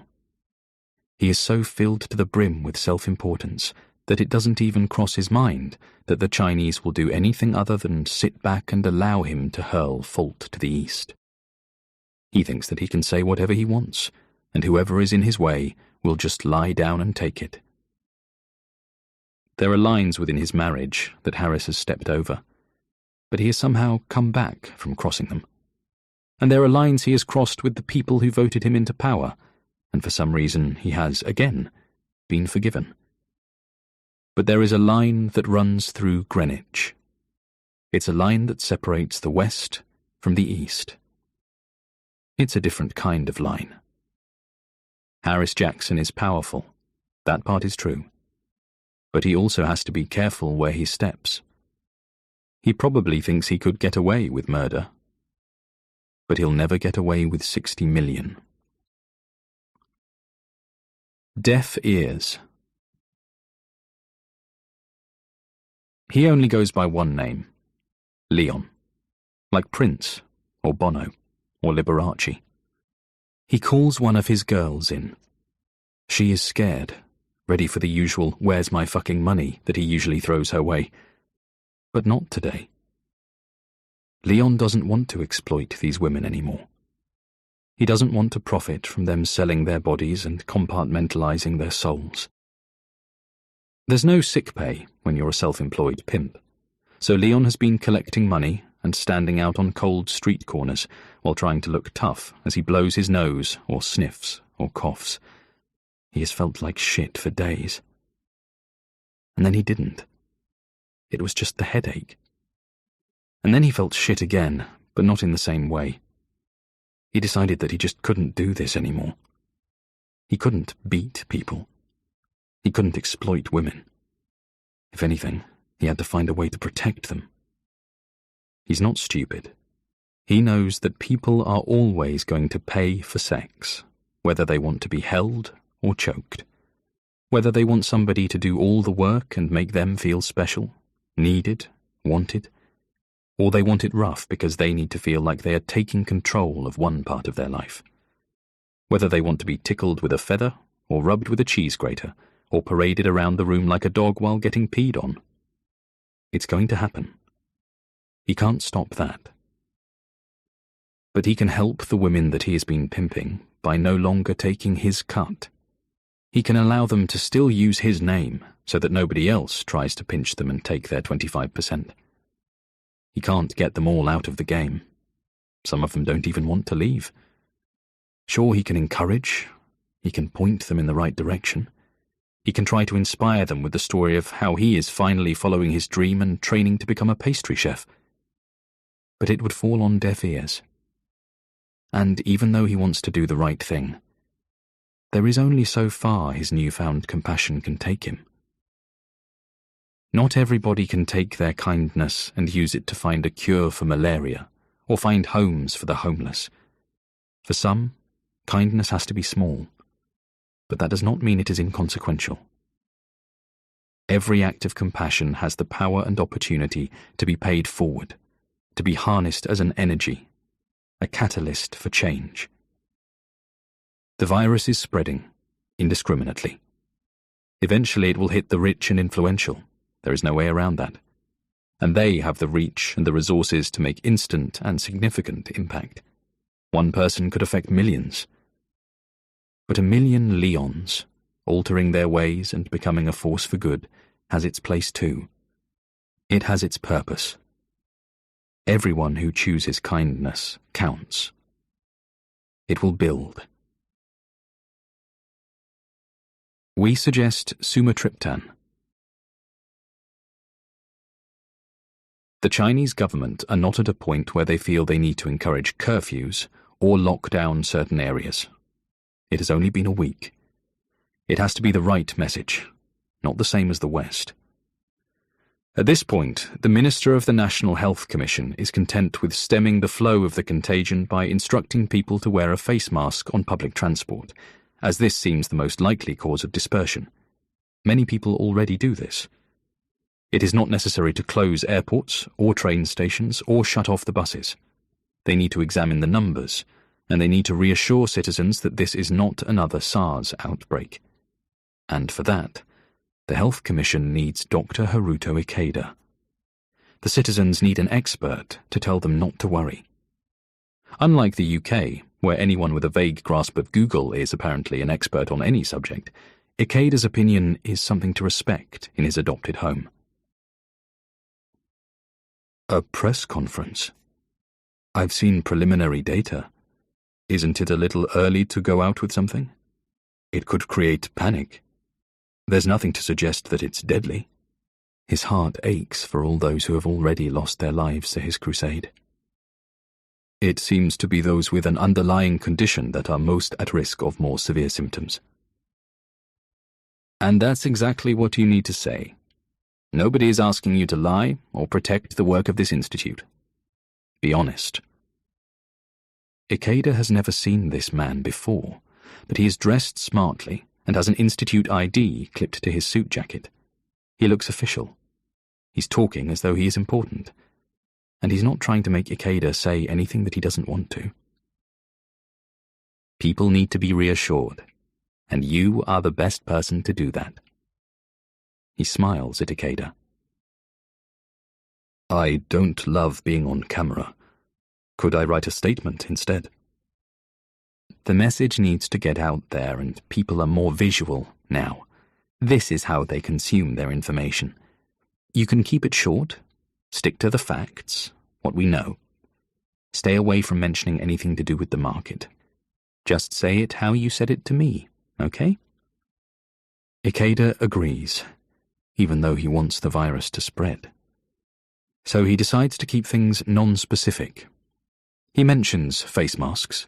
Many people wear them in the larger cities due to air pollution anyway. But he doesn't mention any of the deaths, only that those with underlying respiratory conditions should be extra vigilant. He stays on script until the end. Symptoms include a dry cough, nausea, and lack of energy. We recommend rest and plenty of fluid.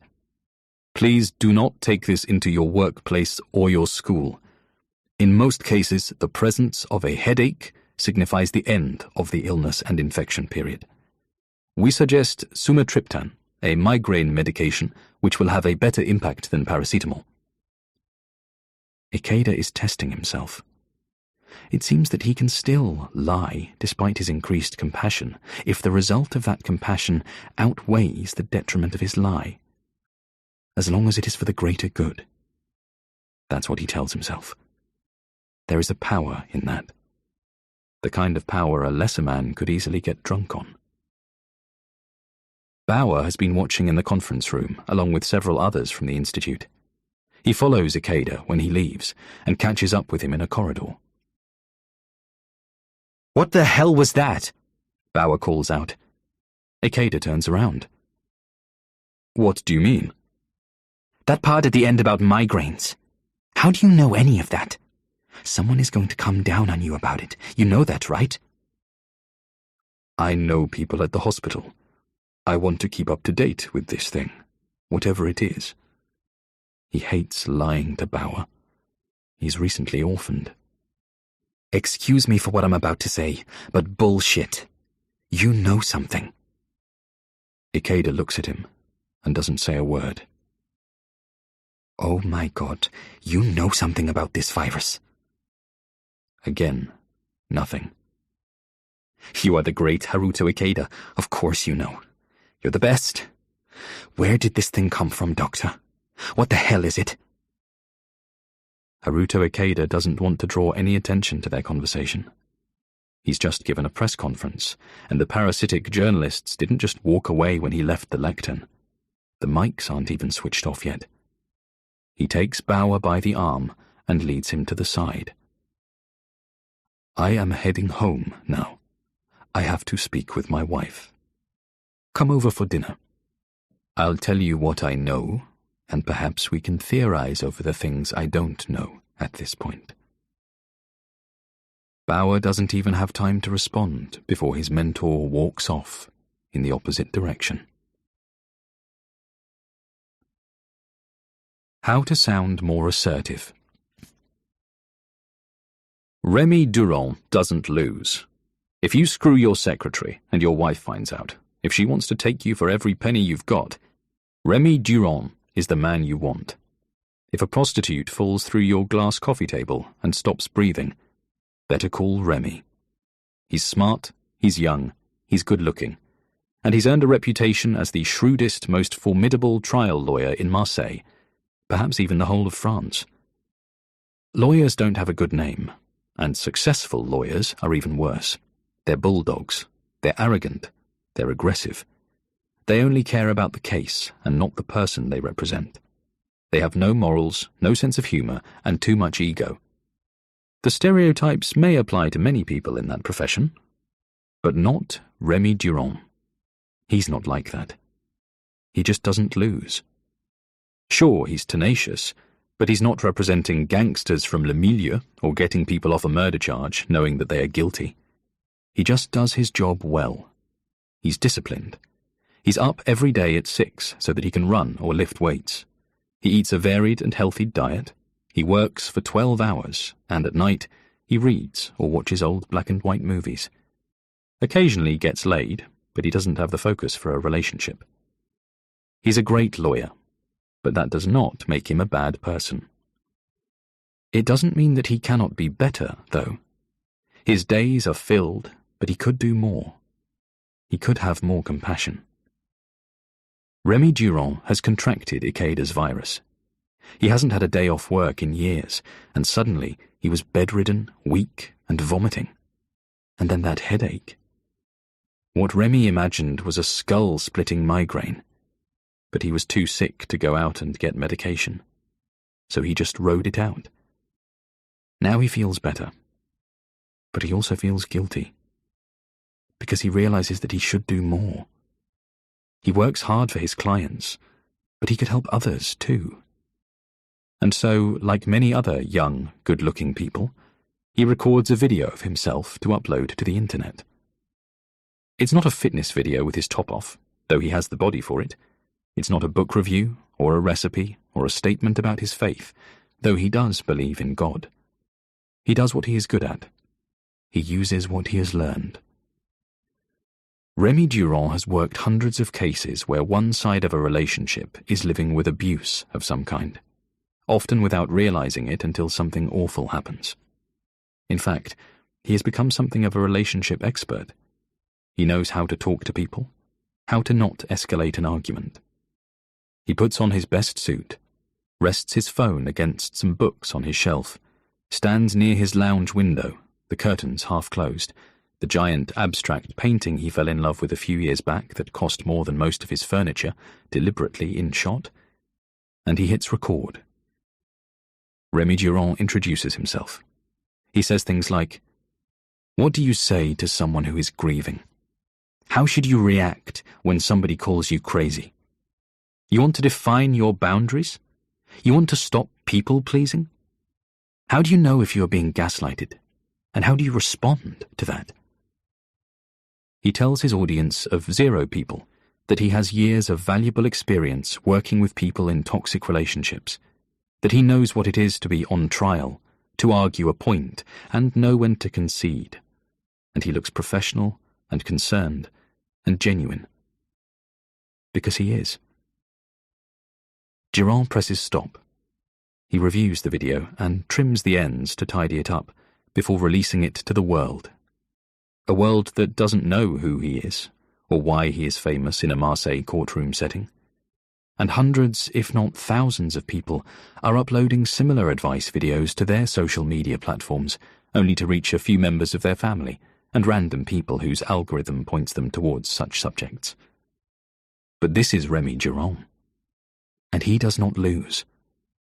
He spends the next 12 hours, a full working day, devising and recording videos.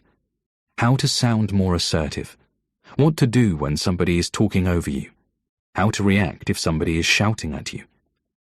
He makes 30 videos in total, and then he lets the world do its thing. He showers and eats chicken and quinoa while watching Le Jour se lève. Then he goes to bed. When he wakes up in the morning, he has 249,000 followers watching and commenting on his videos. Over the next year, this number will grow closer to 6 million. Remy did not start off bad. He just got better. more compassionate.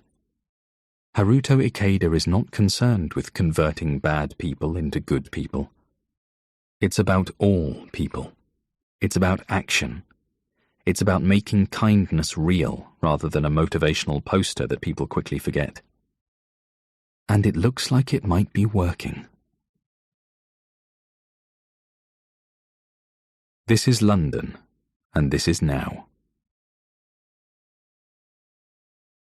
Outside Shepherd's Bush station in West London, a couple with their 10-year-old daughter are waiting at the side of the road for the light to turn green to signify that it is safe to cross.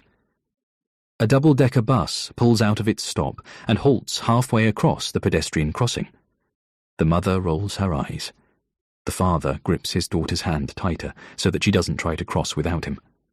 The sound of a horn, somebody shouting. An engine revs. Suddenly, a short but muscular man on a moped arrives at the bus driver's window, shouting something in Polish. Then he switches to English. "You saw me coming and you pulled out!" The bus driver doesn't enter into it. He has long nails on his right hand that have been painted white.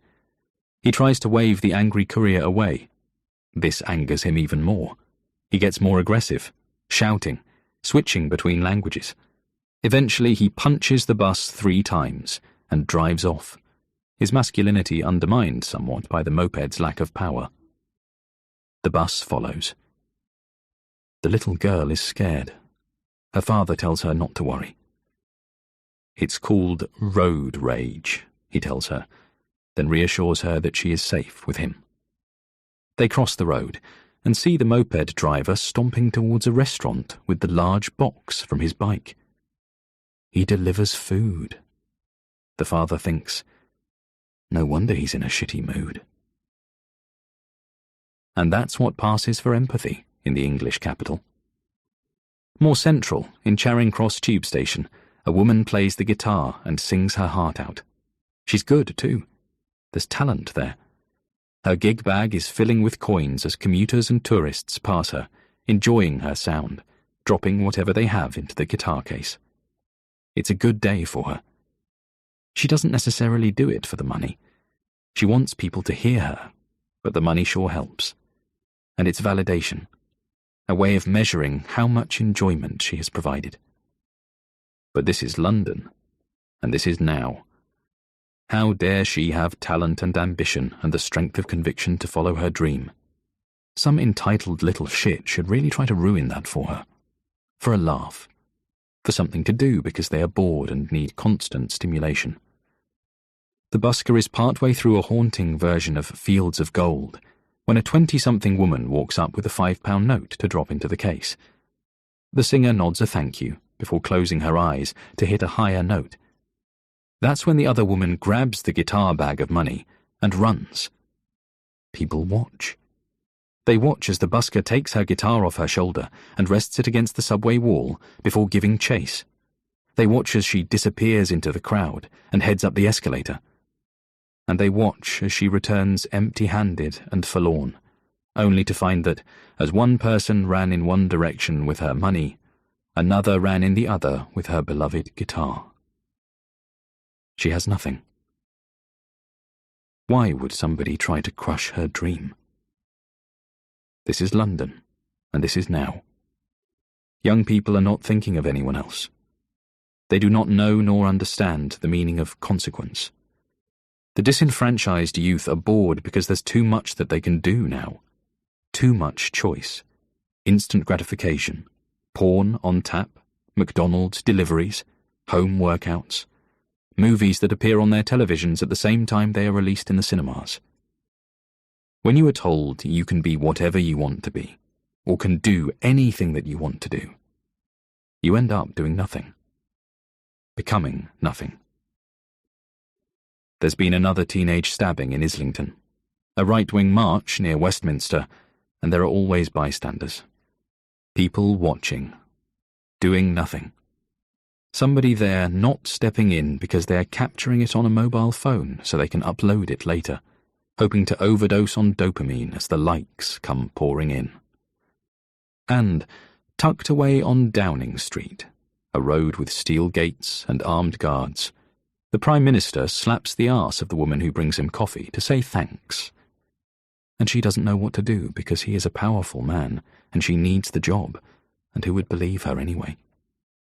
So she lets it happen. Because this is London. This is now. This is just how it is. The virus has made its way here, and it could change all of that. But maybe it's too late. Maybe humanity has passed its empathetic tipping point. Maybe what it really needs is a plague, an act of God, or a final warning from Mother Nature, to make way for a new beginning.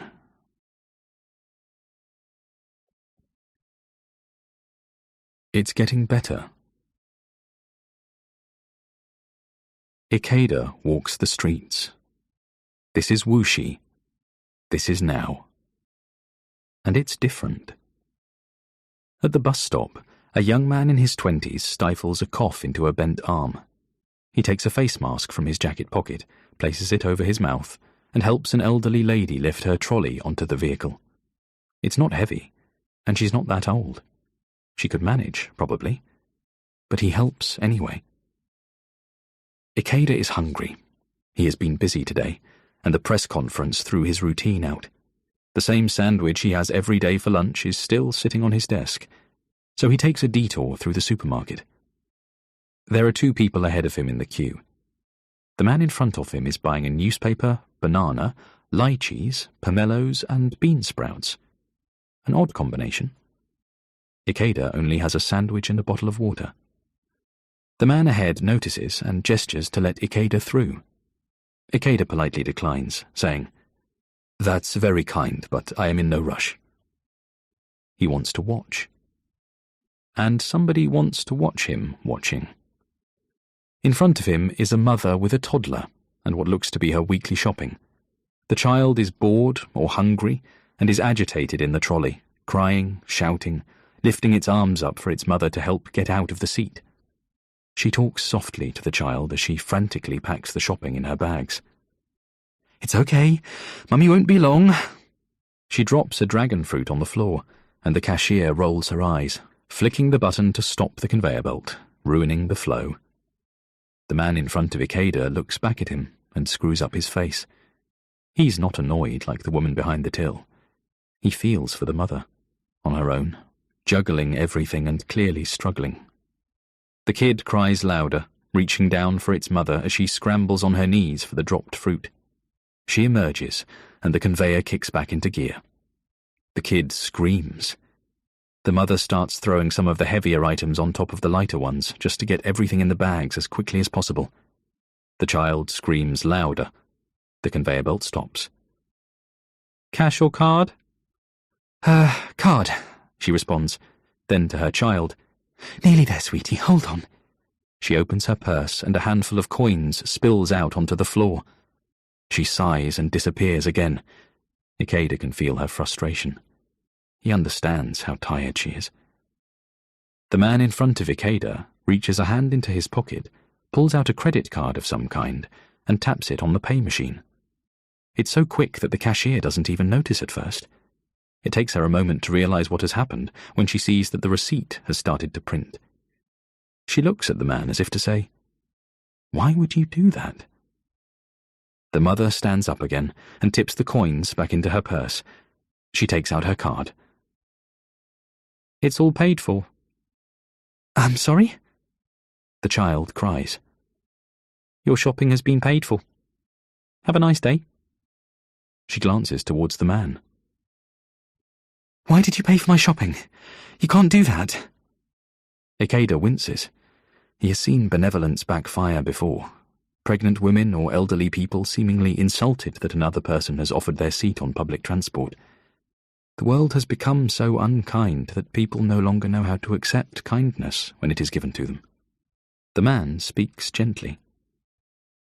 "Things add up. Little things pile on top of each other and become bigger things. I thought that maybe I could help and take something off the pile." He smiles. "But that is a lot of money. It's too much." The baby cries for attention.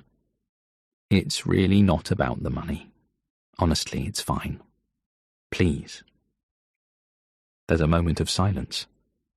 They just look at one another. After a few seconds, he nods at her, reiterating that everything is okay and that she probably should attend to her child. She thanks him again and wheels the still crying kid outside with her trolley of free food. That was very nice of you, Ikeda says. You do this kind of thing a lot? Never in my life.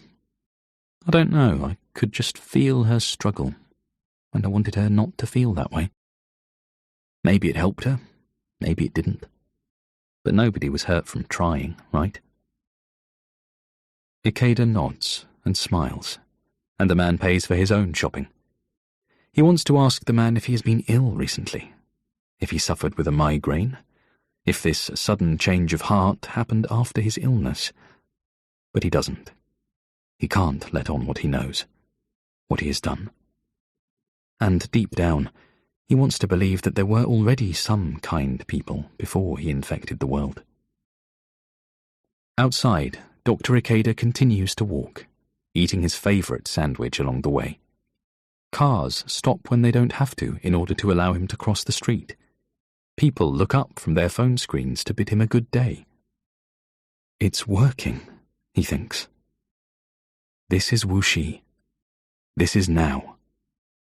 And it's changing. It's getting better. Slowly, the world is getting better. Small acts of kindness to begin with, but that could build.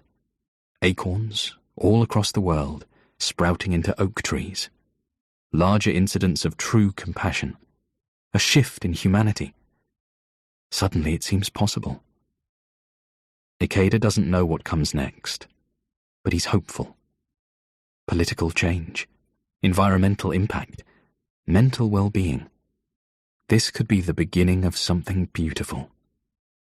Now he has to actively search for these changes, but it is only a matter of time before others begin to notice. In a few short months, this same street will be shown on UK, US, Russian and German television as the people of Wuxi are ravaged by a plague. Locusts, pestilence, a gas that melts the skin and the eyes, a scourge that will herald the end of the world.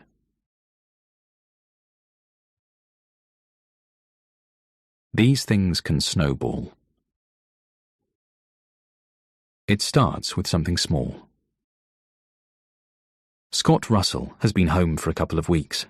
A trip to Beijing that could have been a phone call or video meeting, but he combined it with some sightseeing with his wife, whom he adores. Then they both got sick. A couple of days back in Canada and she was throwing up in one bathroom while he hacked his lungs up in the spare room. We shouldn't have had that snake soup, Scott. It's the snake soup, I know it. It was nothing to do with the snake soup. It was Ikeda's virus. It was Comp X. The media haven't deployed their spin doctors and marketing gurus yet.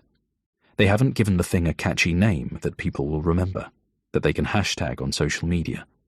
Their focus is still on pushing the idea of the wet market, and it is clearly working because Scott Russell's wife immediately attributes her illness to the ingestion of an exotic animal. She forgets that it is only exotic to her, that snake soup is something of a delicacy that has been around for centuries, that she was just as likely to have picked up something from the chicken she ate as from the shark fin steak with grated puffin penis. Babe, it's a sickness bug. We just need to rest for a couple of days. I've got the rest of the week off anyway, he said. A couple of days later, and they saw it on the news. People in China were dying of a virus. My God, Scott, that sounds like the thing we had. So probably not the snake soup then. We don't know where they got that meat from. And the headaches came, and the headaches went. And Mrs. Russell found herself at a restaurant in town, waiting to have lunch with a friend who she could tell all about her trip to the East. On her way back to her car, she passed a homeless man resting between two buildings. and cried all the way back to the house. Scott, we have to fix Lethbridge. Technically, Lethbridge is a city. When people think of Canada, they probably think of Toronto or Calgary or Edmonton, not Lethbridge. It's not really famous for anything. Maybe the Nika-Yuko Japanese Garden, which is beautiful. The viaduct is an impressive sight, but it's not worth catching a flight for. There's always Fort Whoop-Up, a replica of an old fur trading fort from the 1800s. They celebrate things like Heritage Day and Indigenous People Day. It's a city, and it is huge, because everywhere in Canada is huge. But it feels like a small town. And the homeless problem isn't really a problem. Mrs. Russell doesn't agree. It is an issue. And her husband concurs. Because they're different now. It isn't even that they were awful people before. They're Canadian, so they are naturally nicer than most. They don't play hockey or live on poutine or speak French, but you could bump into them on the street and they would apologize to you. The Russells already cared, but now they care with a vengeance. Scott finds a copy of a recent point-in-time homeless count. It was performed in cooperation with the Streets Alive mission and found that in the city of Lethbridge, on a certain day and a certain time, there were found to be 234 homeless people. A couple of hundred people living on the streets in a city of over 100,000. Not even half of 1%. But that is too much for the Russells. There are programs within the area that offer transitional housing for those getting back on their feet. They have not been included in that figure. The youths in emergency shelters and those who have suffered domestic violence also haven't been counted. Couch surfers, correctional facilities. That's a larger number to be added on to the 200 or so that are perched in shop doorways, bus shelters and public parks. Scott Russell is a titan of industry and an influencer of local government, and his wife is a steamroller when an idea takes hold. They want to use their money to build a shelter that would house half of that number. Until then, the Russells will rent a space in which to feed and speak with the less fortunate. They will pitch an initiative to their councillors to eradicate the problem of homelessness. And they are going to succeed. It seems like a small issue in a small city, but it's a start. These things can snowball. If it catches on, it could diminish the tent cities in Toronto, Hamilton, and Niagara Falls. Luckily, there were more flights out of Beijing to these places. More people infected. More who will want to do good. A downside to kindness. Haruto Ikeda opens the door to his home, walks into the kitchen and kisses his wife. Kimiko, it's working. She holds his face in her hands and smiles back at him. Why would you even doubt that it would not, Haruto? I see it spreading. Kindness, gratitude, thought for others above ourselves, empathy. It's all there. He goes on to tell his wife what happened in the supermarket. Haruto, you haven't even taken your shoes off.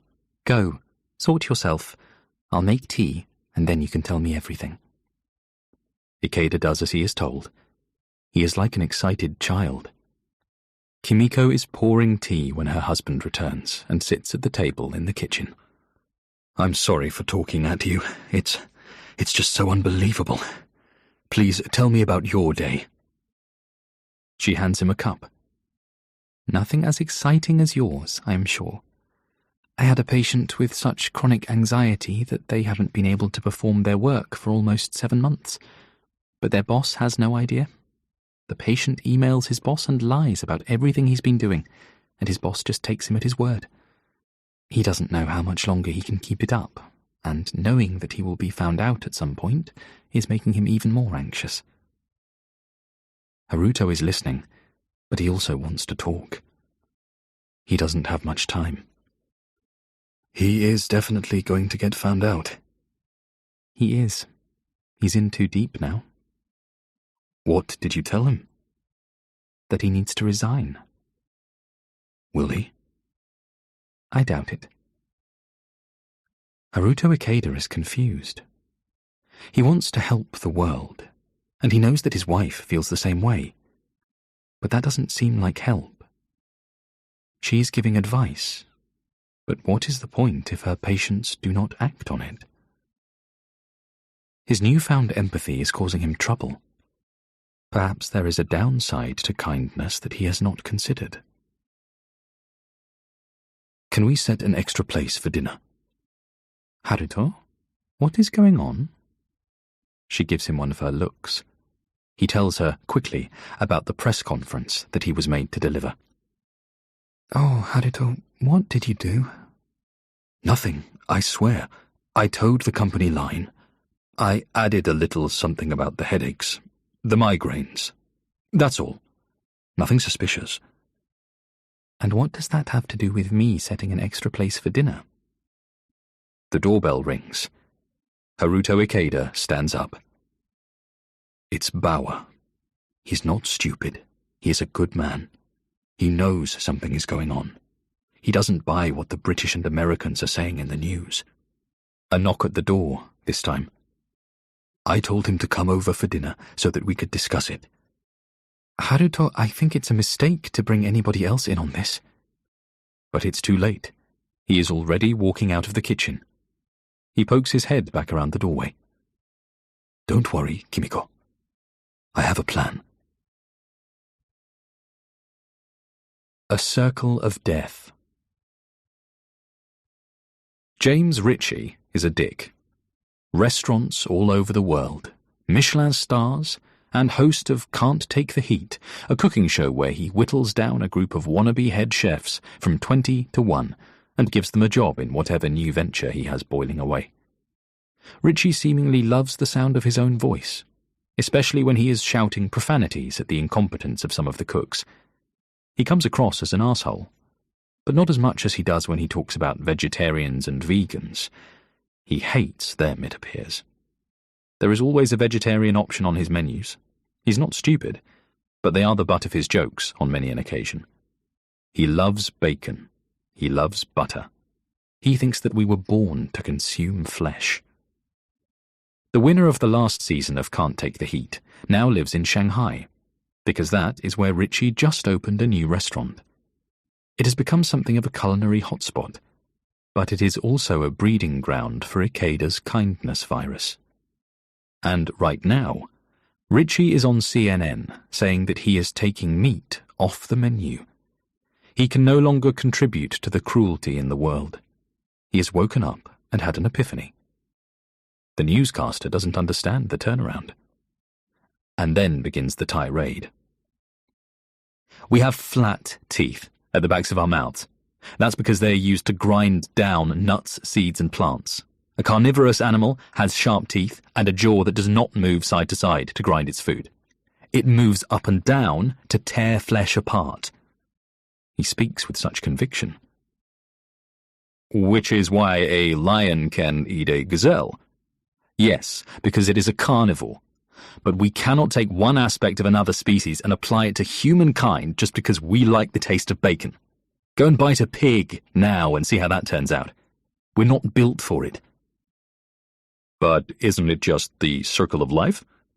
For a lion, yes. For us, it is a circle of death, a circle of torture and death. And I want no part in it.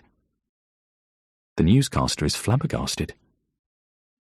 This is quite the U-turn for you, James. You have been vocal in the past about the absolute opposite stance. A person can't realize they were wrong about something and change their mind? Of course. It just seems so sudden. What happened?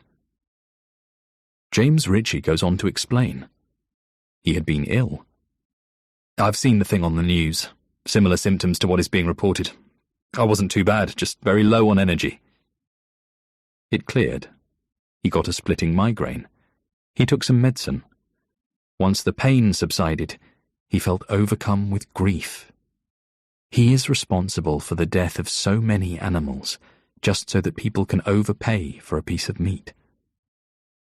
I spent an hour scrolling through videos of pigs jumping from trucks they knew were taking them to slaughter, cows being hung up by one foot and having their throats slit open. I watched animals skinned alive and dropped into hot water, screaming. I saw cows being born and then ripped away from their mothers so that we can get the milk to make cream and butter and cheese. And I wept.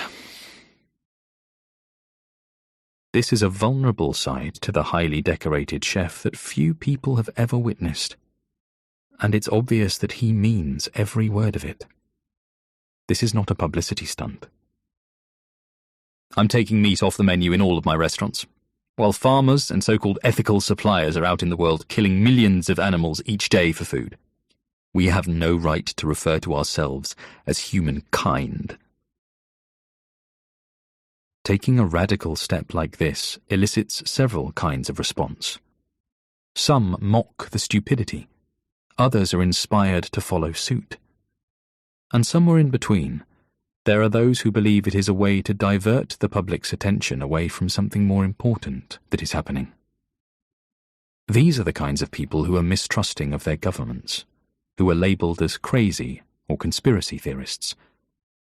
Some of them are crazy. Many of them are wrong. They don't realise they are sheep. Then there are the kinds of people who like to ask questions before they follow the majority. The same sorts of people who would refuse to take a dignity pill, even when there appears to be proof of a devastating chemical weapon heading for their country. And just because you make them more kind, it doesn't always mean that you can make them trust. And just because you make them more kind, doesn't mean that you make them less stupid. Virus-induced humanity. Come in, Dr. Bauer. I'm so glad that you could make it. Bauer wipes his shoes on the mat outside, takes them off, and steps into the Ikeda residence. He has been here before, when he visited Haruto during his sickness. It's the only reason Kimiko is allowing this to play out. She takes her husband's word that his associate is genuine and worthy of their trust, but she is also wary. Haruto is an idealist. He sees the world differently from most people. It is a better place in his mind. If there is one person who does not need a virus that makes them more kind and compassionate, it is Haruto Ikeda. Thank you for inviting me, Bauer responds. He seems genuine. Come through. My wife is just making the dinner. Would you like something to drink? Yes, thank you. I'll have whatever you are having. Did you drive? We are having red wine. No, I took the train. Perfect. Follow me. The colleagues walk down the hall and into the living area. Kimiko has laid 3 places at the small dining table. There is a slight tension.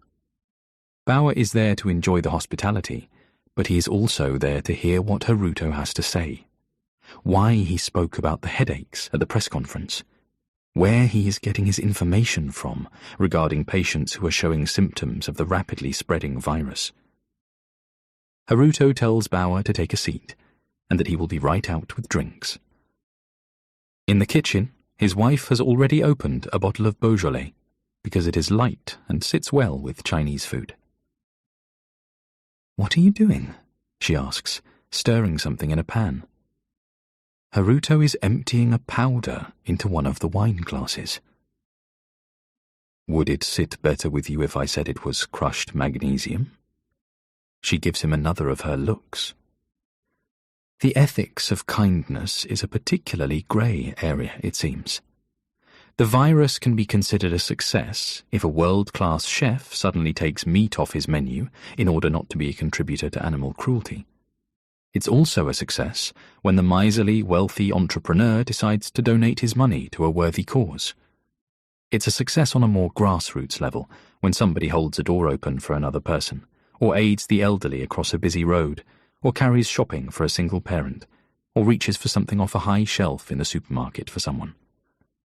But what if someone believes they are doing a kind deed, but there are minor negative side effects? Is collateral damage an acceptable part of success? What if the person is certain the world will be a better place if the population is given a boost of artificial compassion, some virus-induced humanity? What if Dr. Haruto Ikeda truly believes that it is best if his colleague is mildly sedated before he drops his potentially world-altering plan on him? What if the good doctor feels it is an act of kindness in itself to have Bauer in a state of ease before he confesses to releasing a contagion on purpose? What if the bad guys truly believe that they are doing good? Does Lex Luthor believe the world would be a better place without Superman? Did the Nazis think they were doing the right thing? Do the Eagles really think we need another greatest hits album? I would have picked something with a fuller body had I known that we would be drugging our guest, Kimiko says under her breath. Not that I knew we were expecting company. She looks away as she mutters. Haruto stirs the unidentified powder into one of the glasses with his finger before swirling the wine in the glass to dissolve the final particles. Then he exits the kitchen. Here you go. He hands the glass to Bauer. My wife tells me she is cooking Chinese food this evening, and that this pairs excellently. I know not to argue. He smiles. Bauer smiles back. Haruto drinks. Bauer drinks. It's very light, Haruto says, hoping his German friend will be polite and agree. Are we going to be able to speak openly with your wife present, or should we perhaps go somewhere after the meal? I have no secrets from Kimiko. I wouldn't be able to. She is smarter than I will ever be and understands psychology better than anyone I have met. Drink. Relax. Eat. We can speak openly. He prompts his guest to take another swig by doing so himself. Bauer obliges. It shows that he has empathy. Kimiko emerges from the kitchen with 3 plates. Both men stand up. It smells amazing, Mrs. Ikeda. Chili paneer, she responds. No, call me Kimiko. No, get it while it's hot. This really is something. Haruto jumps in. They all sit. Blocks of deep-fried paneer, coated in a chili batter and sticky sauce, with spring onions and green chilies scattered across the top, steaming on the table. The Ikedas use chopsticks. They have provided Bauer with both chopsticks and cutlery, but he has lived here long enough to have picked up the necessary skills to eat out. Bauer starts to tease out the information. Did you know that your husband was on the television today, Mrs. Ikeda? Yes, I saw. Always saying more than he needs to. Quite the fan of the spotlight, it seems. She smiles at her quip. Ha! Hardly, says her husband. I doubt anybody was watching anyway. There's always somebody watching, Bauer adds. What was all that stuff about the migraines and the medication? We haven't looked into that at the lab. He drinks to punctuate his sentence, making him more drowsy, more malleable. I have friends and associates at many of the hospitals in southern Jiangsu. I worked closely with them on a number of incidents during the SARS outbreak. And they keep you abreast of situations? Situations that involve unknown viruses, of course. Possible epidemics. You think this thing is going to be another epidemic? I'm hoping it will be a pandemic. Hoping? It has to be global. Has to? What are you talking about? This killed my father, Haruto. It was not this virus that killed your father, Dr. Bauer. And how can you be so sure of that? Because some nurse at the hospital sent you an email? Because your father was already dead when I released this one.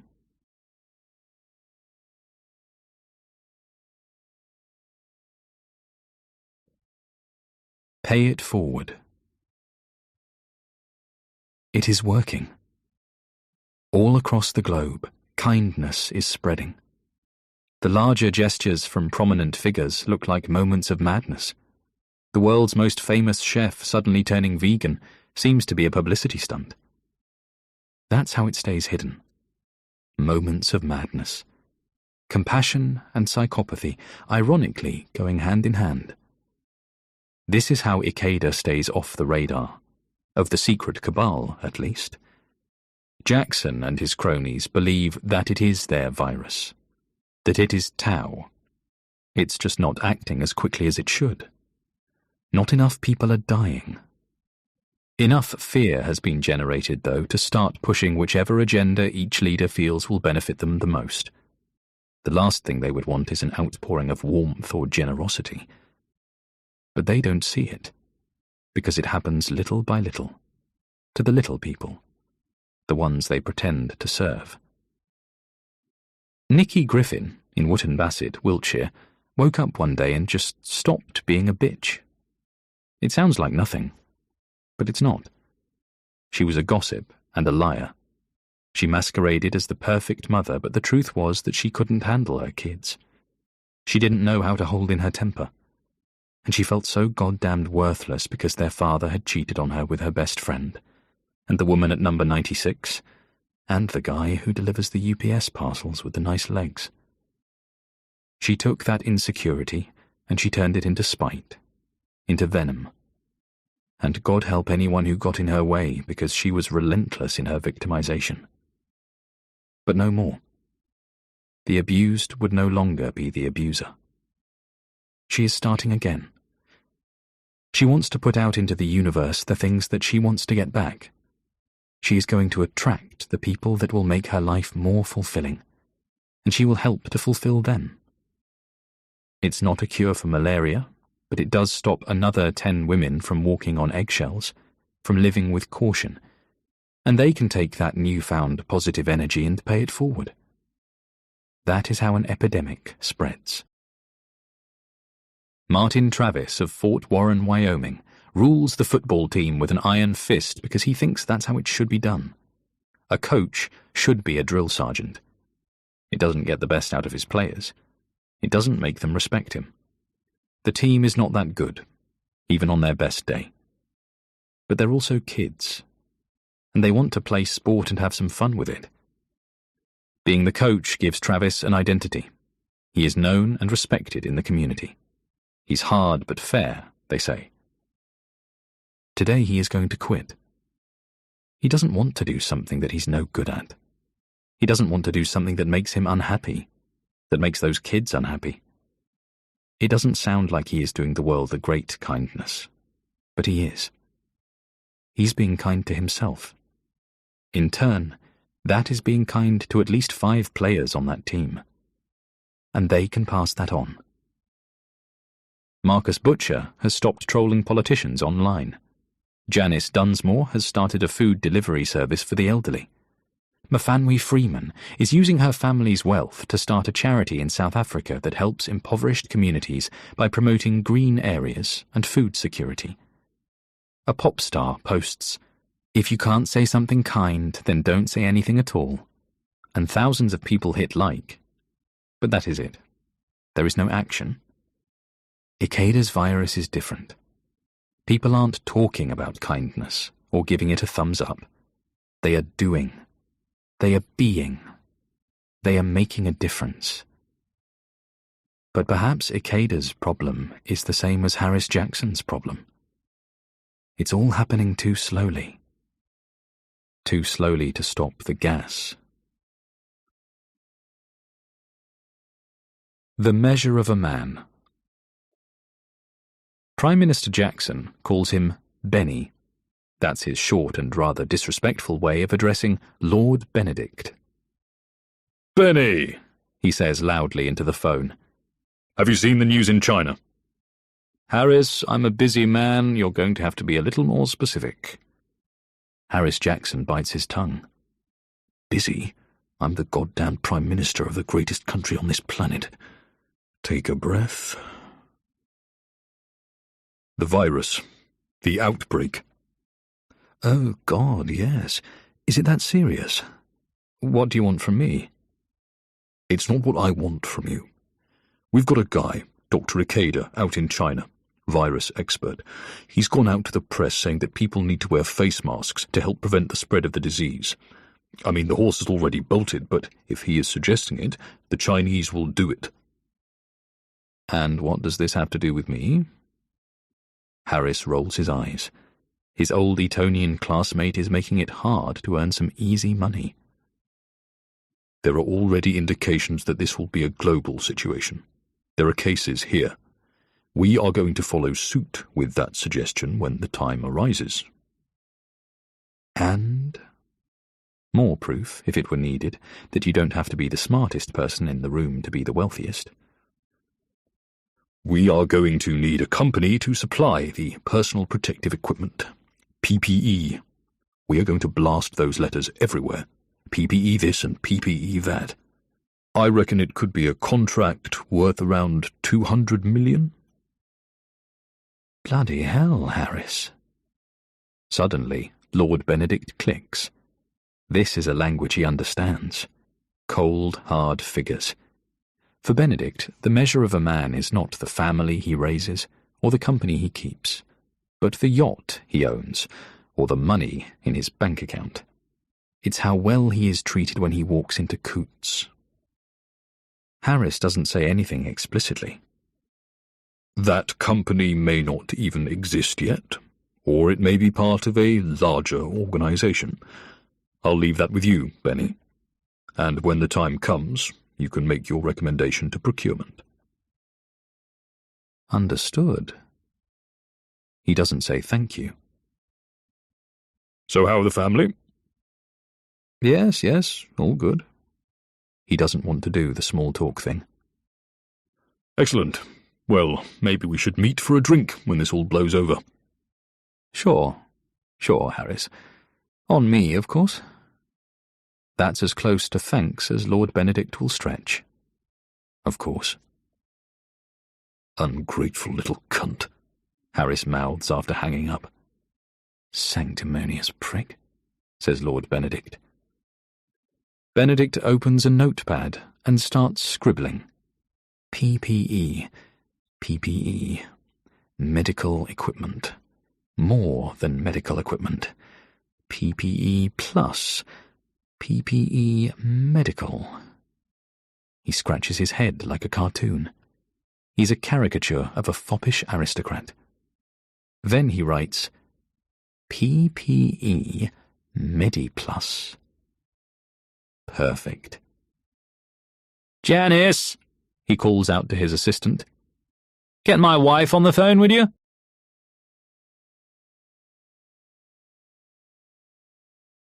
Trying to save the world. You released a virus? Bauer is understandably shocked. He holds up a hand and then downs the rest of his wine. He leaves his empty hand up, as if telling them, "Don't say anything yet," then lifts his glass and shakes it. Ikeda gives his wife a look, and she retreats to the kitchen for a moment before returning with the wine. She pours. He drinks again. His head already feels a little light after one glass. He should not have taken it down so quickly, but he didn't know what else to do. They sit in silence for a few seconds. You, Bauer starts. Released a virus. Haruto Ikeda finishes his sentence. Bauer looks at Kimiko. And you knew about it, of course. You're goddamn sociopaths. Kimiko has to bite her lip. She hates it when people assume psychopaths, sociopaths, and narcissists are all the same thing. There are subtleties. It's like saying that everyone with ADHD is autistic, or that all stand-up comedians are depressed. Bauer stands up, but feels unsteady. He wants to leave, but he can't. Please, Dr. Bauer, sit down. I will explain. It is not a virus that is built to harm people. Haruto holds back from saying that they are trying to save the world. It sounds so grandiose, so braggy. Bauer sits. He drinks more wine. He doesn't know what else to do with his hands. We do good work at the Institute. It is valuable work. We are scientists. We work with some of the smallest things on the planet, but they can have the biggest effect. But make no mistake, wherever there is good to be done, there is exploitation. And the majority of our work is leading us to create a weapon. An invisible missile that can disperse and eradicate life on a grand scale. Bauer listens. He doesn't take his eyes off Haruto. Kimiko finishes her paneer. We develop the vaccines, but we are also responsible for the viruses. It is dangerous. It is thorough. You understand this, yes? Of course. We have to study the disease if we are to find the cure. Yes, but there are powers who would like to harness these diseases to control the population, to lead through fear.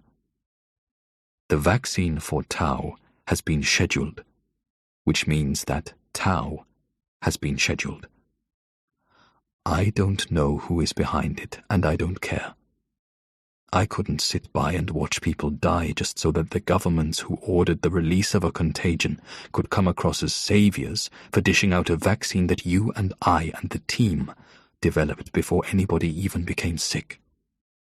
It sounds like a wild conspiracy theory, Haruto. Kimiko intervenes. We are not talking about the moon landings or 9/11. Haruto has clearance. He has access. The vaccine is scheduled, but the virus is still contained within the Institute. This is preschool mathematics.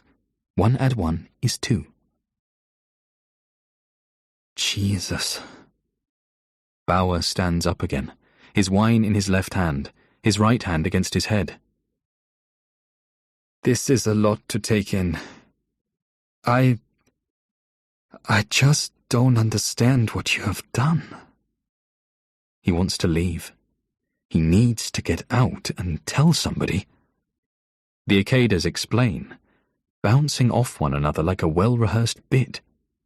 The virus acts in a similar way to what they believe was intended for the scheduled virus.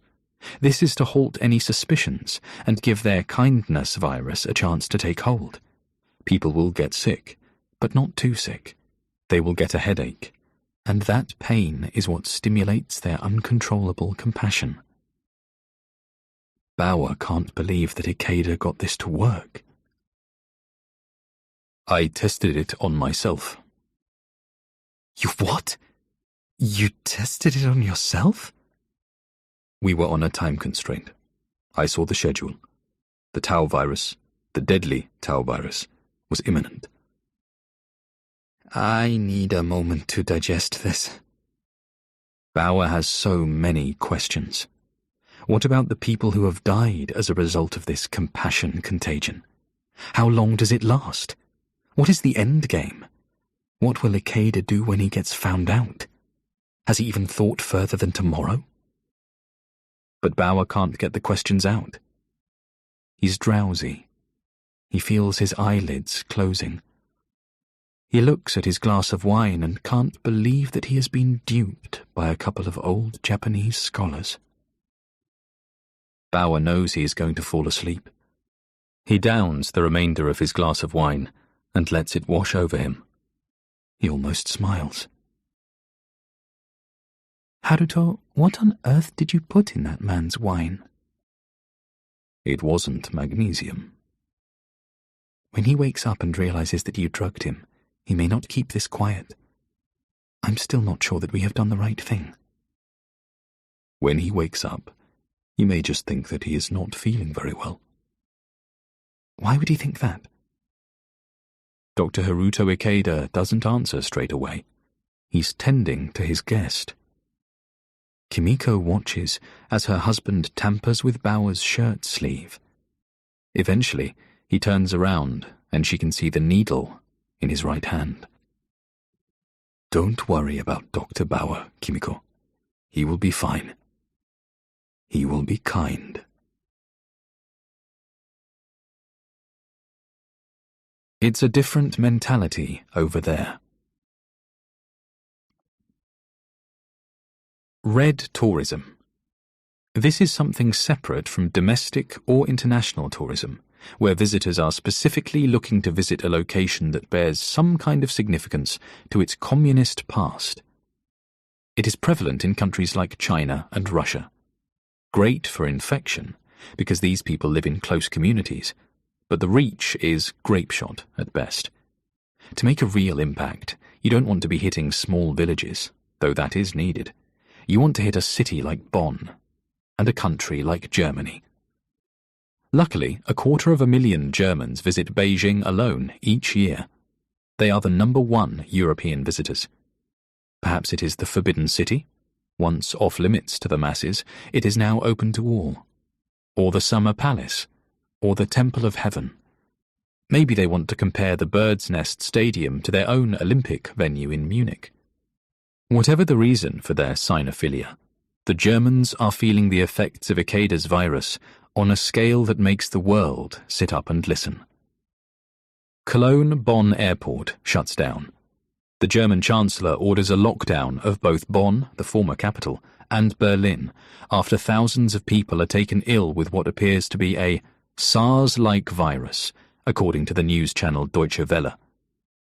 The rest of the country is advised to stay home and only leave for necessary activity, work, school, or grocery shopping, but a face mask must be worn at all times. The German media does not mention a wet market. They do mention Haruto Ikeda. They do reference the Wuxi Institute of Virology and the similar cases in China.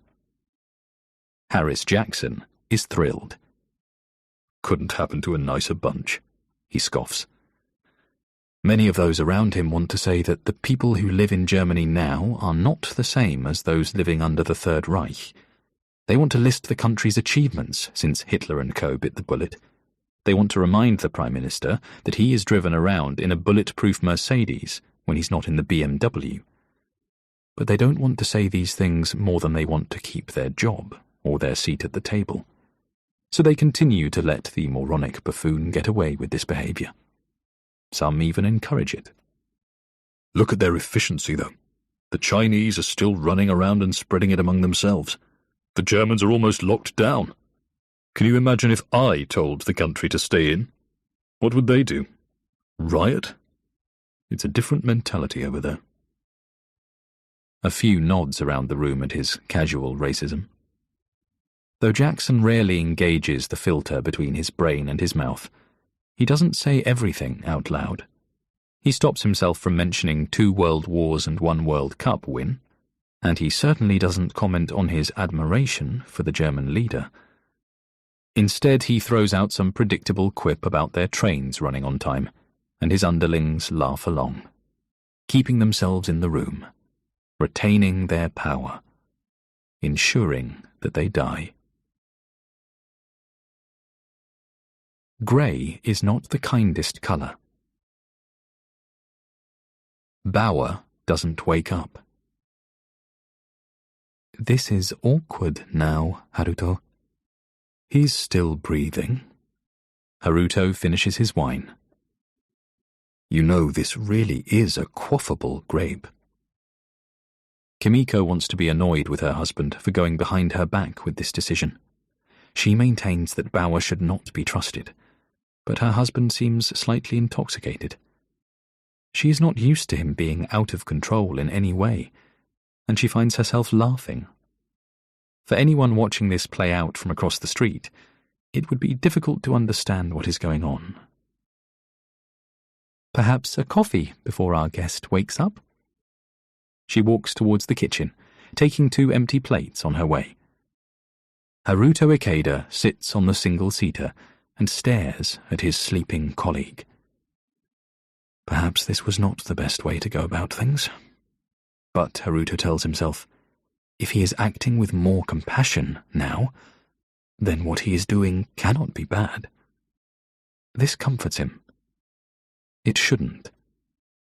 When protesters are trying to make a statement about the corruption of the oil business, or the environmental impacts the drilling has on our planet, and they decide to don masks in the Louvre and spray paint over the Mona Lisa, they believe that what they are doing is right.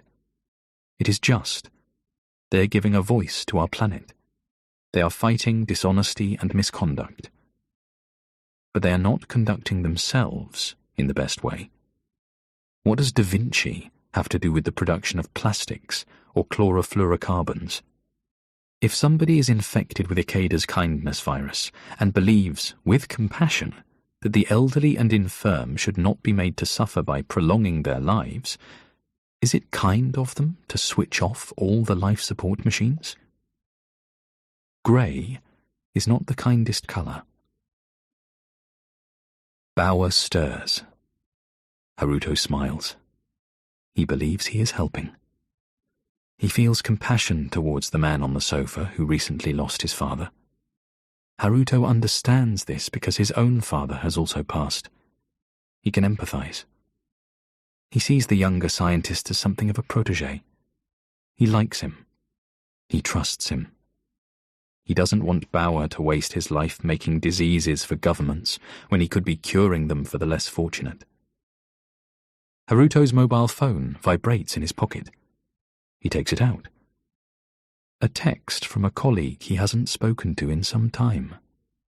He doesn't work on viruses in Wuxi, but further north in Nantong at a separate research facility. Friend, it starts. It has been a while since we last spoke, but your name keeps coming up. And not only on the news. I hope things are well with you. Let's talk? Haruto Ikeda does not know how to respond. What could his friend mean?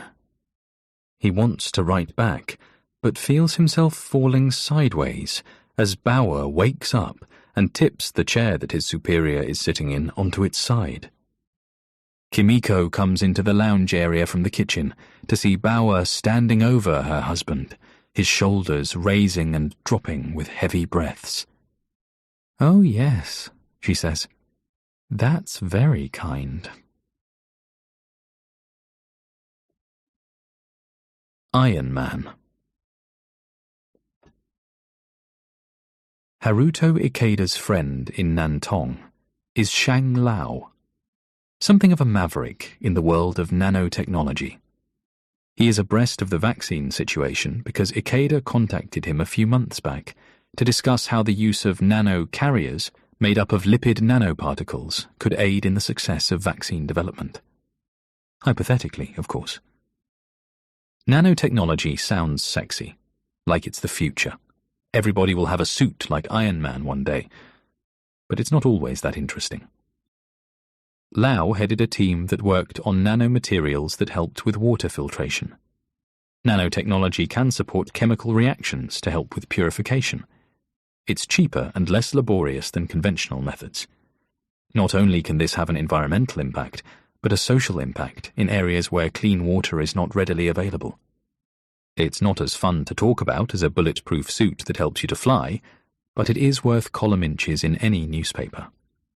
Lau also flew to the California Institute of Technology to help test a fire-retardant aerogel that could be used in building materials. It creates a web to hold out oxygen while not releasing toxins produced through combustion. Surely everyone would love to know that their house could never burn down. But they would rather have an arc reactor and vibranium nanoparticles powering their heart than think about cellulose nanofibers and metallic molybdenum disulfide being a lightweight and durable material that can prevent fire spreading. But Shang Lao loves it all. Everything is interesting to him. That's why he gets on so well with Ikeda. They are scientific idealists.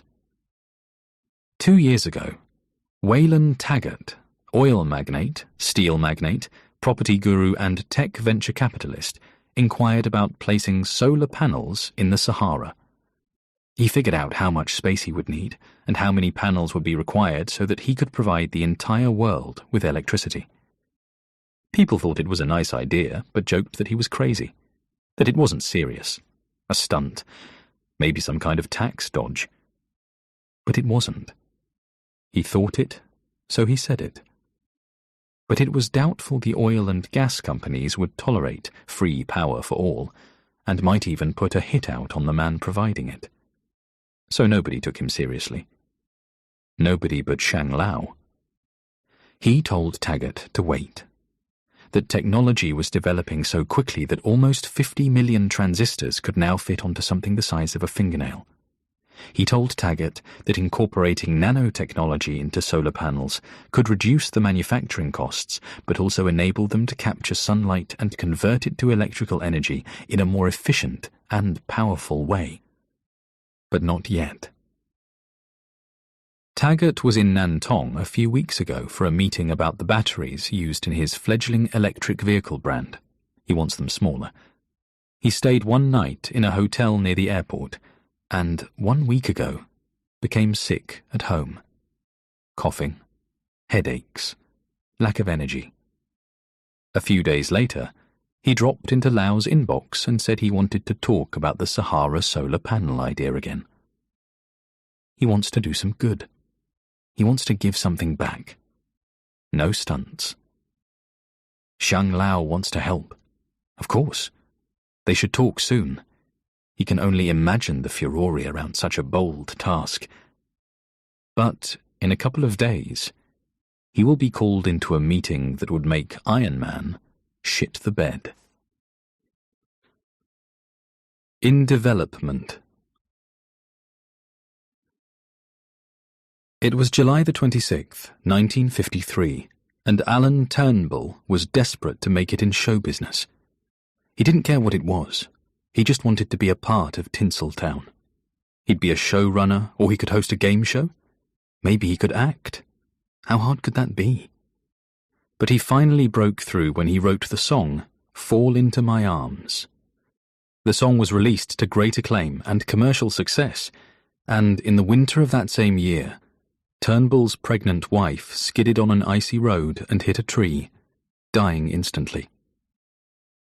In the book he released later in his life, he details the rise of his fame and fortune, stating that after he lost everything that he held dear, he was approached and recruited by the CIA to carry out assassinations. Apparently he fit the profile. So by day, he was a mild-mannered music producer who eventually remarried, but had a side gig of taking out threats to national security, or people who were simply getting in the way of America's success and global dominance. The CIA refuted these claims when the book was published, of course, but Turnbull held strong, and the book was optioned to be made into a movie but sat in development until his death in 1982. People believed Turnbull. That would be less likely today. There's too much information out there. It wasn't as accessible back then, and false information was even less accessible. He spoke with conviction, and that was enough. Things have changed. The CIA are even more cautious and protective and secretive, but they still use the same profiling techniques when searching for possible informants or sleeper agents, or people that they can call on at a moment's notice to perform a task that may not appear on any highly redacted documentation. Ikeda does not have the profile of JFK or Martin Luther King. There won't be a shot heard around the world. But if he continues, if he becomes more of a threat, whichever version of Alan Turnbull is sent, they will come quietly. No gun, no conscience, no dignity.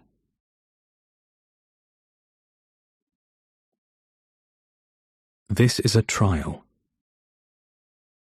Bauer towers over Haruto Ikeda. He's 6'3" and German. Ikeda is 5'5", but it looks even more out of balance with Ikeda sitting on the floor. Ikeda does not look scared. He's more resigned. He doesn't believe that Bauer will hurt him, despite being drugged and injected. And he's right. The German feels disoriented. He woke up in a room that was not his own, and then something came back to him that flipped a switch. He didn't punch Ikeda, he pushed him. Not even that hard, but it caused the older man to fall backward. "You put something in my drink." "A light sedative." "What the hell were you thinking?" Bauer turns away, rubbing his face with his hand. He's angry, but Ikeda's wife is watching, and she looks even smaller than her husband. Bauer understands that he will seem like an imposing presence, and though part of him wants to throttle his boss, he doesn't want to intimidate a woman. Bauer walks back over to Haruto and holds out a hand to help his boss back to his feet. "You've got some explaining to do." "I'll make some tea," Kimiko adds. The men sit back at the dining table, and Haruto Ikeda explains everything to Bauer. How he found the files with the schedule for the rollout of a vaccine against a virus that was contained within the institute. How he realized what was happening because he was being pressured to have it completed by a certain date, and that had not happened since the SARS outbreak. He knew that millions would die. He didn't know why this was being sanctioned, and he doesn't think it has anything to do with the Chinese government. Ikeda knew that his priority was to get the vaccine ready. But if a virus was somehow leaked, he would not sit on that information either. Why would any government want to kill off millions of people? Bauer sounds so naive. I don't know. I assume for all the reasons they do anything. Money and power. Control. Haruto says his wife gave him an idea when she spoke to him about pain and empathy, so he experimented on mice to see whether he could replicate a part of the virus but alter it so that it induced compassion within the host. And you got that to work? In the crudest of terms, yes. A little more time and I could have come up with something better, but I had to get it out there before the awful thing they found in that cave. And nobody has any idea? Not yet.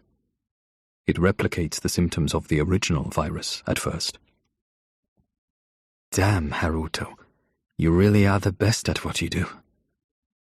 Bauer wants to be mad, but he can't help being impressed. Haruto smiles, as does his wife, who has returned with tea. Why are you telling me all this? Bauer asks. Only myself and Kimiko know anything about this. It will get out, though. Have you seen the chef who took meat off his menu because it was too cruel? Bauer nods. That's the virus. There will be more. We are hoping that it will make the world a better place. More caring. More benevolent. More thoughtful. But I am paranoid, and not as much as my wife. This will upset people. I cannot affect everybody. I feel that we may have to leave, Wushi. We may have to return to Japan, or even go somewhere else entirely to enjoy the rest of our days. And I don't want this information to stay with us, to die with us. I fear even a global epidemic of compassion will not be enough to reverse the corruption and apathy of this age. I need somebody that I can trust to keep this information. Perhaps even work to enhance the virus for next time. Which means I also require somebody with the necessary skills and education. Now Bauer understands. And finally, so does Kimiko. This is a trial. Bauer has been chosen to continue the Ikeda's work. Wow, Haruto. That is a lot of responsibility to put on somebody's shoulders. I understand. That's another reason why I drugged you. Haruto smiles. Bauer does not. The algorithm is off. Wayland Taggart is a billionaire. He's got the yacht. He owns a football team. One of his homes is so large that it has an underground river system. He can take a boat from one wing to another without ever being seen. He's used it twice. His latest toy is a social media platform that he has turned into a porn-infested, bot-driven haven of hatred and filth peddling. When he first took it over, he changed things, and people left in their droves. Of course, they came back, and they moaned about it being a cesspit now. And that indignation only contributed to the cesspit feel they say they don't want. But recently, it has been less like that. It has felt like old times. People are connecting, talking about movies and books and music. There are just as many pictures of cute dogs as cute women with their tits out. People are scrolling past the videos of fights and shootings and road rage. The algorithm is off. People are not reacting to vitriol. They are reacting to kindness. And they are reacting with kindness. A 3-star chef in South Korea follows James Ritchie's example and takes fish off his menus. He says that people often choose fish over other meats because they think it is better for them, or it is better for the environment or something. He tells KBS World that it's worse, that fish farming is fundamentally cruel. Iceland's top chef does the same thing, as do 2 more in Brazil. No French chef has got sick enough just yet. 3 Hollywood actors come out as Canadian and scream their support for the homelessness project pioneered in Lethbridge. They want it rolled out to other tent cities, and the governor of California calls for funding to clean up LA. He says that the sight of such poverty has taken the shine off Hollywood Boulevard and is affecting tourism.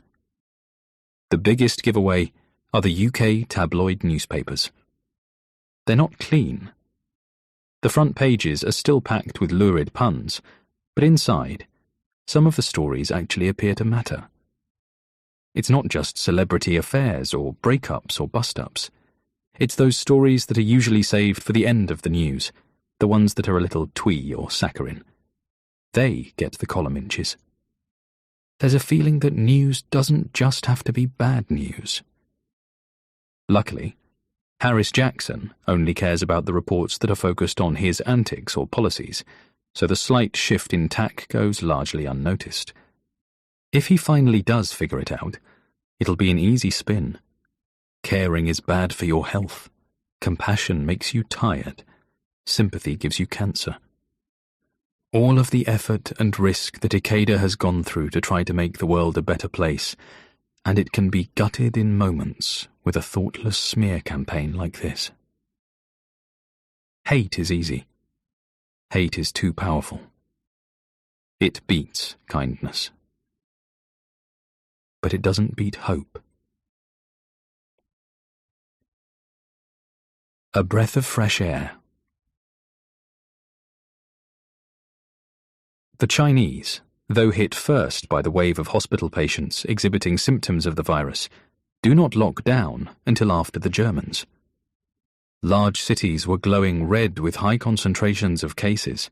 The death toll was not as high as with the SARS epidemic, but the number of people infected seemed to be larger. This was a highly communicable virus, easily transmitted. People had to stay at home unless it was absolutely necessary to go out.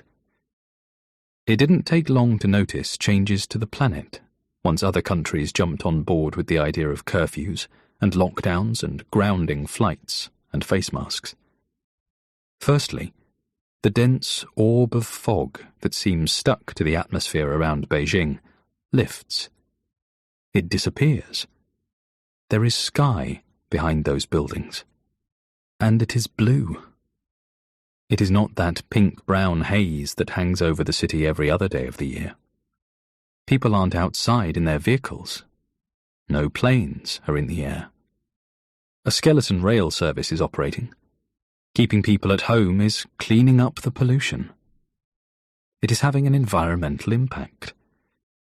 It is a breath of fresh air rather than the toxicity that is usually sucked into the lungs. The same happens in Delhi, and Sao Paulo, Bangkok, Bogota. Exhaust fumes are non-existent. The only problem is that people cannot enjoy the fact that there are more fish in the rivers, or birds singing in the trees, or wildflowers in the fields, because, in some countries, they are only allowed outside for food or medicine, or short bursts of exercise. This was not something that Haruto Ikeda had envisioned. He just wanted people to be nicer to one another. But this is a welcome ancillary benefit. The world has been at an environmental tipping point. Maybe there is hope. Ikeda was primarily concerned with the social tipping point, the mental tipping point. He didn't have time to consider the physical ramifications. Perhaps this will help with the hurt he feels for the deaths that have occurred. Thousands across the world. Too many for a man who wants to do good. Not enough for Harris Jackson. What the hell is going on? This was supposed to be deadly. I was expecting 10 times the level of fatalities at a minimum. The Russian rolls his eyes and gives the Brazilian a look. It's creeping up, says the American with his usual quiet confidence. Creeping up? Jackson is agitated. Creeping up? Who is going to be scared by creeping up? Inside, he was wondering who was going to be distracted enough by such low figures to forget that he had fucked his secretary and an advisor, and some social climber planted by a tabloid newspaper at a party. Just lie, the Russian chimes in, smiling, knowing. We don't have to lie about our figures, the Brazilian offers, but Harris blows over it. What? Lie. How do you say it? Fudge the figures. Harris, you seem to be able to say anything you want to your country, no matter how, he wants to say, stupid. Testing. Tell them that 5,000 people are dead. Tell them there are not enough beds, not enough doctors and nurses. Harris Jackson comes across as a buffoon. A dolt who can't help but get in his own way. He says things before thinking about them. He parades around, doing what he wants, led by his libido and his position. And it's true, the only time he is the smartest person in the room is first thing in the morning when he evacuates his bowels. But damn, that man, like all the best narcissists, can manipulate. It's always good to spitball ideas. He smiles. But I have something better in mind. Harris has no issue with lying. He's made a career out of it. But figures, that kind of thing is easy to expose. If he says he's going to give 500 million more to the NHS each week, someone will know pretty quickly if he doesn't do that. It's simple maths. It's one column. If it doesn't add up, he's screwed. So he could say that 10,000 people have died and everyone needs to stay at home, but it will come out eventually that the number was wrong. And he can be forgiven for finger-banging the au pair or getting a lap dance from the Home Secretary or getting a blowjob from a woman whose Adam's apple he didn't notice in time. But he can't lie about British people dying. There are limits. Hopefully. Harris decides that he is going to tell the country that he has been infected. In fact, he won't do it. One of his staff will make a statement. They'll say that Harris Jackson has been infected and is in a critical condition, but being cared for by our hard-working National Health Service. Give them a boost. Give them a clap. The Deputy Prime Minister will take control while Harris recovers. Harris can return and be the knowledgeable superhero who survived the deadly virus. He will have experience. Listen to Harris Jackson. He understands. Harris Jackson survived. Harris Jackson knows. Do exactly as Harris Jackson says. It's back on plan. The Russian leader is starting to wish there was an easier way to terrify an entire country.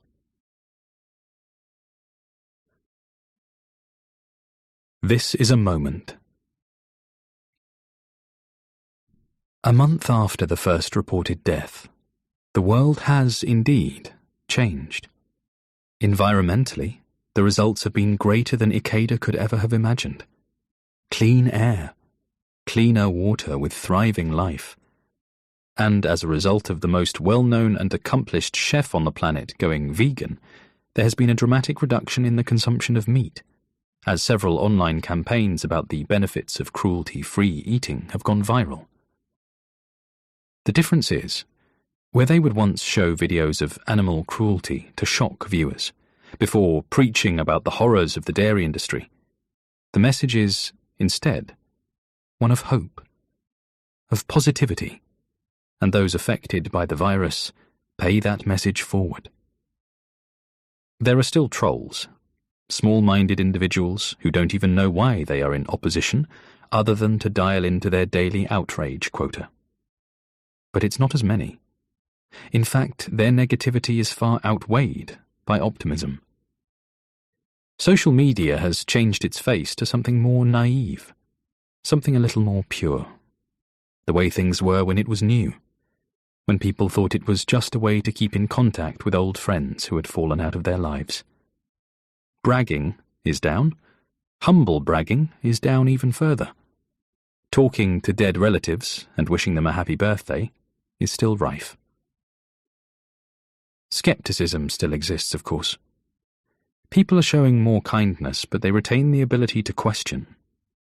There are already talks of a vaccination, and many are swearing that they will not accept it, that the virus is not that deadly, that the people in power have an agenda. It's healthy to present an opposing argument when it can be backed up with data or science or examples. Ikeda can't fix everything. There has been a handful of porn stars who have openly quit the industry to follow their passion for teaching, woodwork, or other entrepreneurial endeavours that can be funded by the money earned from having sex on screen. But pornography still exists, and is still consumed. Masturbation is kindness, it would seem. Nobody can get close enough to the Pope to infect him. It would be interesting to see what the virus would do to the man closest to God. Right now, this is a moment. The kindness needs to spread more to become a movement. To effect real change. To be worthwhile. The Ikedas will have to disappear at some point, and it can't be for nothing. But change is happening. And it is everywhere. People just don't realize where the shift came from yet. The Education Secretary returns from a bout of flu, he thinks, and tells the Prime Minister that they should find a way to revert to student grants rather than student loans, because nobody spending 4 years to obtain a degree should enter the real world with that much debt. How will we get them to buy their first house? How will they be able to afford to start their own family? Harris Jackson tells the Education Secretary that he is out of his goddamn mind, and that his illness has clearly had an effect on his brain. It has. Harris Jackson dismisses his now much kinder colleague and buzzes through to his secretary, saying that he is not feeling well and will be retreating to the residence for the rest of the day.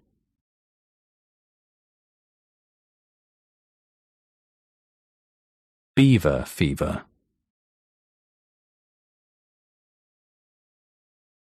Harris Jackson has been admitted to hospital after exhibiting symptoms including fever and breathlessness. This does call into doubt his ability to handle the pandemic effectively, though sources close to the Prime Minister assure that the admission is merely precautionary. A spokesperson for the Conservative Party says that Jackson has been taken to an unnamed hospital for testing, and that the Deputy PM will take charge for the duration of the visit, which has not been designated as an emergency. The Guardian relays the facts as they have been given, while also managing to question Jackson's qualification to handle the dangers of the pandemic. It then goes on to say that the pound fell against both the dollar and the euro, as exchange markets become panicked at the thought of the PM being out of action. The broadsheet also hints that sources close to the government have suggested that Jackson's condition is, actually, far more serious than is being conveyed, But Downing Street vehemently denies such claims. This all works in Jackson's favour, of course. Division is healthy for business. One tabloid goes with the headline, "Beaver Fever," after Jackson's former secretary sells a story that the Prime Minister films his office rendezvous. They say he may have gone into hiding to avoid the shame, rather than actually exhibiting signs of the virus. Meanwhile, another red top suggests that the epidemic is Labour's fault for allowing so many migrants to cross the country's borders. Harris Jackson bids farewell to his wife and children. He is wearing a face mask and stands over 2 meters away from them, to keep them safe. It's only for a few days. Some tests, that's all. Don't believe the bloody papers, you know what they're like. You can see that I'm still standing. I also know how fond you are of a camera in the bedroom. His wife speaks under her breath and side-eyes him. Jackson ignores her remark. A few days, that's all. The Prime Minister is escorted from Downing Street in a blacked-out BMW and driven south. Photographers hold their cameras up to the window, knowing that they won't get an image of anything, but they all still do it for some reason. The vehicle is followed for a while, but those cars get lost on the motorway, and Harris Jackson ends up at some kind of safe house that only a handful of people know about. It has wine, but no Wi-Fi. No phone signal either. He will have a few days to sit and think and plot and plan and watch the videos saved on his phone. He can sleep, eat cheese, drink Merlot, and when he re-emerges, he can thank the doctors and nurses and receive a hero's welcome back to the fray. The man who will lead his country back to health and fortune.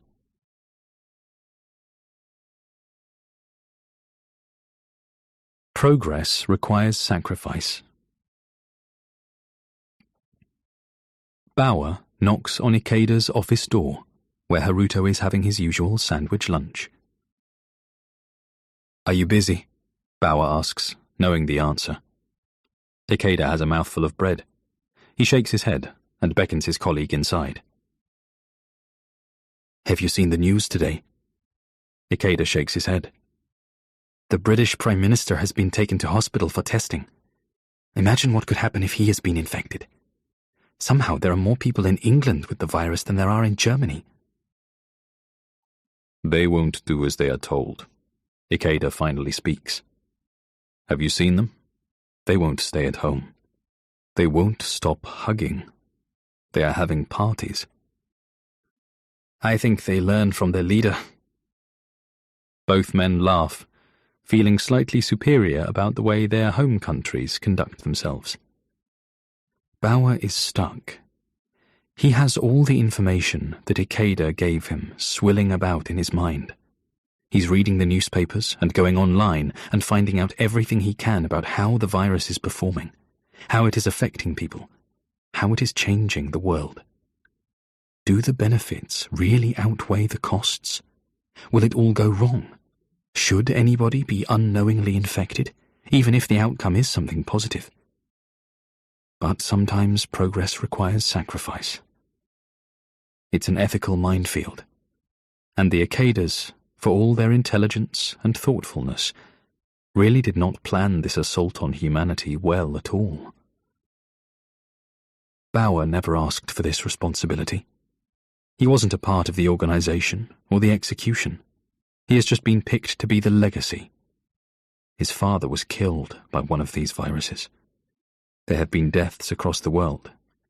There is no consolation for someone dying of a virus that was intended to do good. It does not make the pill any easier to swallow. Bauer wants to know what is supposed to happen next. He has seen some of the impacts on the environment. Politically, there are also rumblings about policy changes and despotic leaders stepping aside. The Ugandan leader took his own life after admitting ballot rigging, and now his country is in the hands of a beloved pop star. Is that part of the world really kinder now? Bauer wants to know what they are supposed to be working on. The vaccine was developed for the virus that they found in the cave. It won't work on Ikeda's virus. If it is rolled out, someone is going to make a lot of money off an ineffective vaccine. There's so much to consider, so much to discuss. But that is not why Bauer is here. I don't feel great. Do you mind if I take the rest of the day off? Ikeda told Bauer about the sedative he used to spike his wine, but he didn't mention the fact that he also injected his colleague with the virus. Details are out in the open now. Both men were looking for trust. Both are still lying. Unplug Earth, then plug it back in again. The Prime Minister is in a critical condition. That's the statement. And it works in much the same way as the virus and the vaccine were supposed to. The story of his critical condition originates from the very same office that flat out denies such a concept. Fake news at its very best and worst. Whoever came up with the notion that love conquers all had clearly never encountered hate, or misinformation, or social media, or stupidity. Because each of those things has the ability to crush love and compassion into dust. One free thinker, sitting at home in a tinfoil hat so the aliens can't read their thoughts, posts that a vaccination program is simply a way for the government to keep tabs on us. They could be putting anything into our bodies. Human beings latch on to this kind of thing. Whether they are kind, poor, gay, Venezuelan, it doesn't matter.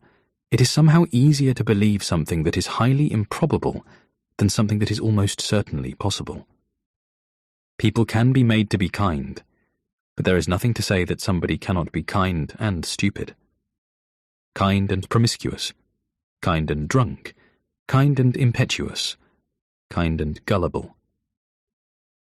Whatever the government are putting out into the media, the majority of British people believe that their Prime Minister, whether they like him or not, has contracted a potentially fatal disease. And now they are scared. If this thing can get to the man at the top of government, a protected man, then it can get to them. There's a rush at the supermarkets. People kindly buying up more hand sanitizer than they will ever need, and packets of face masks that were kindly supplied by PPE MediPlus, as the supermarkets kindly raise the prices on all of these essential items. Can a person be kind and selfish? The problem is that kindness doesn't solve things. The human race is too far gone. As abhorrent as Jackson and his cronies' plan may have been, perhaps the best bet is to start again. To erase as much as possible and give it another go. Unplug Earth, then plug it back in again. Because even compassion can be spun into something negative. In Lethbridge, Canada, the Russells have been hard at task to eradicate homelessness. They have been working tirelessly for a month. And that means they have also been caring tirelessly for a month.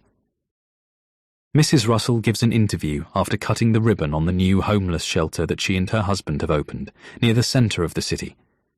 She talks about why they felt such a need to do what they have done, why they care so much about homelessness. The interviewer asks how she is feeling now that the building is in operation. There have been some long days, and we have heard a lot of stories about how individuals end up on the streets. She says that it is overwhelming to have seen the project through, and be able to help so many people who are struggling and need more understanding than they are often given. And this gets misquoted somewhere, as Mrs. Russell saying that the project was overwhelming, that the stories she heard were overwhelming, that she had burned herself out in order to get a few extra people off the street in a city where there wasn't even really a problem. Then some bright spark, hoping to make a name for themselves, revives the idea of compassion fatigue.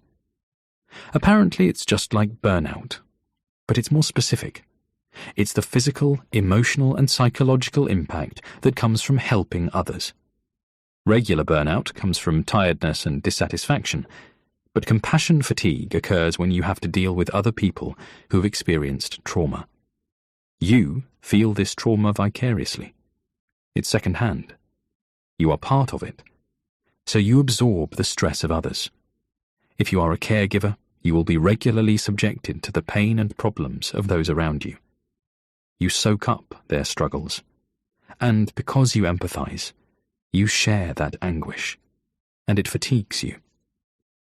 Symptoms can include insomnia, headaches, digestive issues, mood swings, and memory loss.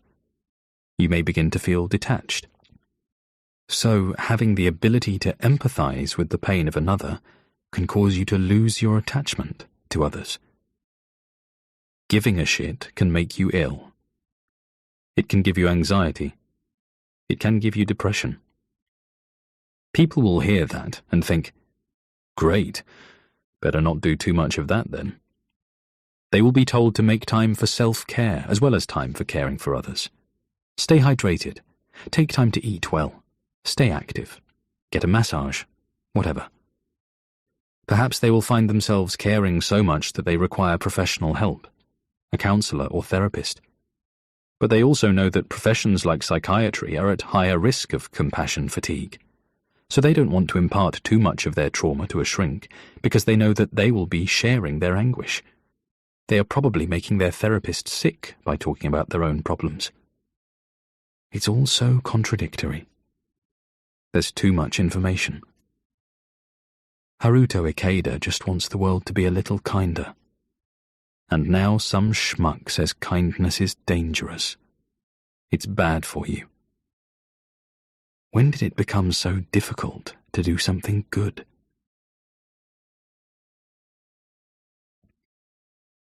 A certain profile.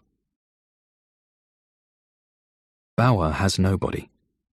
His mother died before he moved to China, and his father was so useless without her that he brought the old man with him when the opportunity at the Wuxi Institute of Virology was presented to him. He had been in a relationship before that. She did not want to move to China. She had her own career to think about. "They have banks in China," he had said. "They have laboratories in Dusseldorf," she had responded. "Not like this one. Not with the opportunity to work with Haruto Ikeda." Bauer and his partner were seemingly in love, living together, talking about marriage, but not kids. Neither was ready for that. His mother had always told him not to let anyone hold him back from what he wanted to do. If it was to better himself, a partner should want to be with him, because he was already the best that she would find. And he was only going to get better. Anna didn't care. She kept the rented flat, and Bauer took his father to Wuxi to die. Now he is alone, solely focused on work and bettering himself. Though suddenly, he appears to have acquired a surrogate Japanese family. Parental-type figures.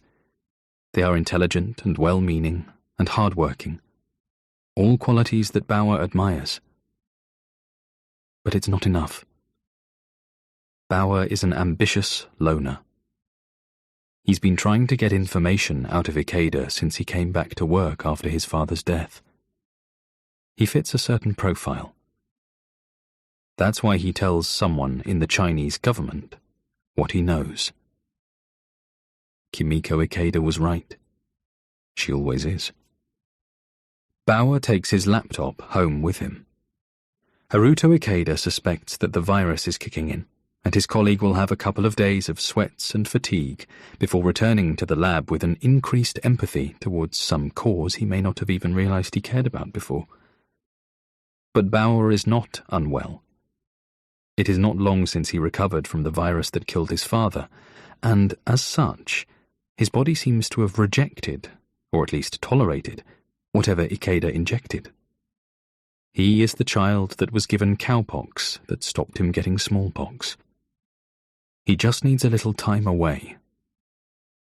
The level of clearance that Bauer has within the Institute is not as high as Ikeda's, but he navigates his way to the folder with the information about the vaccination rollout.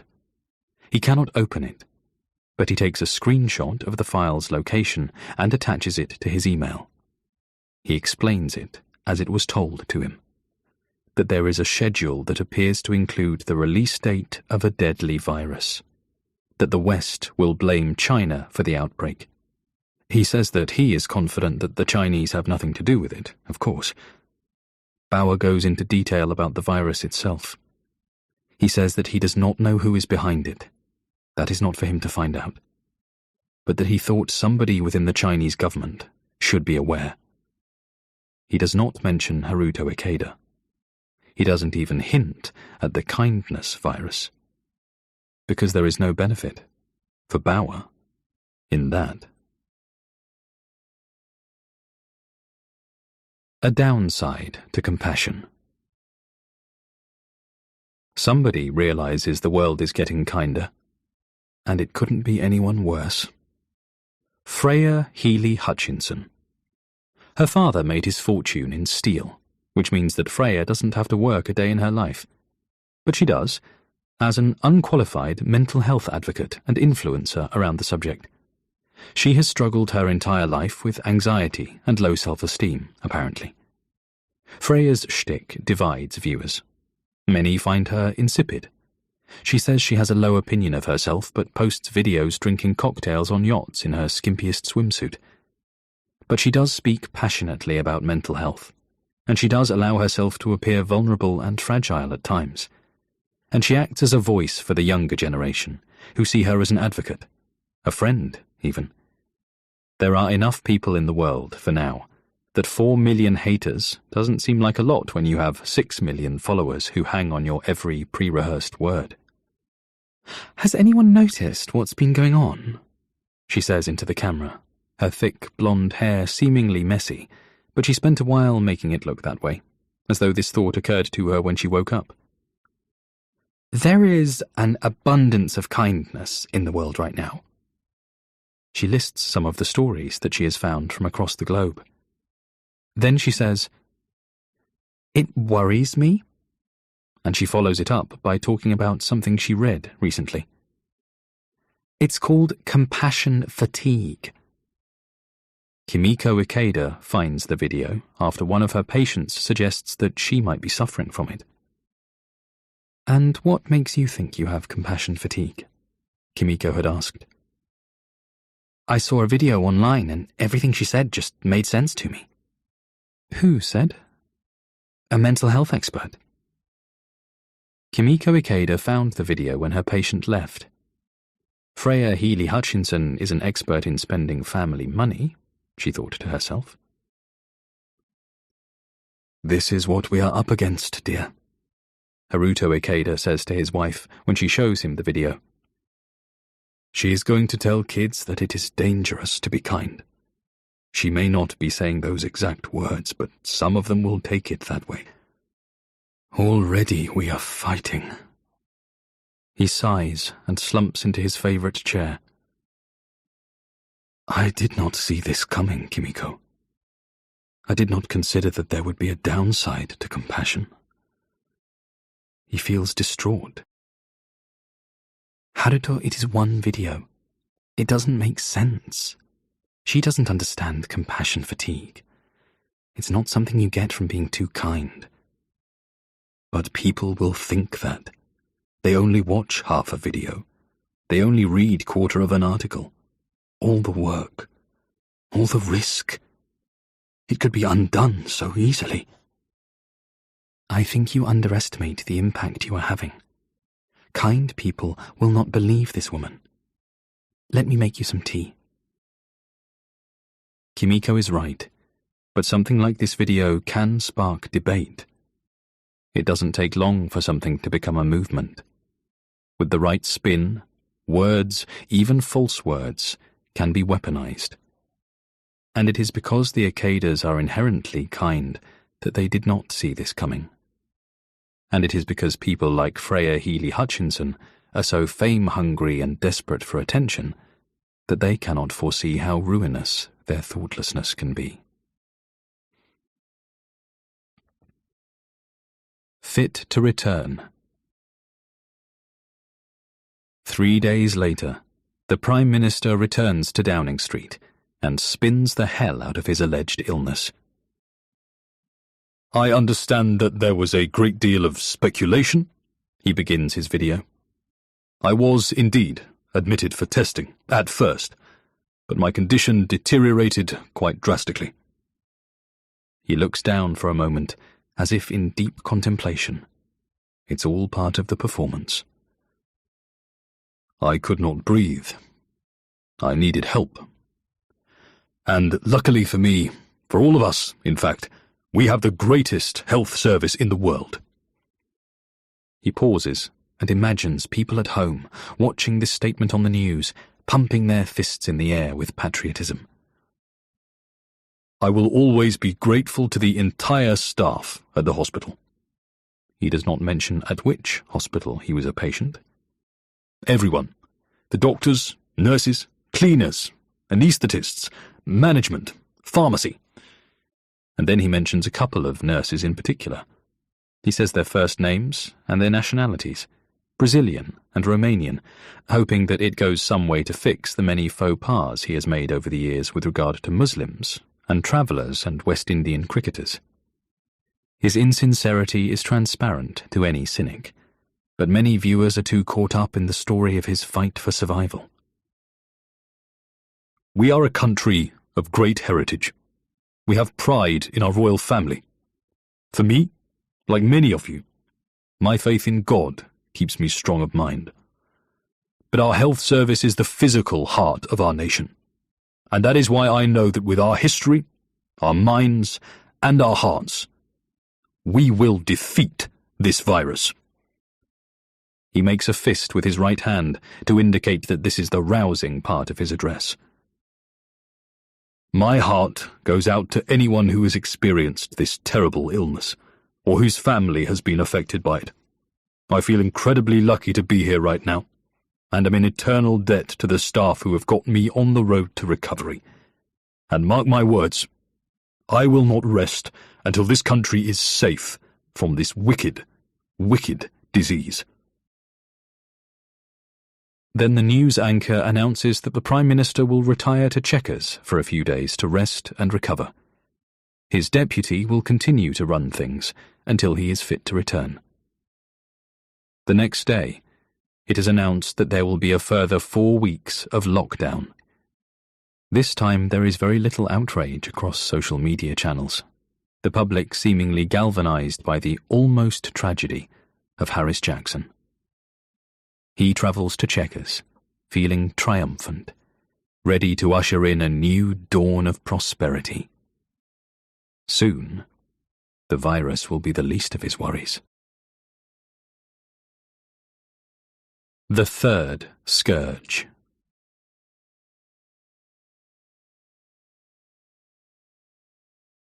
Anything worth doing takes effort. Sometimes it takes a devastation to find hope, to remember that there is still good in people. Hope is harder than cynicism or outrage or apathy or selfishness. And it is lonely. In 4 weeks, Harris Jackson will announce that the number of deaths in the UK has stalled and that people are almost allowed to be released from their quarantine. Still, millions of people have been infected with Ikeda's compassion virus. Millions of people experiencing more empathy than they ever have. Millions of people acting more kindly. Millions of people with hope. Millions who now feel alone. What they need to bring them all together is some good old-fashioned devastation. And it can't be an exploding train carriage or a plane flying into a skyscraper, or some kid with a short attention span and the keys to his father's arsenal. No nail bombs in the post or school shootings. It has to be bigger than that. It has to be plague of locusts big. It has to be biblical in proportion.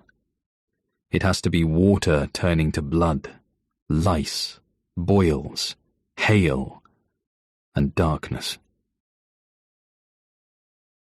The video will show a yellow fog enveloping buildings and cities in China, It will swallow busy pedestrian walkways.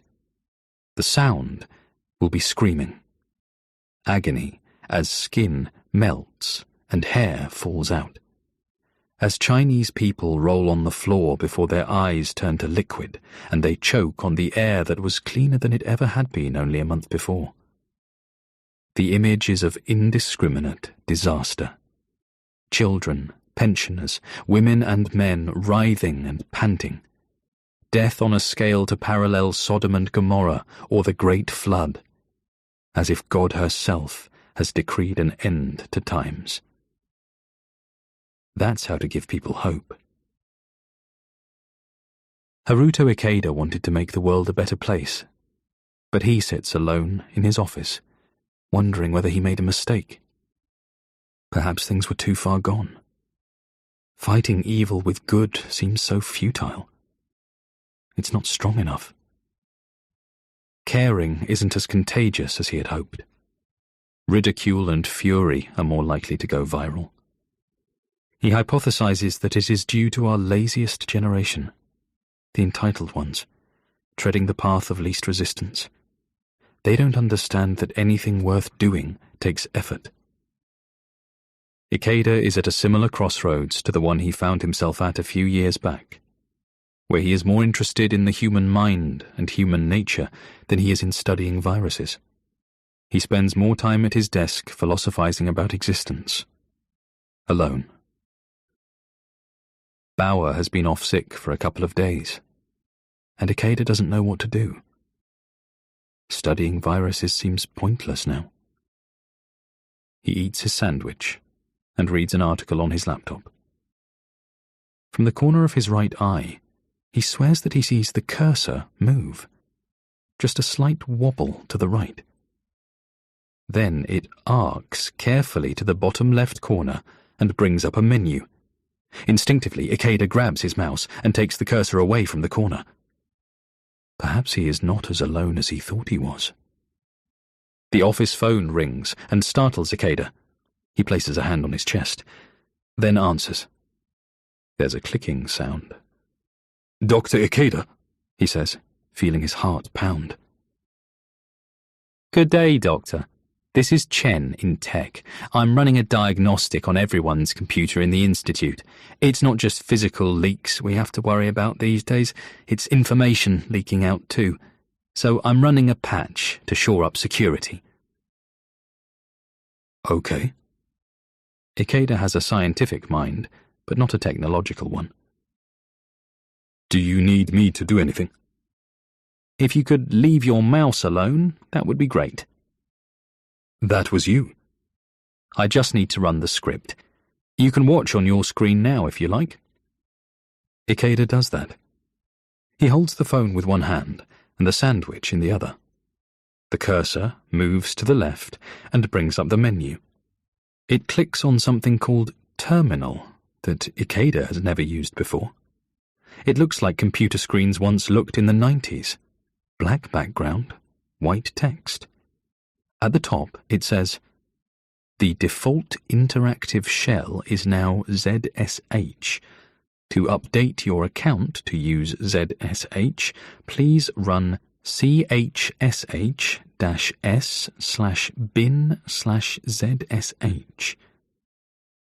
Ikeda has no idea what that means. More gobbledygook springs up on the terminal screen as Chen types something in remotely. Then it disappears, and a box blinks in the center of the screen, saying the update will take 40 minutes.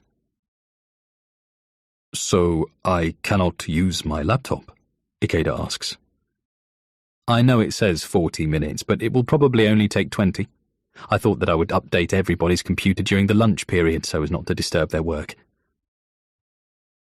All Ikeda wanted to do was scan the news for more stories of goodwill and benevolence. The virus was far from perfect, but there were reports every day of compassion, both locally and globally, that showed he had had a positive influence. An American baseball player had donated a fishing net to Africa for every base he stole in one season, and then he delivered them himself.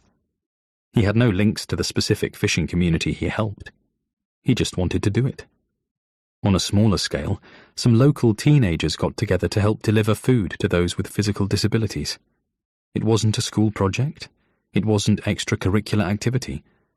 They just wanted to help another person, someone less fortunate than themselves. Ikeda finds it helps his head to remind himself of these types of stories. It helps him remain on the path he has made for himself.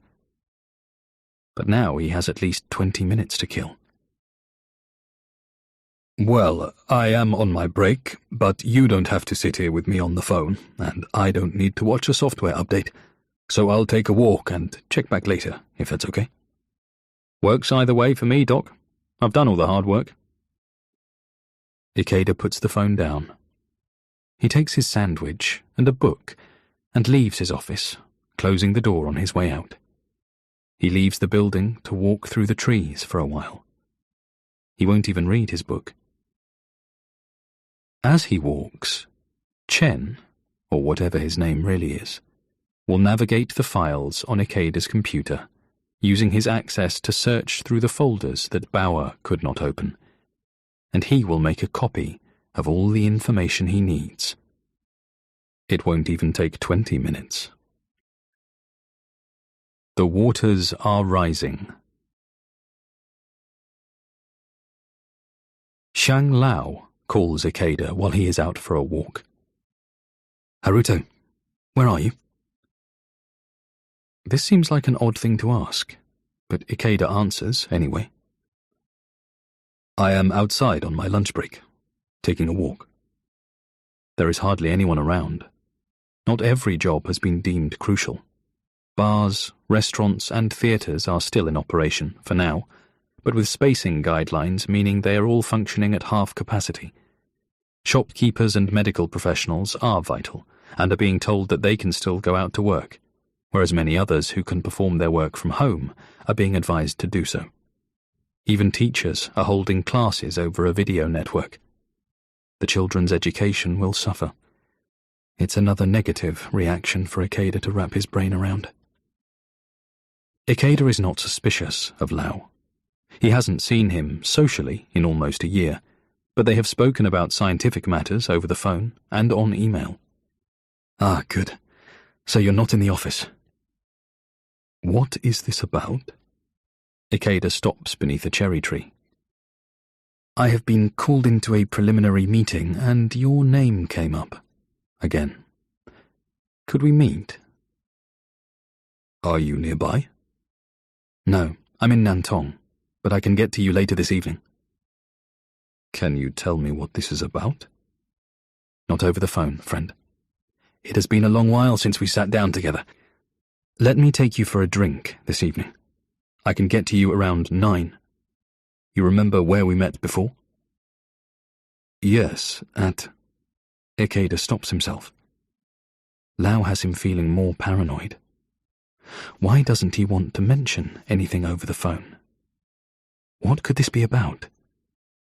Does he know something about the virus? At 9. He saves it. If only Shang Lao had called Ikeda half an hour before, perhaps Ikeda would have been more wary about Chen in tech, who had gained access to his computer for an alleged software update. Now they have his recent research notes, the results of testing a vaccine on humanized mice, his internet search history. There are spreadsheets and half-written papers. Ikeda has been looking at property prices in the town of Hakone, west of Tokyo. None of this matters. That is not why Chen was snooping around. He wanted one file that possibly details the scheduled rollout of a deadly vaccine in China, so that he could confirm the information that Bauer had relayed. As a matter of policy, Ikeda's emails were also copied. They show recent correspondence with Shang Lao, who works in the nanotech research facility in Nantong.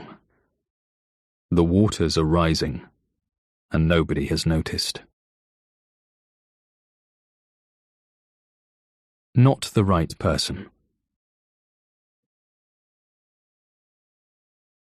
The Prime Minister meets with his deputy at Stranger's Bar in the Palace of Westminster. Pubs and restaurants around the UK have been closed for weeks, but this is a bar for MPs, peers, officers of the House or staff members of HEO grade or higher, and they don't seem to be able to follow their own rules. Well, bloody hell, Hen, you've done a marvellous job while I've been out of action. Henrietta Adamson, 43, smart, sharp, no nonsense. She has a legal mind and a passion to serve the country. Anything she puts her hand to, she performs with professionalism and efficiency. She gets the job done. She could have been anything she wanted. A judge, a CEO, a spy. It has always mattered to her more that she do something where she feels she is making a difference. And she just got to run the entire country for a week. Thank you, Harris. These are difficult times we find ourselves in. I take it you are feeling much better? She's out of the loop. Henrietta Adamson has no idea that Harris Jackson was holed up in some secret location, drinking red wine and fiddling with himself. She thinks it was the virus. That blasted virus that is causing fear across the country and costing billions in grants and bailouts for companies and small businesses that have had to cease trading due to the lockdowns. She has no idea that Jackson was planning to release something much worse, but was beaten to the punch. She is just doing her job and doing it well. Adamson is out of the loop because she is too good and too clever. One day she will be a brilliant leader. Much better, thanks. But I am still the Prime Minister, and expect to be addressed as such. Oh, gosh, yes, of course. I'm sorry, sir. Prime Minister, I mean. She is flustered. A week in the job, and suddenly I'm Harris. He lifts an eyebrow disapprovingly. Sorry again, Prime Minister. I thought this was informal, and Henrietta Adamson is rarely lost for words. Jackson smiles. Relax, Hen. I'm joking. Of course it's informal. Bloody restrictions have made everyone lose their sense of humour. He throws out a laugh. Now, what would you like to drink? The Deputy PM takes a second to compose herself. She can't laugh it off. It wasn't a joke. It was mean. A power play. She understands the threat she poses to men in her line of work. I'm not sure we should really even be in here, should we? There's nobody putting themselves at risk, Hen. It's just us. And I know how to pull a pint or open a wine bottle. He smirks and walks behind the bar to pour himself a lager. A glass of red, then, I guess. She answers like a real politician, but she wants to say, thanks, Harris. A fine choice. Jackson tells his deputy that he is coming back to work tomorrow, that he and the country appreciate her stepping in the way that she did. He compliments her, as he should, and asks whether there is anything he should be aware of as she hands things back over. She bores him with some figures and talks of how the grants will roll out to help small business owners. She says it was the right thing to do. Jackson nods, even though he hates giving money away. Jackson brings her glass of wine to the table and sits with her. No face masks. Close proximity. But there are no photographers around. They are safe. And how is the party? There has been some division, I know. This is where Adamson relays the news that 3 members were off sick and have decided not to return to their roles. Perhaps it is some kind of epiphany after being infected, but they just don't feel that they can continue. What a time to leave, when we are in the middle of a crisis. He swigs his beer, and Adamson looks at him intently. He doesn't seem jaded. He doesn't look to have lost any weight from his critical condition. She doesn't tell him what the 3 MPs said, that they would happily follow her into any fire, but not that idiot Jackson. They had come back from the illness as new people. It was an epiphany of sorts, but it wasn't of their own doing. They were not bedridden and contemplative. They didn't come up with the idea on their own. It was Ikeda. They had a swelling of compassion and couldn't be a component of a party that was running the country into the ground. People are going to be ruined. And Harris Jackson is not the right person to deal with such a delicate and unprecedented predicament. A generation of students will be taught at home by their unqualified parents. They will suffer for that. They will struggle. There is a mental toll a lockdown will eventually take that has not been considered. More people with agoraphobia. More people with anxiety, depression. It will come. But Jackson's government focuses on the tangible, money and jobs.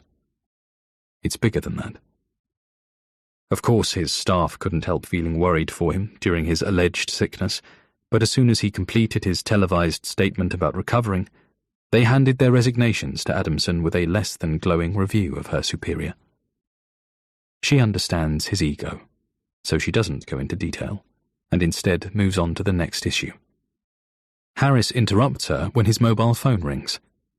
"Sorry about this, Hen. It's Lord Benedict. I have to take it. I won't be a moment." He answers. "Benji, how are things?" "Honestly, Harris, they've been pretty bloody wretched. The wife has been as sick as a dog, and then she passed the bloody thing on to me." "I'm sorry to hear that."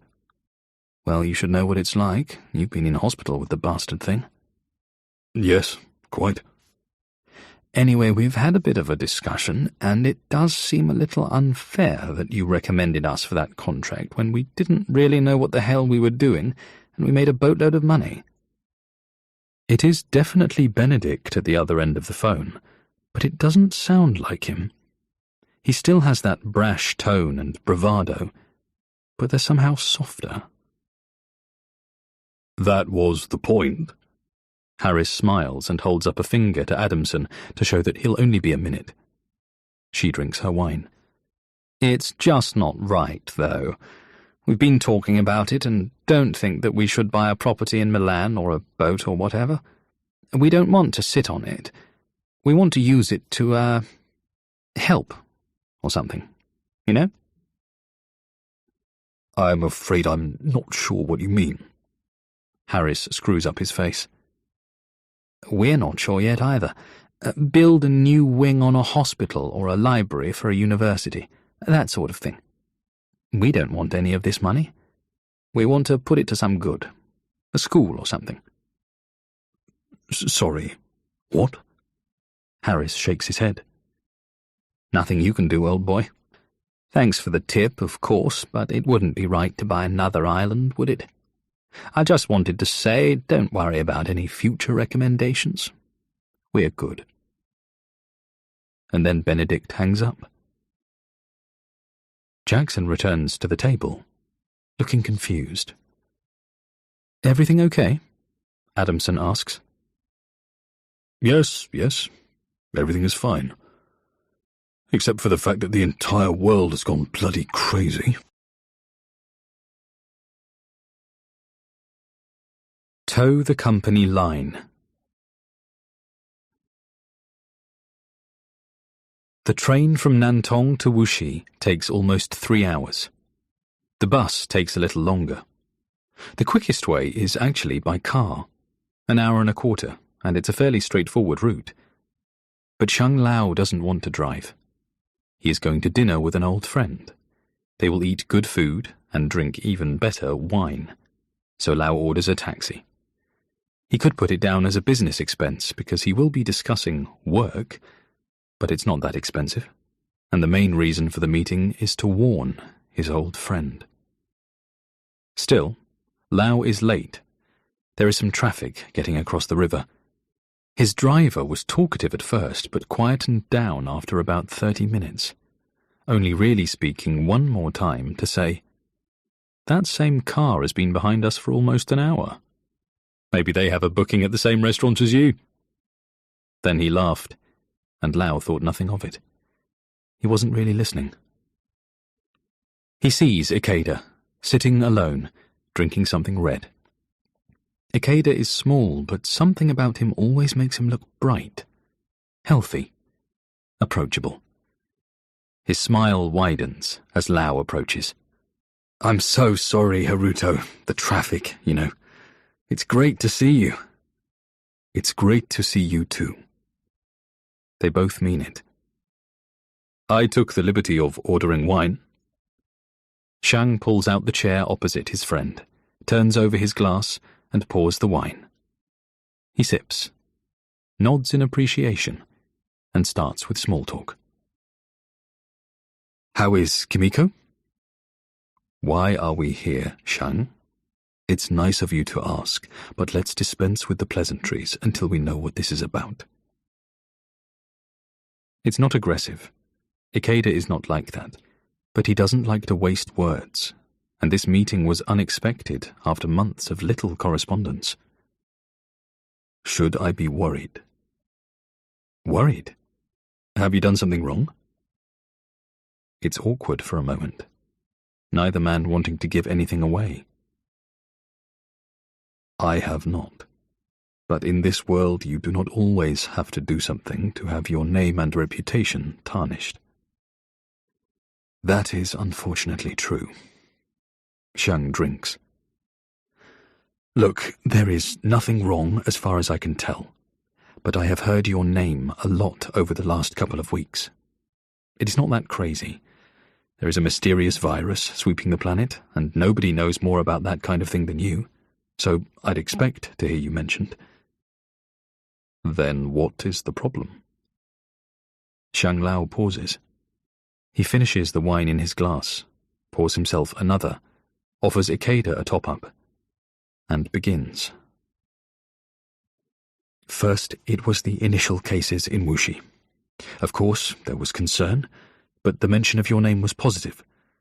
That you would understand the virus, that you would be working on a vaccine. I said that we had spoken over the last year about the use of nanomaterials to aid with vaccination." Ikeda nods, and Lau continues. "Then there were more cases. And your press conference." Ikeda bows his head at this. "Important people around the world started to become affected. There also seemed to be a swell in benevolent behavior." "You think that the virus had something to do with that?" Ikeda thinks he is holding his nerve, double bluffing, like the idea is preposterous. "It was just something that was noted. Often tragedy can bring out the best in people." "It is a shame that it often has to be that way." "Please don't say things like that in front of anyone else, Haruto. This is what I am talking about. Things died down, but then I am pulled into a meeting to discuss some classified tech I've been working on, and there is talk that the leaked virus was planned." Ikeda cannot hide his reaction. His eyes widen. "Who said that?" "It doesn't matter who said it. Somebody did. You didn't, right?" "Didn't what?" "Deliberately release a virus that would kill thousands of people." Ikeda doesn't raise his voice. It would be too much of a tell. He stays level. "Shang, you know me. My work is everything. Why would I deliberately kill people?" "I don't believe it, but I just want you to say..." "No, I didn't do that. I wouldn't." "Look, I believe you. I've taken a taxi here tonight to see you because I knew what you would say. To me, it seems like a catastrophic accident. But there are people in high places who are considering whether this was released on purpose. If they find that to be true, I can't imagine it will end well for the person responsible." Lau asks Ikeda to be more considered before he speaks on the television again, or the radio, or writes a paper. Mistrust is in the air, and somebody is looking for a public hanging. He asks Ikeda to lie low and toe the company line until things are clearer. "Now we've got that out of the way, perhaps we should order some food." Ikeda tilts his head to one side. "Indeed. Now, tell me, how is Kimiko?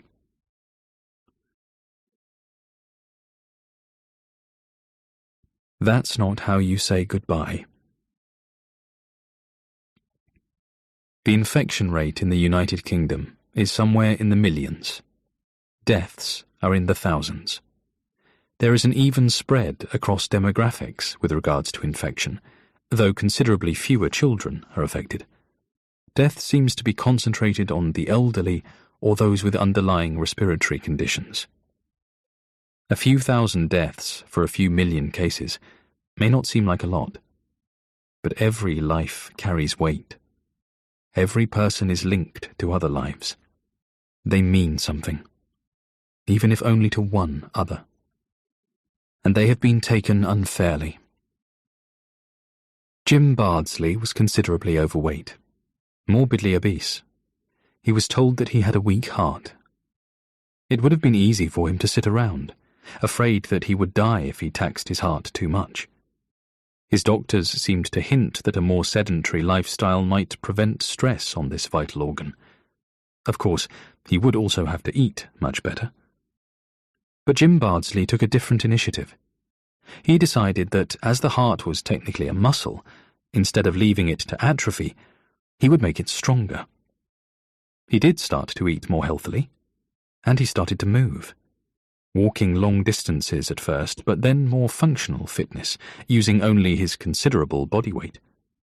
It was a journey. These things do not happen overnight. Jim had been working hard for almost 2 years. He started feeling strong.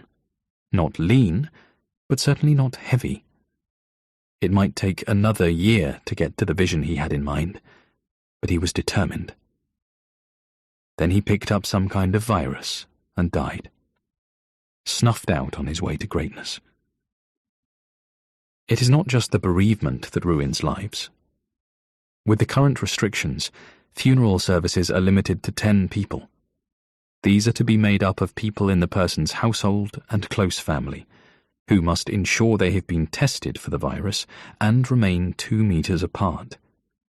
If there are no close family members, or they are unable to attend, close friends will be allowed.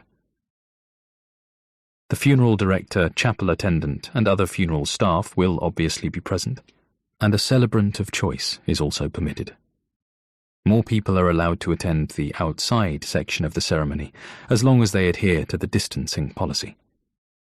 Somebody may have died, but there will be no hugs or pats on the shoulder, no physical comforting of any kind.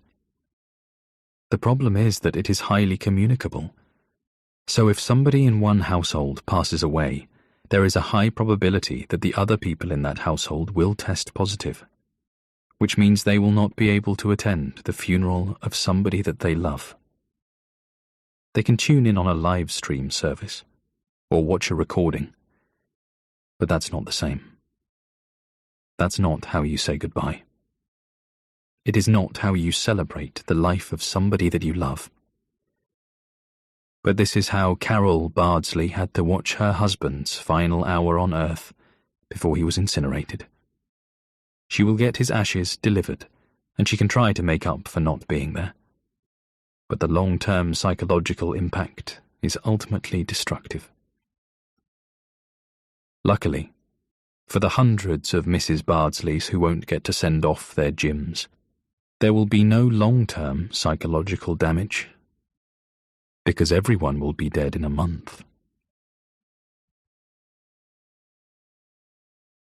We deal in certainties. After the early snafu, Ikeda and Lau settle into their meal, and conversation flowed almost as well as the drinks. Lau had originally planned to get a taxi back to Nantong, but decided he would stay in a hotel and get up early instead. Ikeda offered him a room, but Lau did not want Kimiko to see him in such a condition. Though men of great scientific renown, they settled on an after-dinner coffee to sober themselves up, which did not work. Lau let Ikeda take the first cab, and he waited for a second. He arrives at the Wuxi Marriott Lihu Lake Hotel, which he managed to book on his phone while he ate dessert. It's one of the more expensive places to stay in the city, but he's been there a few times before, and he knows what he's going to get. He goes to the front desk, tells them his name, gives them a credit card, and gets his key. The 7th floor. 2 men in suits step into the lift after him. He presses the button for his floor and asks them which one they want. The men look at one another, then at the numbers on the wall. 7, one of them says. The doors close, the lift moves, and nobody says a thing. It stops on the 5th. There's a young couple waiting. Going down? They ask. Sorry, says Lau. When they reach the 7th floor, Lau steps out into the hallway first. He looks at the number written on his keycard, then stares at the sign on the wall with an arrow. He doesn't look back, but he knows the 2 men are walking behind him. They are not speaking. He finds that fear is more sobering than an espresso, and speeds up a little. He can see his door. He thinks about looking over his shoulder, but doesn't. He fumbles with the keycard, taking it out of the folded piece of hotel-branded card, ready to swipe the door. These stupid keys never work first time, he thinks to himself. But he paces towards his room with intent, drops the card into the slot, and pulls it up. The light goes green, and he turns the handle just as the 2 men from the lift pass right behind him. Shang Lao breathes a sigh of relief. He opens the door to his room and steps inside, where another 2 men in suits are sitting in the bedroom beyond. He doesn't know whether to say something or run. Adrenaline surges, giving Lau 2 choices, fight or flight. He turns to leave, only to be confronted by the men from the lift, blocking his exit before pushing him inside and allowing the door to close behind them. What the hell is this? Who are you? Nobody is here to hurt you, Mr. Lau, one of the elevator goons says. How do you know my name? Please go on through, and all will be explained. Are you MSS? I haven't done anything wrong. Please, Mr. Lau. He gestures towards the bedroom ahead. They are not forceful. They don't get physical with him. But their presence is one of authority, and they are letting him know that they are in charge without hurting him in any way. The men are dressed similarly, but it's clear who is in charge. The tall, slender, well-manicured Chinese man sitting on a chair by the dressing table exudes cool